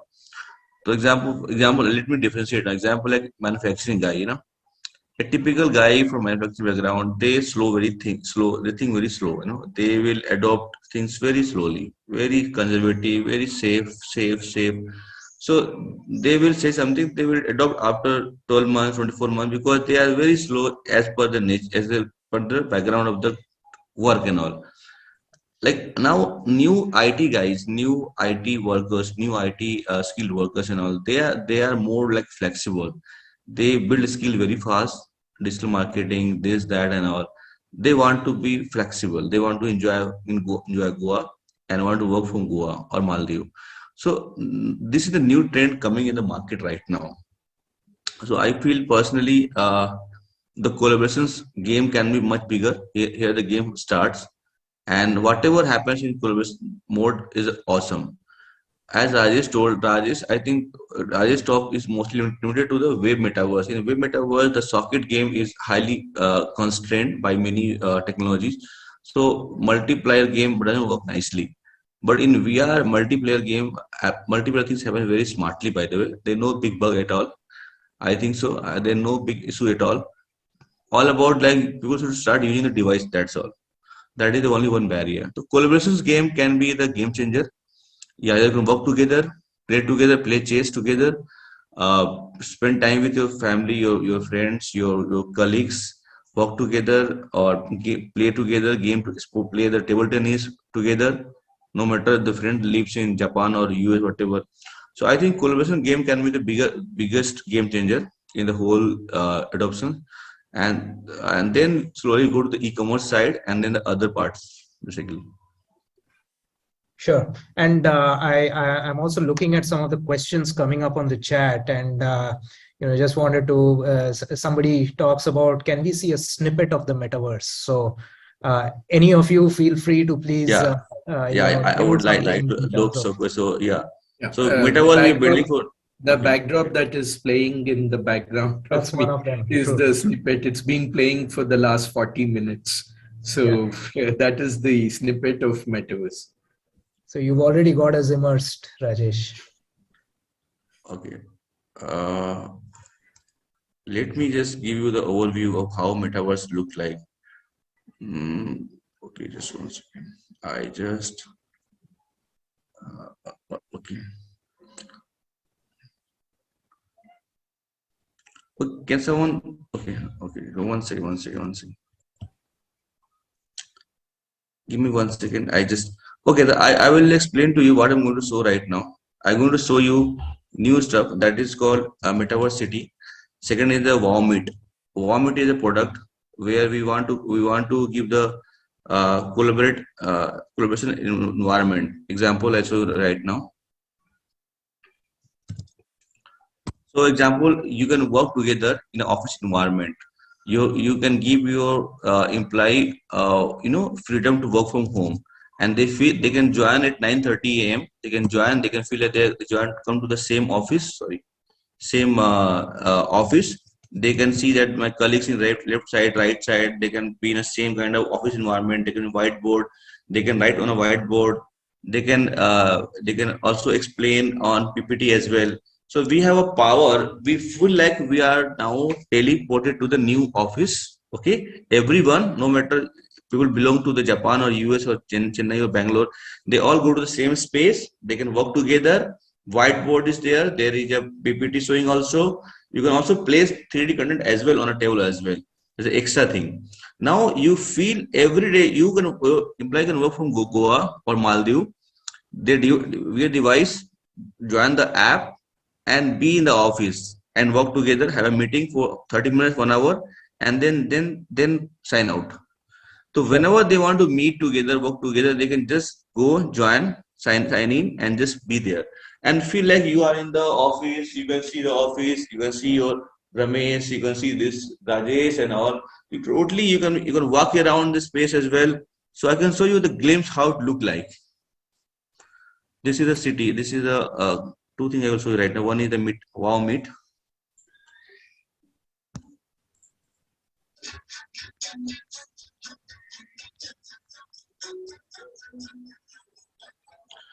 So there are two person, one person suppose Chennai, one in Bangalore. They feel they are in the same office now. They're in the same office right now. They can say hello. They can go close to each other. They can write on a whiteboard as well, and I can see that there can be 100 guys in the room. We can showcase any kind of PPT as well, PPTs and all. So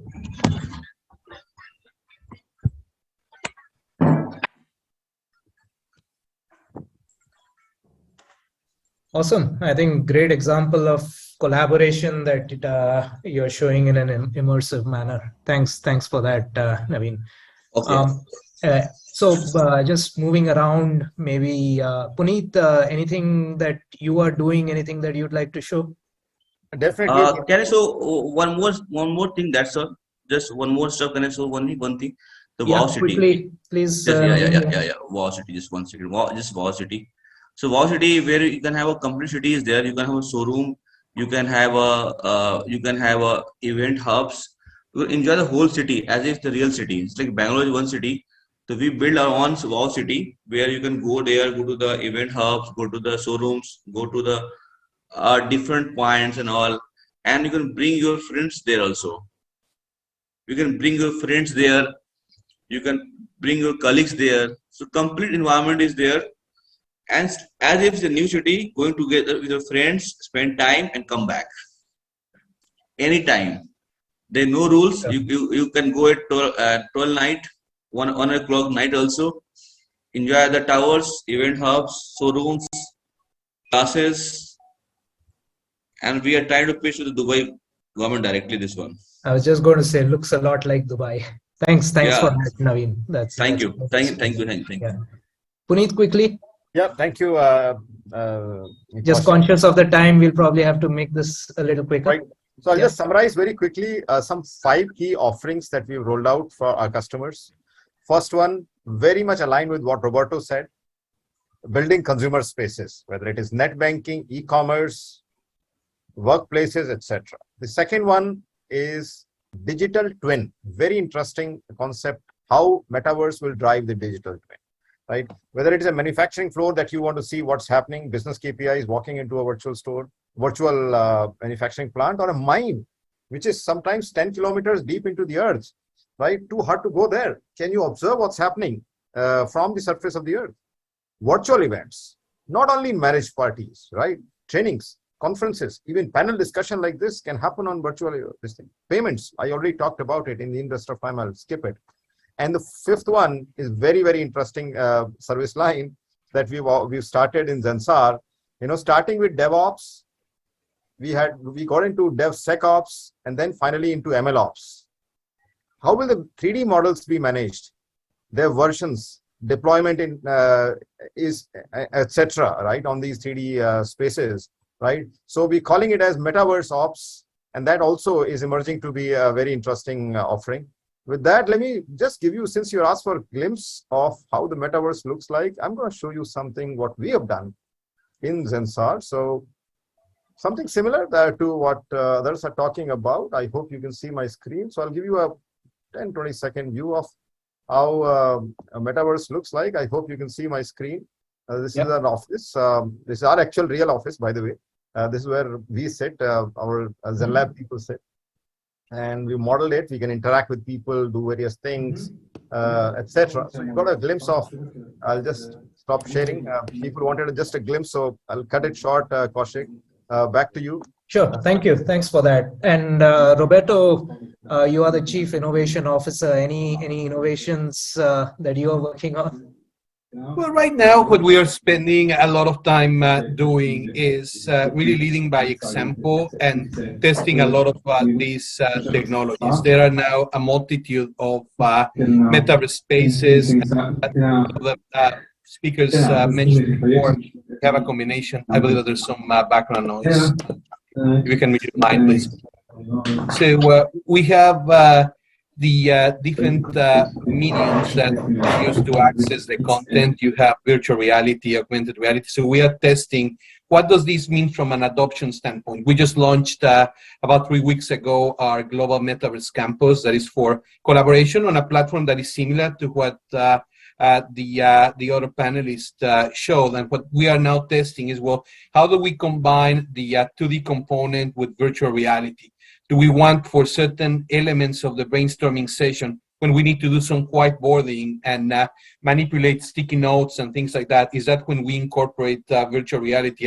And given the weight and the heat of the devices right now, how long people can tolerate. So we are studying a lot of that. And obviously working with a number of clients and saying, well, now that you have a successful pilot from an experience standpoint, how are you going to take it to the next level? Are you going to stay with just experience from a branding standpoint, or are you going to start trying to sell products and services through this channel, even if it is early days? That's exciting. That's really exciting. And Rajesh, you already immersed us, with your backdrop.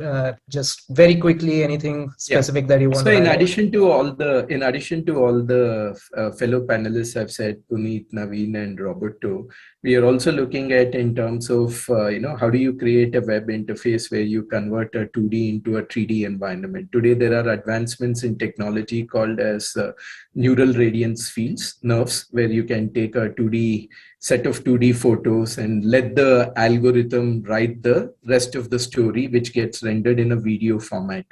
We are also working on what we call as the generative adversarial networks, the GANs, which are going to generate in terms of whether it is a meta-human or a meta-feature, or it can also help us to generate a fake from a true set of statements, and then how do you identify deep fakes and stuff like that. We're working on those components. We also do a lot of stuff in allied metaverse areas. Metaverse is not just about content or creator economy. Metaverse is about content management. Metaverse is about content moderation. Metaverse is about device engineering, device optimization. So we're doing a lot of stuff in the allied areas of metaverse, both in consumer as well as industrial metaverse. Thank you. Thanks for that. That's so. Just listening to all of you, there's some fantastic work going on. There's great potential. We spoke about that, and there's a huge impact that can be made. However, having said that, there's also there are also certain risks, right, that stand out. Increasingly, I think in a digital world, there's concern about privacy, there's concern about identity, there's concern about data security. And what about regulations? If something goes wrong, what's the regulation that is going to protect people? So just wanted to quickly hear from all of you. Do you think we are there yet? Do you think a lot more has to be done? What are your views on that? Okay, I think there are two set. One is security, second is the ethical practice, ethical protocols. So we also work on the ideas. As last question, I think I just missed to answer it. We also work on the deep learning, because this is my background. I wrote also a book on GAN. So we also work on deep learning, where we're trying to convert a 2D into 3D by 3D reconstructions, creating the 3D tracking of the body, of human body, and putting in the avatar directly runtime. Okay, and also working on the metaversity and this one. Okay, now this question right now. Sorry, what you asked? Sorry, what is the question right now? Okay, the two ethical protocols is one. Yes, the one is metaverse is ethical protocols. Like suppose, like someone is putting the middle finger in the classroom in metaverse. This is wrong, right? So we are right now listing down the ethical protocols, right? Like in the classroom, when you go to the mall, how to behave with a salesperson and all. So like middle finger, we can block the someone put the middle finger, we block runtime. We give the power to the admin. He can block the guy. He can disappear, make him disappear runtime. So we are trying to create list down the protocols, ethical protocols, where we can give the power to admin to make them disappear runtime. That is one. Second part is data security. That is as good as the Web 2 cloud-based services. All the cloud data privacy issue is as good as the privacy issue in the past. Wave 2 system also. So the way AWS is managing, the cloud is managing, so we are safe in that way. We're managing the data privacy anyway. So that is intact.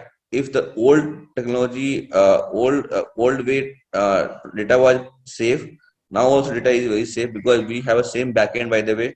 Then there's no new backend, the same cloud, same thing and all. Only issue I think is remaining is the ethical, because now we are just, our gestures are noticed now. We are moving our hands, moving our leg, moving your face and all. So only ethical protocols are additional in this metaverse game that we have to list down and give the power to admin to make someone disappear based on the discipline and all.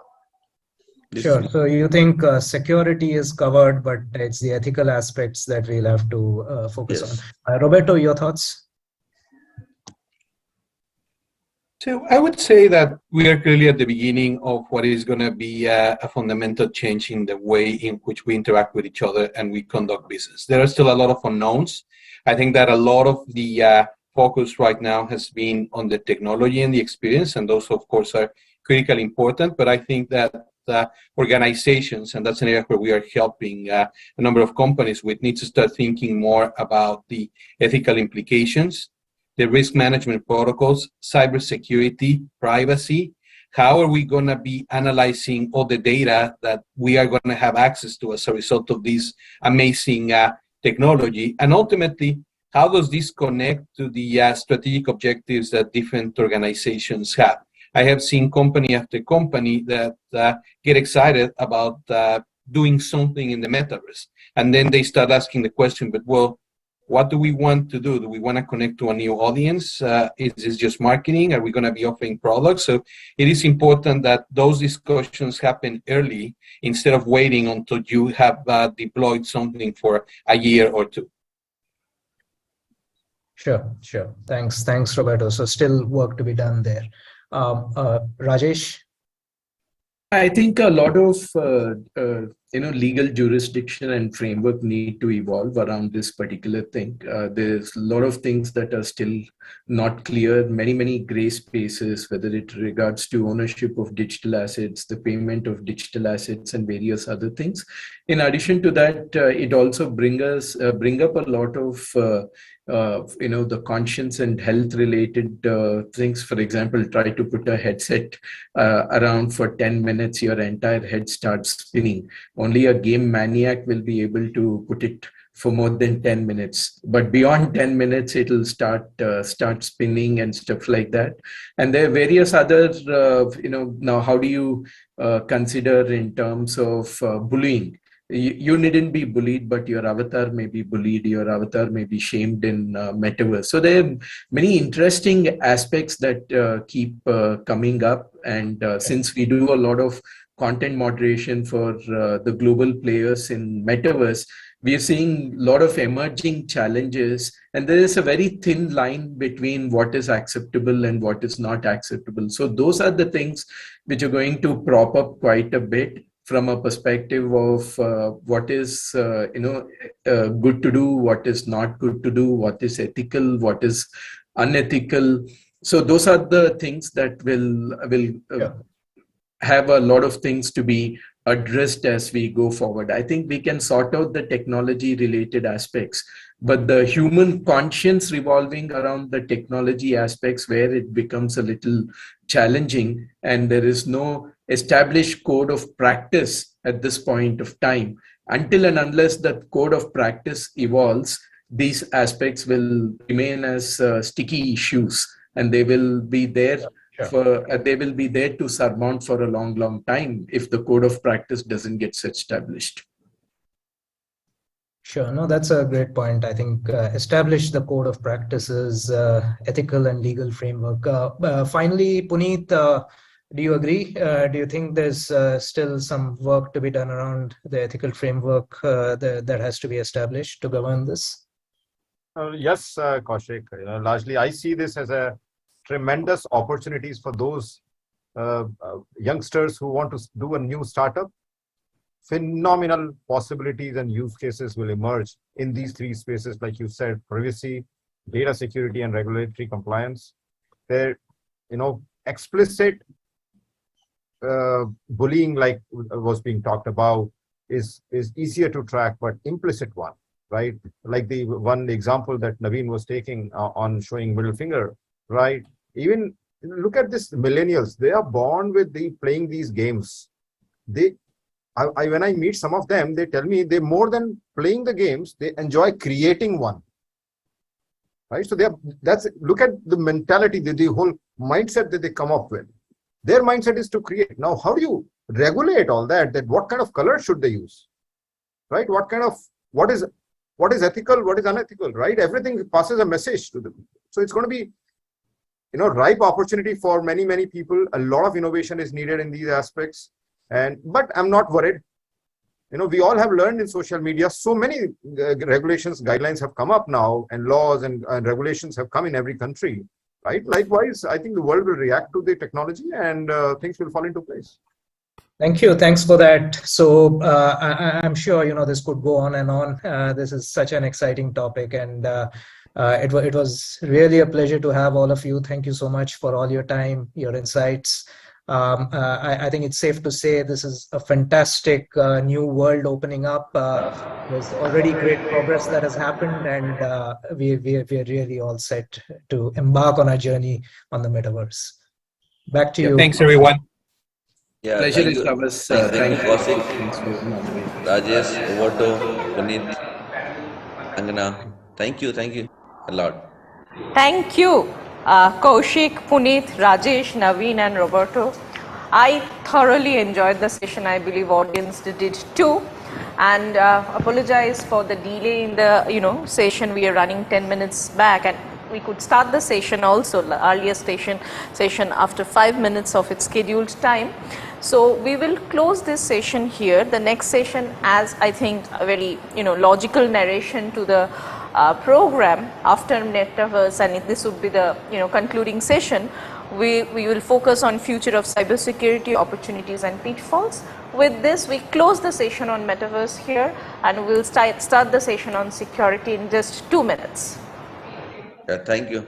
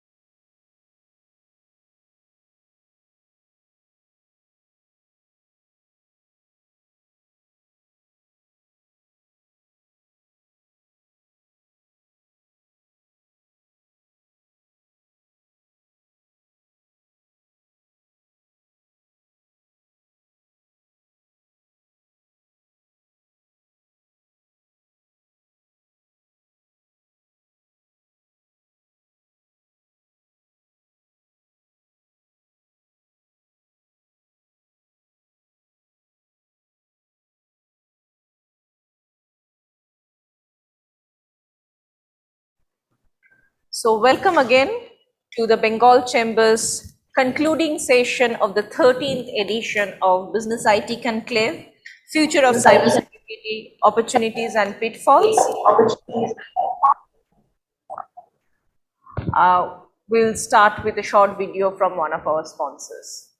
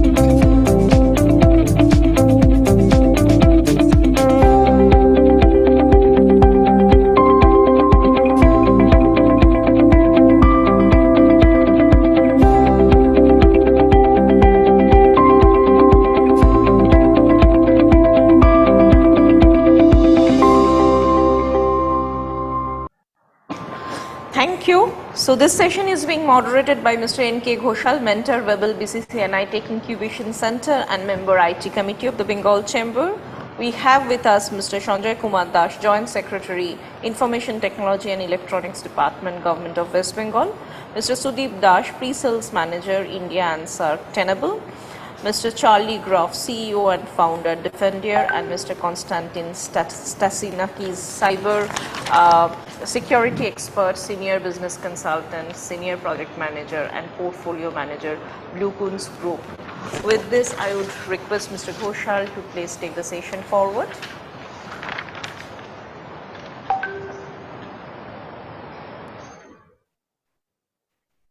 Thank you, Guna, for the introduction. I hope I'm audible.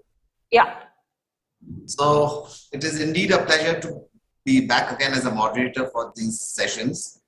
And I would give a warm good evening to all our attendees.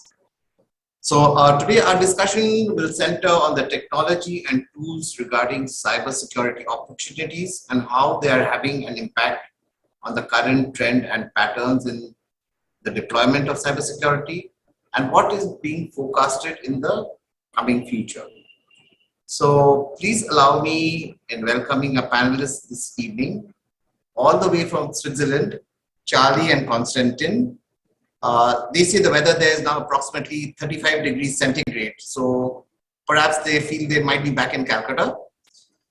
Charlie and Konstantin are from Defendier, a cybersecurity solutions company doing a lot of implementations in this area.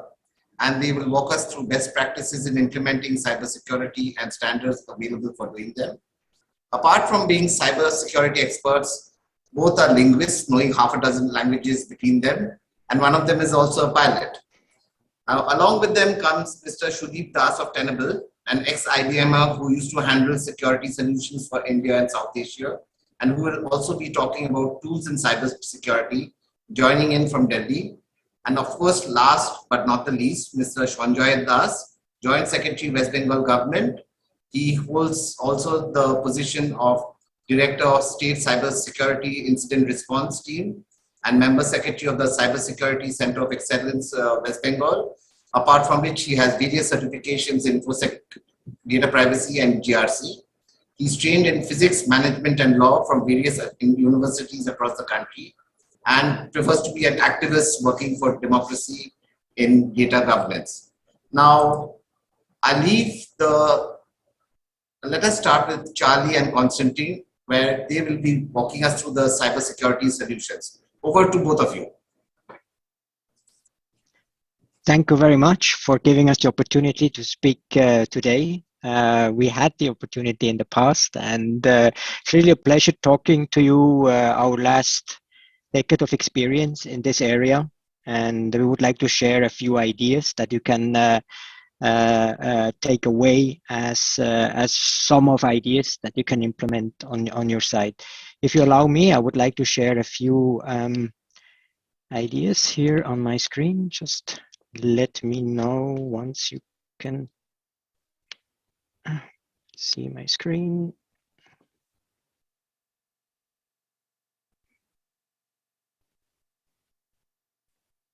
You can see my screen? So, especially during the pandemic, and a lot of people were sitting at home doing home office, companies were forced to increase heavily their activities into digitalization. So, this part really brought us to the point where we hear a lot of those keywords, acronyms about cybersecurity, cybercrime, cyber defense, ransom, malware. So you have a lot of those words going on, and you as a person or you as an organization sometimes have to ask yourself, what does it mean for me? What does it really matter? Do I really need to care what is happening if I might be impacted? So what we want to share with you is how we can really address this in an easy way. And we found out the last few years when we've done all those implementations of the concepts and also on those security services that are available, that one of the framework that really was very robust and giving you all the instruments and ideas that you need to have a comprehensive idea about cybersecurity. And this framework we usually recommend and that we are using in all our work is the NIST framework. The good thing about the NIST framework, it's basically free, it's voluntary, and you really can tailor it to your own needs. It doesn't really matter if I'm a small, medium entity or if I'm a large organization, I still will be able to adapt those items which are relevant for our organization. And what they really did very well is they split all those relevant topics into 5 categories. And those 5 categories will give you all the necessary items to create a cyber strategy, a cyber plan, objectives, and how I can manage the risks that we have in the organization. The good thing about this is that you don't need to have everything in place by tomorrow. You can start in the area where you feel you have the highest risks, where you feel that it makes sense to change the things in the organization, what we do.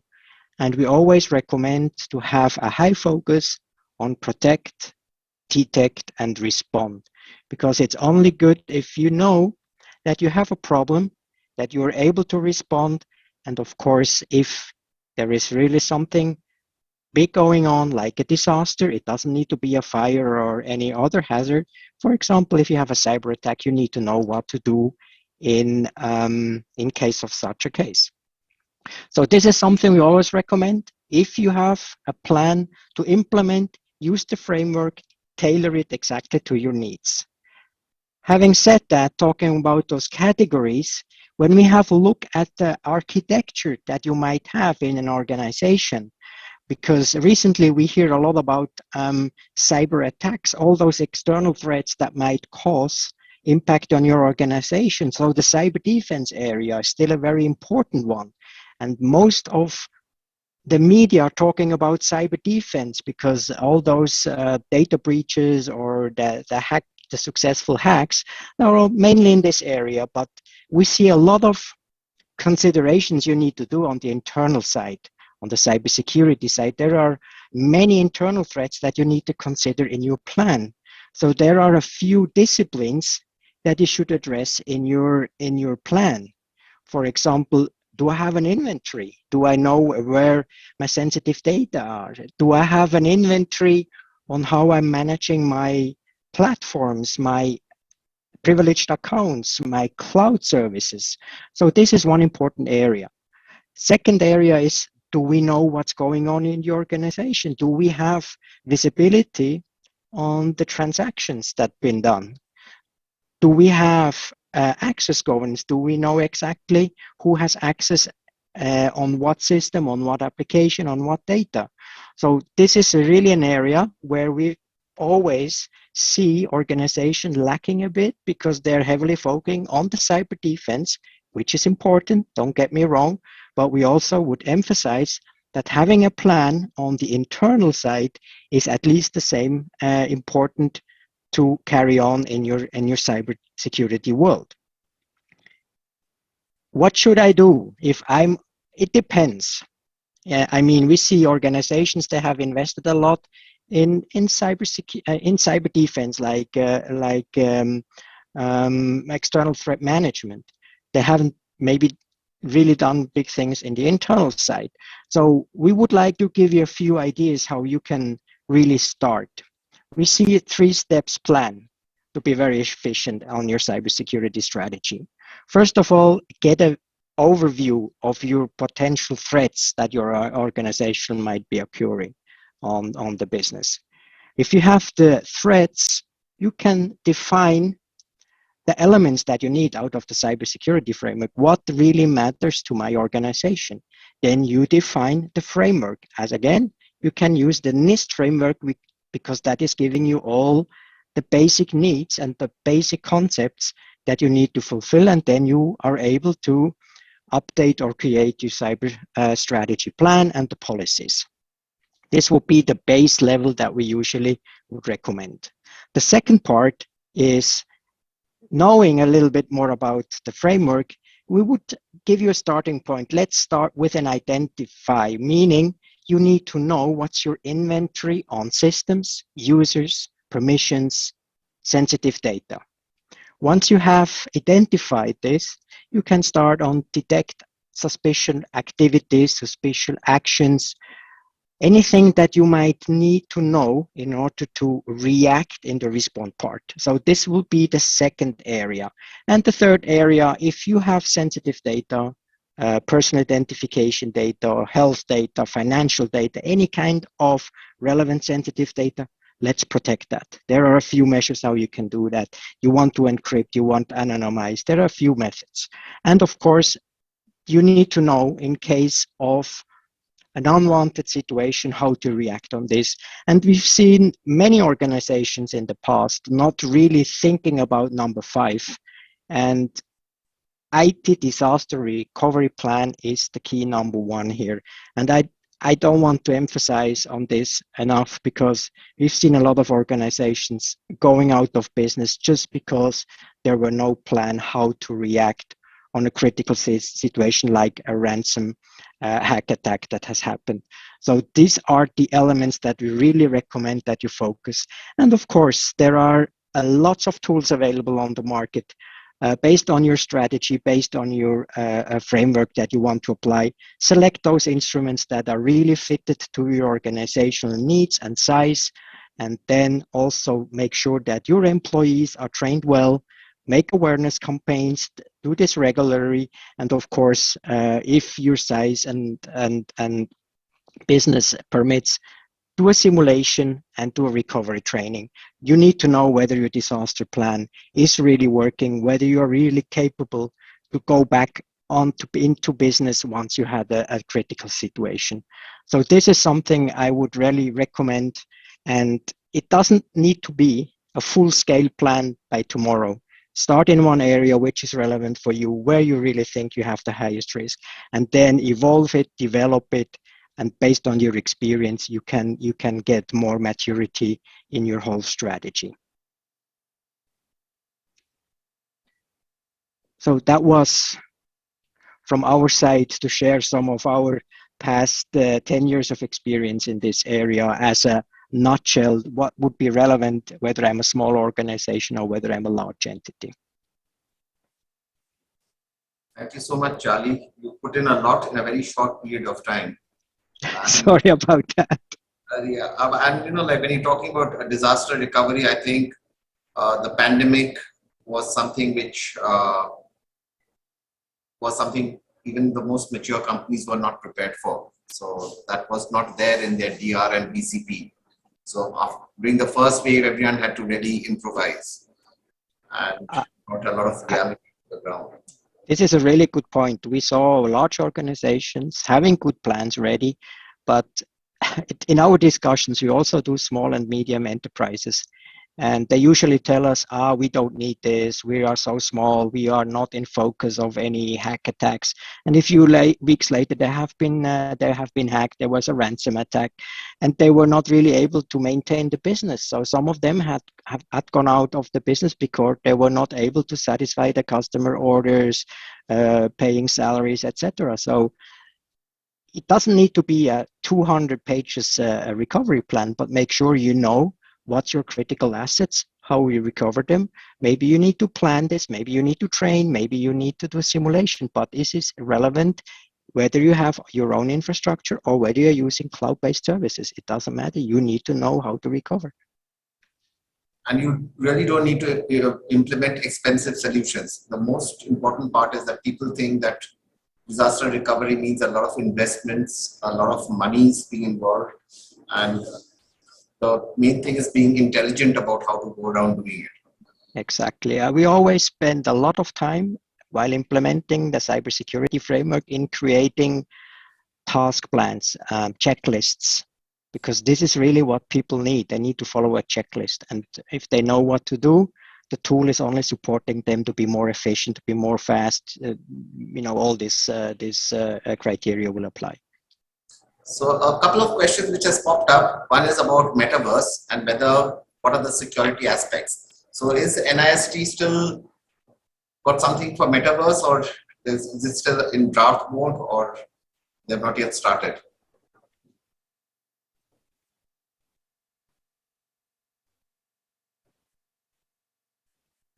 Charlie, over to you. Say again. There's a couple of questions which has come up on the chat. Yes, One I is can about see the them. metaverse, the security aspects. Is there anything that NIST is covering on that? And Yeah, I mean, the concept is applicable to actually to all the scenarios we have. We heard in the previous session about the ethical aspect of that, or the legal aspect of that. But I mean, the framework can be applied to all scenarios and all businesses. So we don't see any restrictions or any issues there. Whether it's been applied, whether it's been activated, whether all those protective measures have been implemented, this is another story. But the framework is applicable to all scenarios. Okay, and one more coming up is about prevention of social engineering. So, well, there's nothing called prevention. You can mitigate. Yeah, this is a very interesting topic because we've seen this recently. Maybe you also heard or read that in the news. Scamming is a huge topic. We see that all across the world. So what we tend to do in organization as part of the awareness training, we do some simulations. We do phishing simulations, this kind of stuff.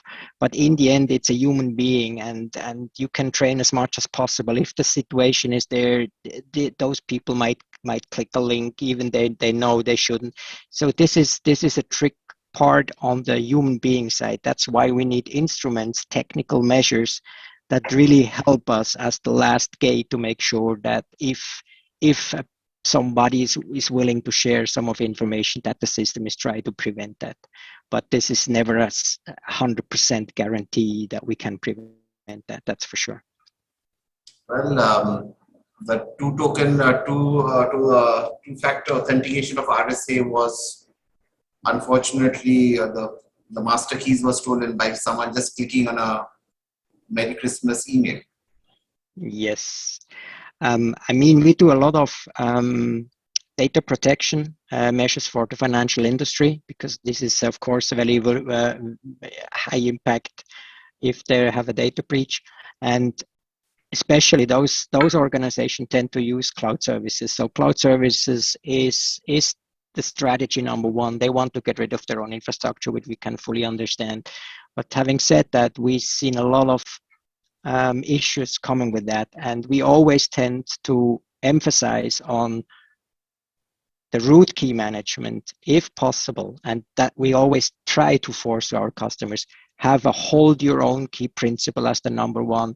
Don't give out your root key to anybody you really don't want to, and we know that cloud service providers tend to force you to have a bring your own key strategy, bring them the key. But we in all solutions we implement, we always want to have a hold your own key principle. We're not giving out our key, and if encrypted data is leaving the cloud service without our permission, they cannot use the data because they don't have the root key. So key management is a very important factor for industries which have regulated or protected data.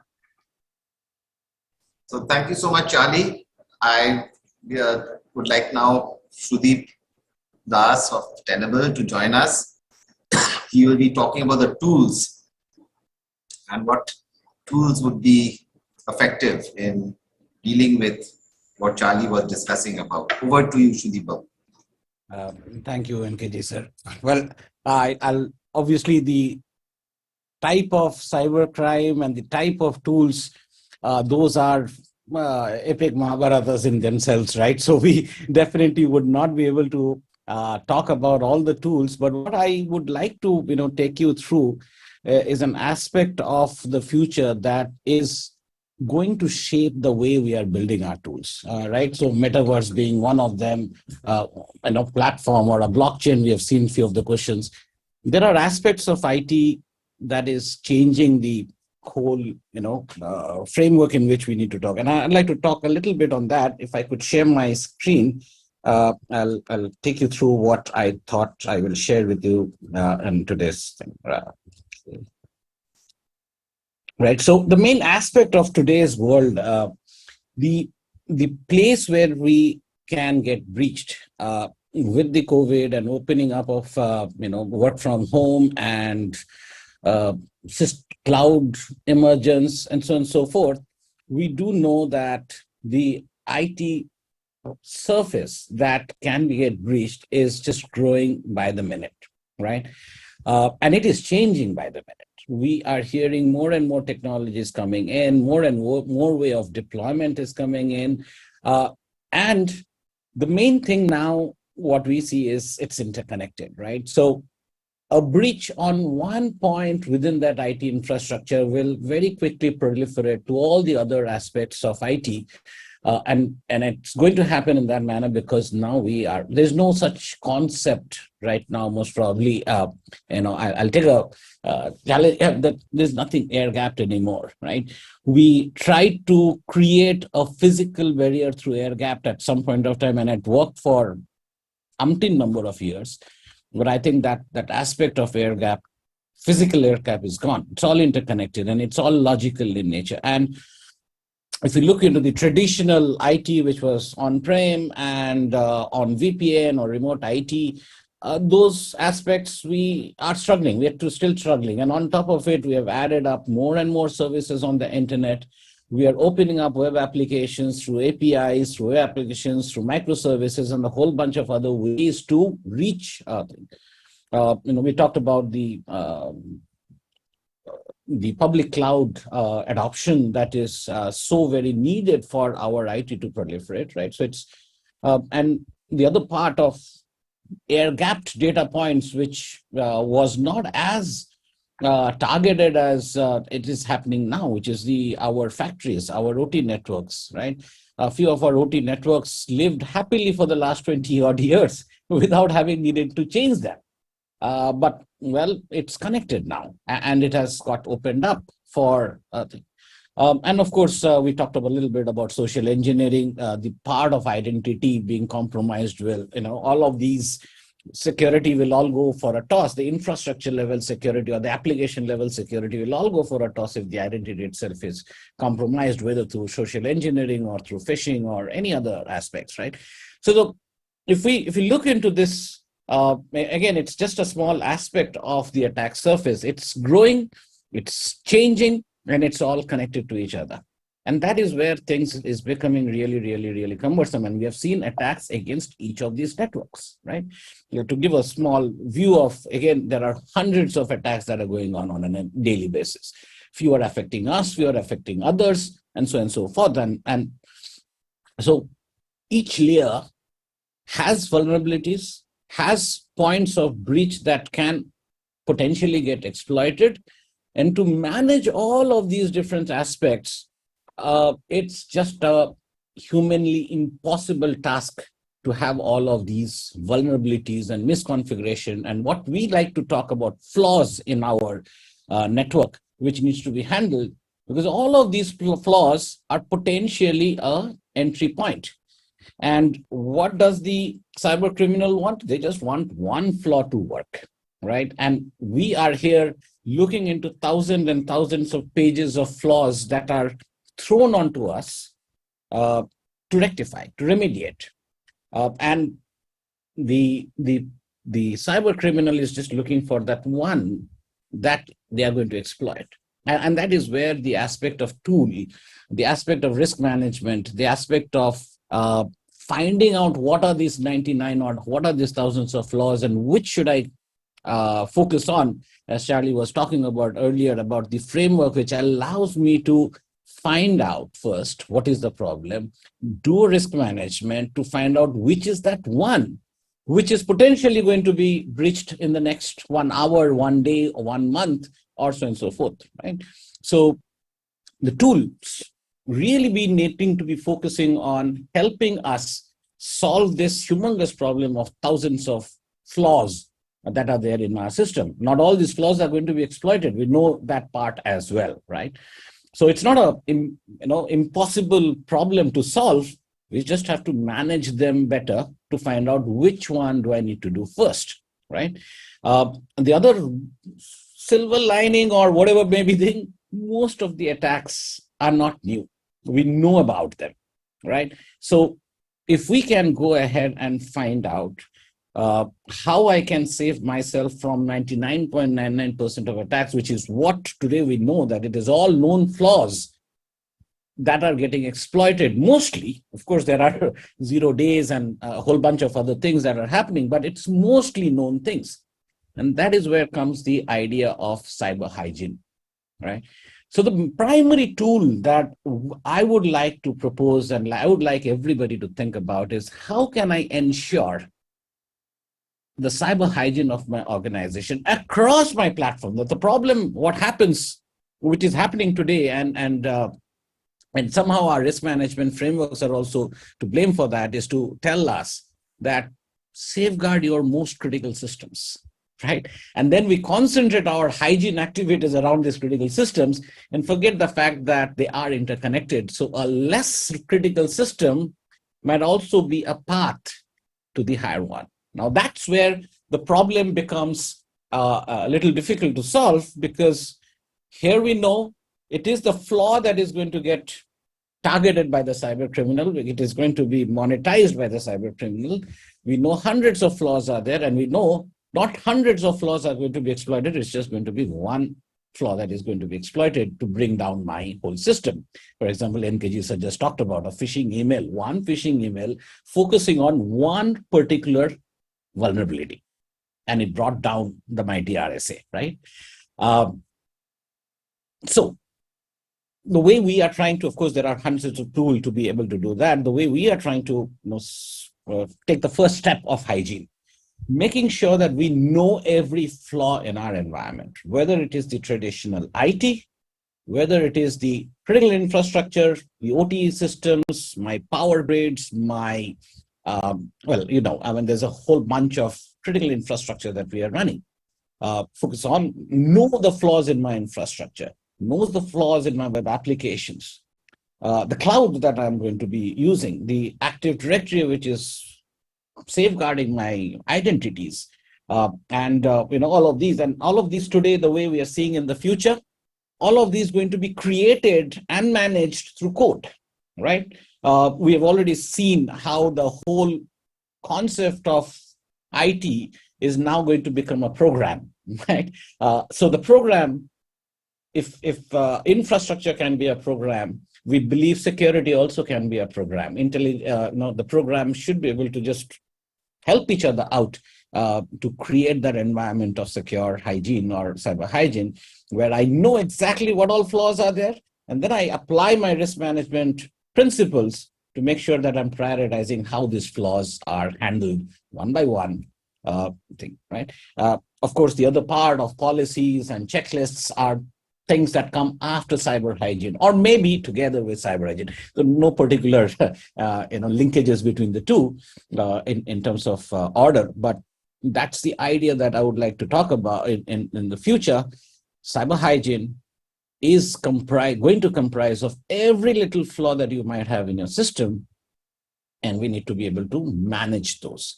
And that is what we are trying to do in terms of trying to look into security as an exposure management, right? If the exposure can be exploited, that is where things become bad, right? So if I can go ahead and have my visibility, I can prioritize my action, I can talk to all the interconnected elements, I believe we will be in a position to do exposure management, which is what we are trying to accomplish by having visibility across all these different things, right? I'm sorry, I took a lot of time, but I believe, that's from me. This is important. What you are discussing is important. Now, one question I have, I think a lot of it will be crossing everyone's mind, that one of the tools which Tenable owns is called Nessus, and it is a very popular tool with most corporates, because when you do a scan, you use Nessus. So what do you think would be the roadmap for Nessus? Will it still be there 10 years down the line, like it was 10 years ago? 20 years ago. I've been in the field for now around 20 odd years.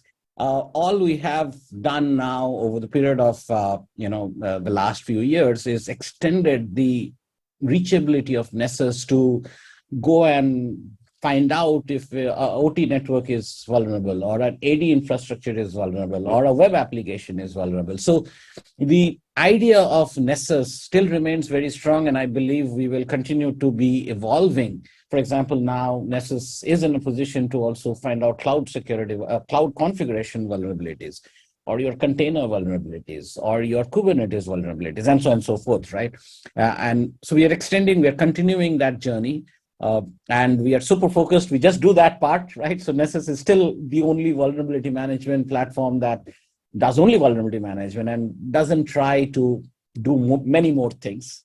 So yes, NKG, so we are fully committed to having Nessus cover the entire IT infrastructure, and we are already there doing that job. So Nessus will continue to evolve and grow with the future. Now Nessus has a very strong Indian flavor, though, if I have to just think. We included within Nessus TerraScan, which is a pure Indian company, and so it's now included within TerraScan, well, a very popular tool for the infrastructure as cloud and deployments. So TerraScan is part of Nessus now. So yes, it is evolving very, very fast. So I hope Nessus continues to be affordable for everyone, because that brings us to the next question as to what should one adopt a commercial tool vis-a-vis an open source tool. So how do you handle that when you work with a small organization who's very budget conscious? Right. So one of the things that we always feel or always see is when we equate effectiveness, cost, and the benefit that I'm going to go on. And a lot of times we associate open source as a cost-effective solution. The moment we associate purely on cost, we most probably are doing a mistake. Because open source is really known for its innovation. It's known for its use cases, rather than its cheap, the cost part of it, right? So yes, for example, Nessus is an extremely affordable solution, and there's a whole bunch of community that is supporting it, but no means that's the only tool that you can depend upon, right? There are things that has to support the output of Nessus or output of any open source. The other part of open source that I feel very strongly about, it's not a judgment, tools like Log4j. Because it was available and because it was so powerful and it was open source, it was adopted by all, right? And well, it brought in that commonality which one log, so, during that Log4j crisis that we saw, we were reporting around 1,400 flaws, across the organization we're scanning, and 1,400 assets being vulnerable, we're discovering at that rate per second. Right, and all the other open source, not that we are not finding it for Windows, which is a commercial tool. For Windows also, we are seeing similar number of vulnerabilities. But the point is, open source is always going to drive innovation. So it is always going to be my go-to place to look for new technologies. But when it comes to the benefit of open source, I would want to equate it to use case rather than cost. Okay. So there's one small question here which you might like to pick up. What may be cited as poor implementation of vulnerability management, or in other words, how vulnerability management may fall short if not adapted well? If you don't do anything with the results, then that's where it falls short. Today's vulnerability management program is all about getting a report and then waiting for the next 6-month cycle to get the report, right? That's the biggest problem with our existing deployments. The second biggest problem is coverage of vulnerability management. We do most of the time, which we've seen vulnerability management to be targeted at critical resources. The laptops and the desktops are equally vulnerable, and most of the breaches are actually happening through that. Or our OT networks, we're not doing any identification of vulnerabilities there. So the coverage is the second poor deployment, I would say. But everything trumps the fact that we just ignore the report and try to not remediate, or try to remediate everything and overload our IT people who starts hating the vulnerability management program. A lot of times I am spending just talking to IT teams and telling them the beauty of vulnerability management, not the the negative connotation that has come with vulnerability management. It said, oh, they are now going to give me another 100-page report, which is mostly false positive, right? So I would, that is what I'm seeing on the field, and I'm trying our best to address and make it a tool for helping IT to become better rather than being an overload on them. Yes, because when there's a vulnerability, you need to apply a patch. Now, if you want to apply a patch, means you need to first do it on a proof of machine, which is an isolated machine. Then you need to run a test on it. Then you have to have a rollback mechanism in place if it does not work in the live environment. And we are talking about a single vulnerability. So if you have 100, definitely your IT people are not going to like you very much. Yeah, they don't. Believe me, they don't. Yeah. So thank you so much, Shruti Babu. Now we have with us Mr. Sanjoy from the West Bengal government. Charlie briefly touched about the thing about the scams and the phishing and all that. We would like Mr. Sanjoy to talk to us about what is the roadmap the West Bengal government have, because I know they are doing a lot of exciting things. I see in the newspapers, the law enforcement people are starting doing trainings in schools. They're making awareness about these kind of scams. What are the other exciting things that the West Bengal government is having in the pipeline for cybersecurity opportunities? So over to Mr. Sanjoy.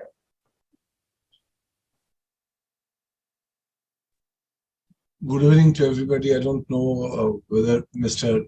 Karaf or Mr. Constantine, they are having an evening there. I hope that is the morning time for them. It might be so. So hello to everybody and those who are watching.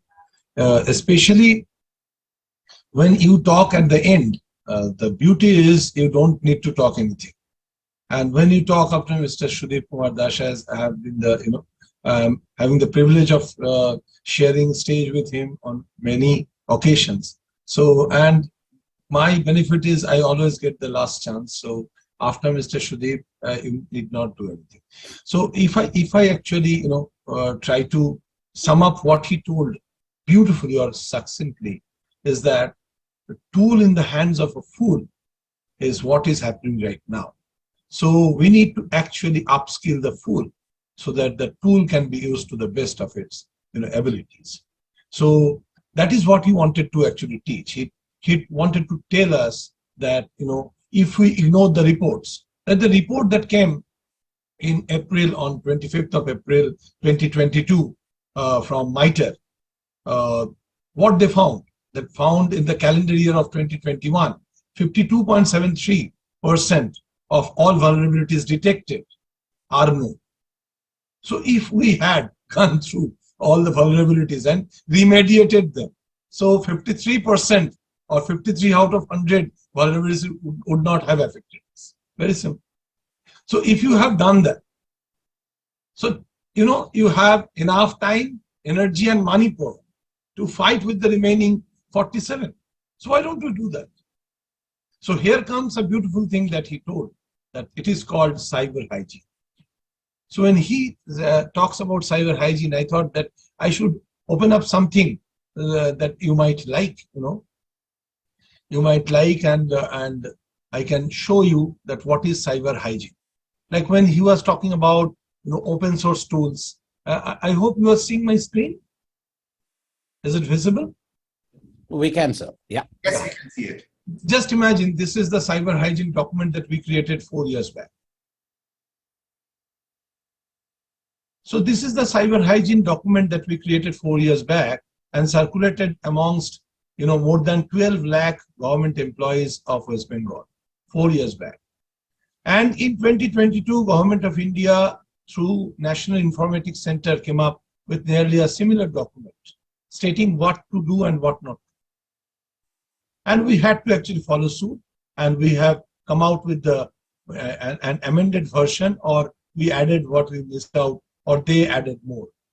So when I talk about this thing, specifically what Government of West Bengal has done, Government of West Bengal has done the best thing that could have done by anybody, that is you can say, no, let me just stop this here and come back to talk to you. So in 2016, Government of West Bengal set up Cyber Security Center of Excellence, one of the oldest cybersecurity centers of excellence in the entire country. We came up in 2017. We started in a big bang manner on 18th of March 2017 by holding a national seminar. But prior to that, we had already attended to the WannaCry and the PETA and the not PETA attacks that we, actually we saw. Then I came to know about OT. Before that, actually, I didn't know anything about OT. When I saw about PETA, not PETA, and WannaCry, I understood what OT was. Then we actually held that seminar on 18th of March 2018. And at the end of the seminar, somebody came up to me and asked, he said, would you mentor me? Because I want to open up a startup in Bengal. I have decided to leave my job in some XYZ big company, and I want to open up a startup in cybersecurity. I told that I am not trained on cybersecurity. I am a bureaucrat by training, so I can try and mentor you. Yes, if you want. And today, his solution, Xeron, is going places. Xeron is winning. It is the malicious DNS hunter, and this is the router. This is you can say sandbox as a service, and we gave them opportunity to have POC in our state data center. They corrected it, and they are selling across the globe like hotcake. Recently, they have opened up their extended office from West Bengal to Bangalore, the first office. And when he opened up the office, he told, sir, in 3 months' time, I will be opening 6 offices across the country. And I said, oh, so this is what West Bengal has done. West Bengal did the right thing that it should have done, and it opened up a center of excellence. And what center of excellence did is to identify the critical gap, which Mr. Graf and Mr. Das, as they have been telling before me, that the critical gap is to identify the knowledge gap in every segment of the citizen, be it a senior citizen, be it a child, be it a, the homemaker, be it a professional. So what we are doing, let me show you what we are doing. We are doing wonderful things at different scales. What is that? Just go to our Center of Excellence. This is the Center of Excellence I am talking about. This is called Cyber Security Center of Excellence. The Cyber Security Center of Excellence has 4 verticals. 2 verticals prior to the incident and 2 verticals post-incident. What Mr. Graf, told, I took screenshot just to, let you tell that the first vertical is known as awareness generation and upskilling. The second vertical is known as cyber assurance. So before the, proper incident, any cyber incident happens, there are these 2 verticals. If you take care of them, the risk of the disaster comes down drastically. Go back and find out in 1954, United Nations opened up its disaster management vertical. And it took 50 years for them to understand that it cannot be managed. What Mr. Das has just told, it cannot be managed. So it has the disaster, the risk of the disaster has to be brought down. And that's why in 2004, they opened up another vertical, which is called disaster risk reduction vertical. So what we did is these 2 verticals prior to the incident of cyber incident, these 2 verticals are disaster risk reduction verticals. The first one is awareness generation, and awareness is of scale, not of quality. So, we need a sanitary latrine unit at our home. This is the necessity, and this is the responsibility of the government to make me understand, every citizen understand that we need it. So what type of, sanitary latrine unit that we need? That is the, the responsibility of professionals to teach us. So knowledge is based upon the awareness that we have. So as soon as knowledge comes after awareness is raised, we go towards a wise society. So first is awareness, second is skilling, and the third is to have a secured atmosphere for public ICT infrastructure. It comprises both web applications, and IT infrastructure. So we are conducting VASA, Web Application Security Assessment of all applications. And we are conducting physical, recce and scanning of the infrastructure, including networks, the routers, the bridges, the racks, the servers, everything, all endpoints. Absolutely, in our efforts, Nessus is one of the most important tools. And let me clarify to Mr. Das, we use, this license version of Nessus, not like the 93% of your users who use your free version. Even the institutes who train people on Nessus, they use, free versions. That is the worst case scenario. So post-incident, the thing that Mr. Graf was telling, the incident response and mitigation, we have CCMP, the Cyber Crisis Management Plan. It is one of the first states in the entire country to come up with the comprehensive cyber crisis management plan. Not only that, we have a proper formatting of cyber crisis management plan by actually having ISO, Information Security Officer, in each of the 52 government departments and 169 directorates, 23 districts, and positively at Kolkata Municipal Corporation, which works as a district too. So these ISOs are handheld to have their respective cyber crisis management plan. What Mr. Graf was telling, if the plan is not there, he told about spoke about the plan that is called cyber crisis management plan that we have for the state and all our organizations. Whether we are ready, whether we are holding regular, that is drills. No, I cannot tell you that we are holding drills regularly, but we are going towards that situation where we will be, holding drills on a regular basis.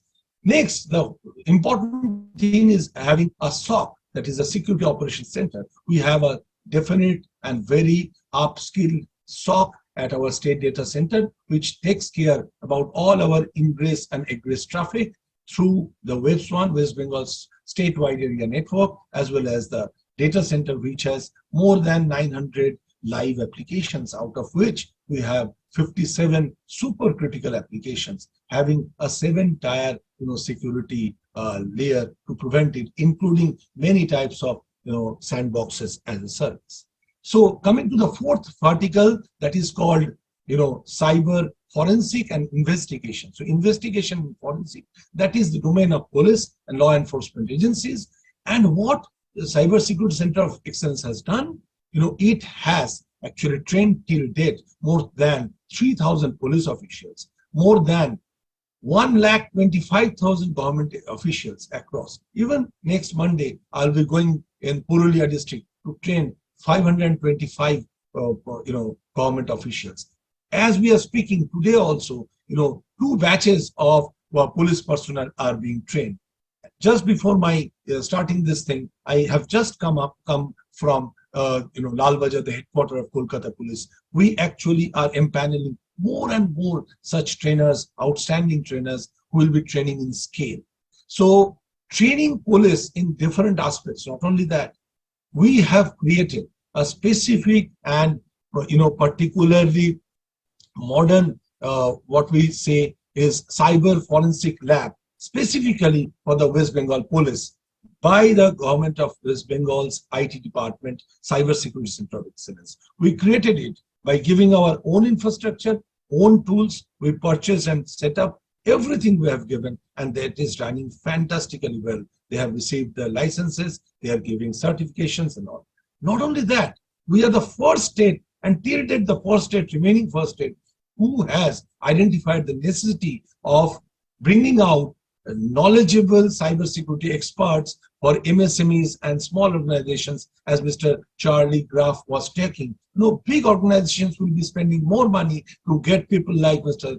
Das, Mr. Constantine, Mr. Graf, the best of the best, brains. But what will happen to the startups and the MSMEs? For that, our state is the first to bring out the diploma in cybersecurity.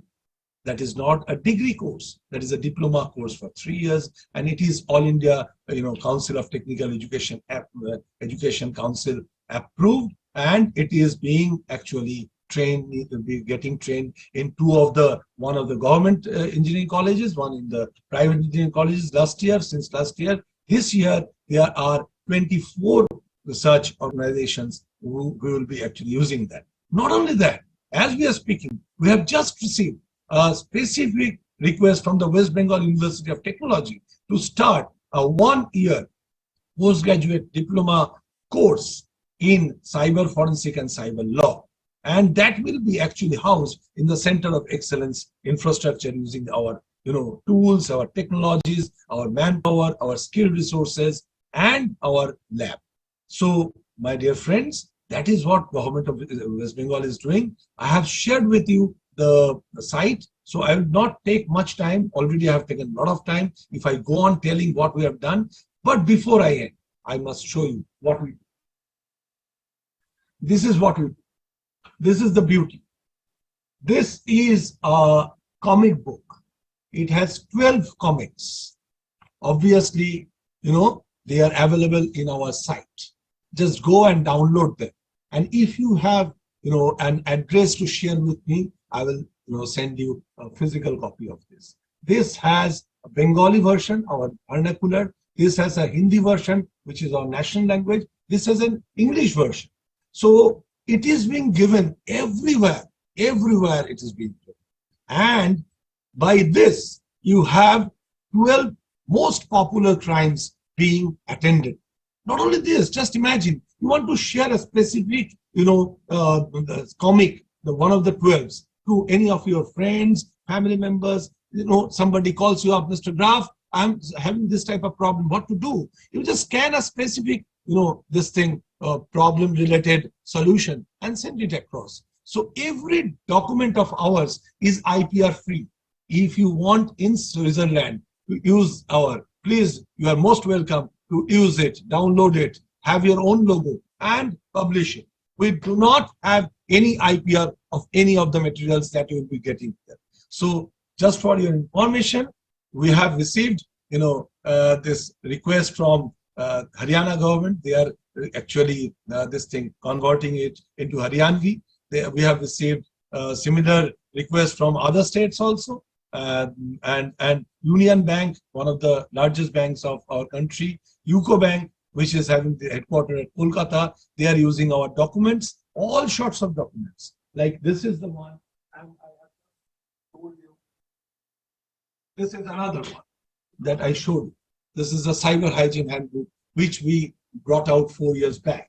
So my dear friends, this is what West Bengal government is doing. If I go on, it will take one full night to have a talk. Somebody I'll definitely have a time to talk about that. Thank you so much. Before we let you go, there's a question for you in the chat box, if you could answer it.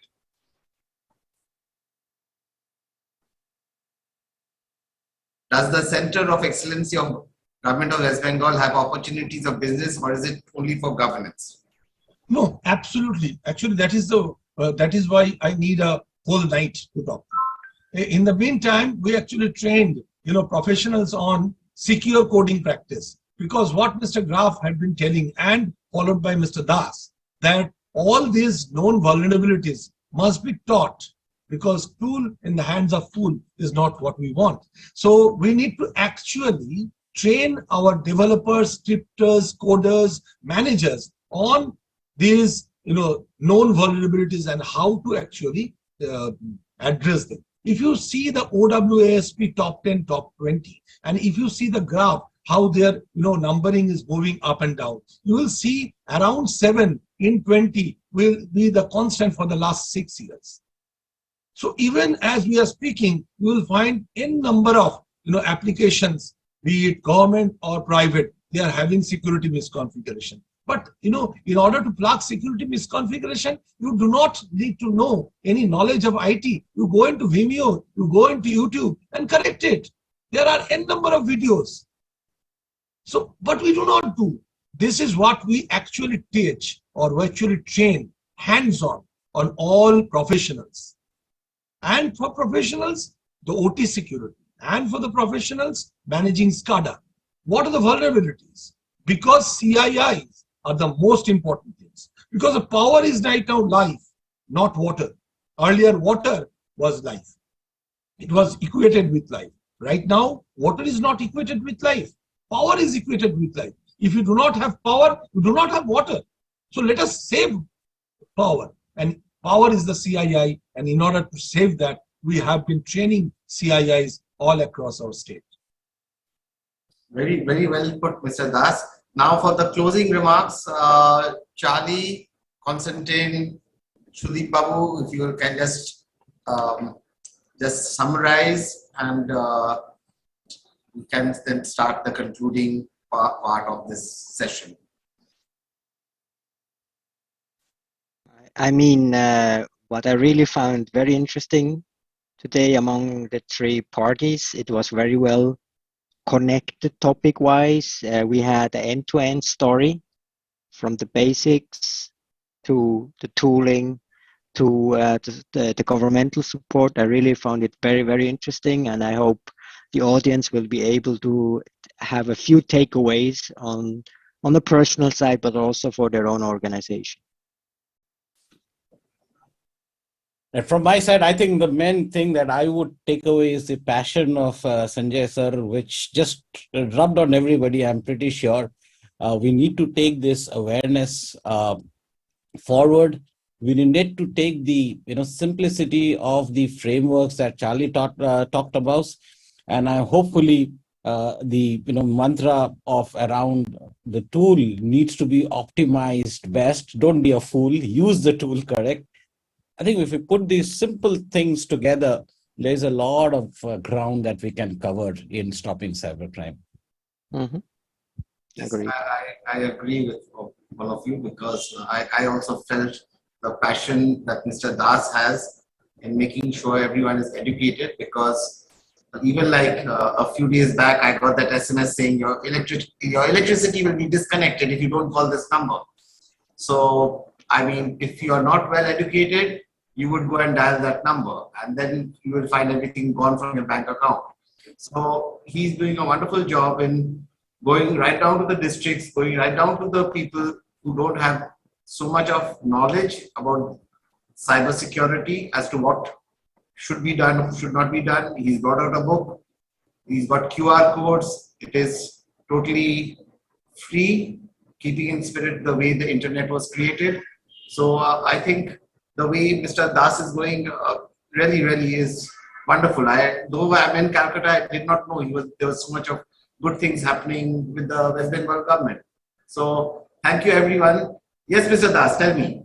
I have a small point that actually, I'm only present in LinkedIn, but I would love to have a LinkedIn similar type of platform where we could actually put up what we could not have done, our failures. Because in order to save ourselves, our entire race, entire mankind, we need to actually share our failures. Here we always talk about our successes. That is not, there is a very bleak failure story that we are hiding behind our back. Let us come out, let us discuss, and let it out, so that collectively we come up with a better world to live for our children. Thank you. Yes, thank you so much, Mr. Das, because this is not just a responsibility only of the corporates or the governments. Everyone needs to contribute. It is in my group, there's this person who's taken the initiative of training people who are not so literate, like the school staff, in handling phishing attempts. So he started it on his own, and I said that, why are you doing it on your own? Why don't you get all the banks involved? Get the banks to contribute this as a part of their CSR, so that the blue collar workers get protected from this. I know of a driver who lost his entire salary because he clicked on a link which he was not supposed to click on. So we are ignoring what Mr. Das is doing. He's going off to Purulia. He's going all over the districts, trying to educate people, and that is the most commendable part of doing it. That the knowledge is not just remaining in Calcutta; it is being disseminated across entire West Bengal. Now he's going across to Haryana and other places. Wonderful initiative. And Sudeep Babu, you've promised that Nessus would remain the same and it will remain there for the next 20 years. And it will also be kept commercially viable and affordable for the... Just to put a thing, as I told you, TerraScan is inbuilt now, and so is attack surface management. If you, Sanjay sir, if you're using Nessus, go ahead and test the new feature that we have included in the product of identifying the attack surface. So yeah, we promise to do that. Yeah. So it's only the day before yesterday we used your new feature in one of our organizations. We are conducting a physical scanning, so we found it out. It is really exciting. So that is good. So if there are no vulnerabilities, Sudeep Babu, your tool is really good. Nah, the cyber criminals are still out there. I know. We'll all survive. All security guys will survive. Okay. Thank you so much for spending so much of time with us. And a big thank you to the Bengal Chamber for having us over. Over to you, Angana. Thank you. It was a very enlightening session, and we really appreciate the engagements we have had with the panelists, and we have got few very meaningful questions from the audience that says that people have stayed tuned with us. So this is the conclusion of the 13th edition of Business IT Conclave. Follow our social handles. We stay in touch with us. We shall also be in touch with you. Thank you. See you again. Thank you so much.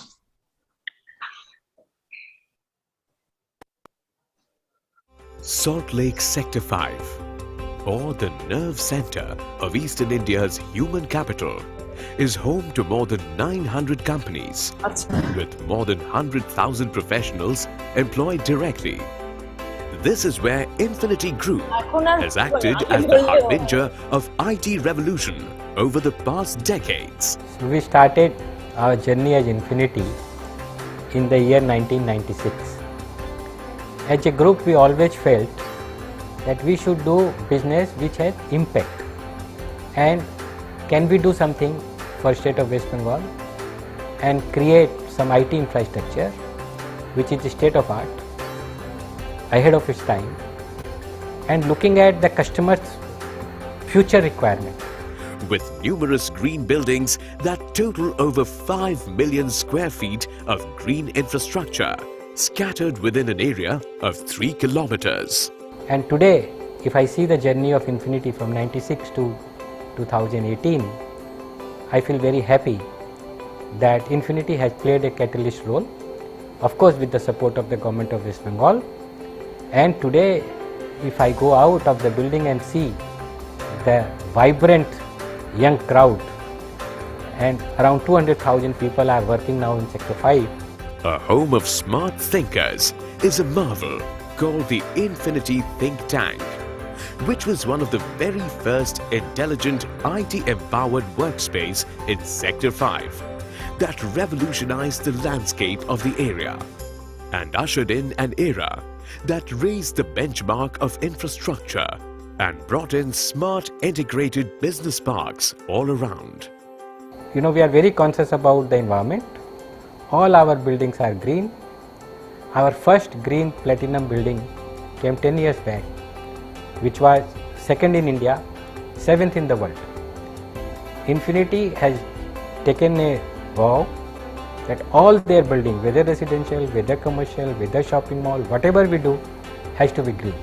A slew of cutting-edge smart green buildings with a futuristic design and robust engineering followed, such as Infinity Benchmark, Godrej Waterside, Infinity IT Lagoon, Martin Byrne Business Park, Merlin Infinite, and Advance Infinity.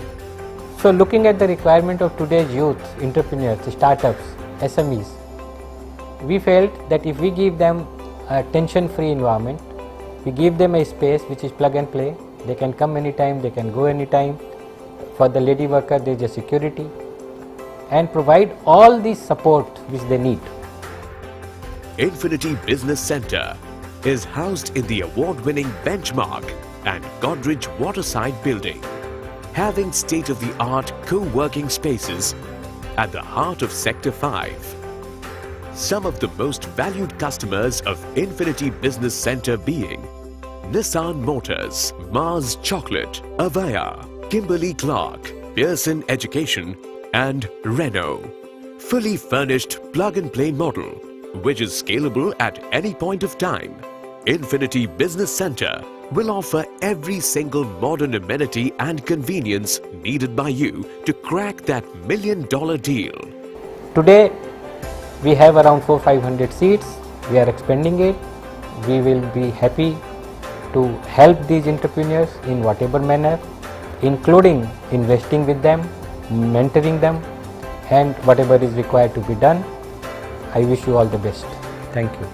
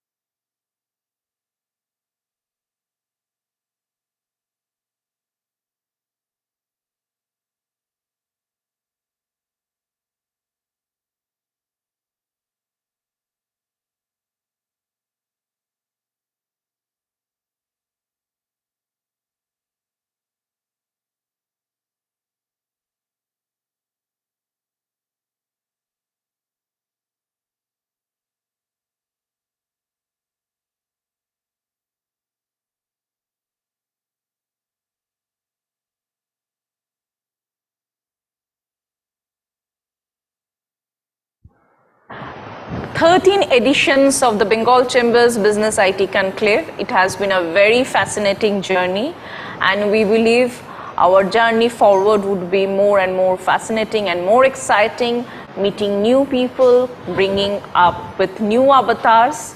We would like to acknowledge our sponsors, without whose help we couldn't have mounted this show the scale it would have been befitting for the program. So gold sponsors Mindtree and PricewaterhouseCoopers Private Limited, silver sponsors MV Software Private Limited, session sponsors Zenset Technologies, bronze sponsors Infinity Infotech Works Limited, Information Technology and Electronics Department, Government of West Bengal, RPSG Ventures, CIFI Technologies Limited, Tata Communications Limited. Associate sponsors JIS Group, who is also our chief patron of the Bengal Chamber, STPI, that is Software Park of Parks of India, West Bengal, Tenable, Defendier, Sundew Solutions Private Limited, networking partner Carlsberg, social media partner 7 Boats Infosystem Private Limited. Stay tuned with us for more updates. Thank you.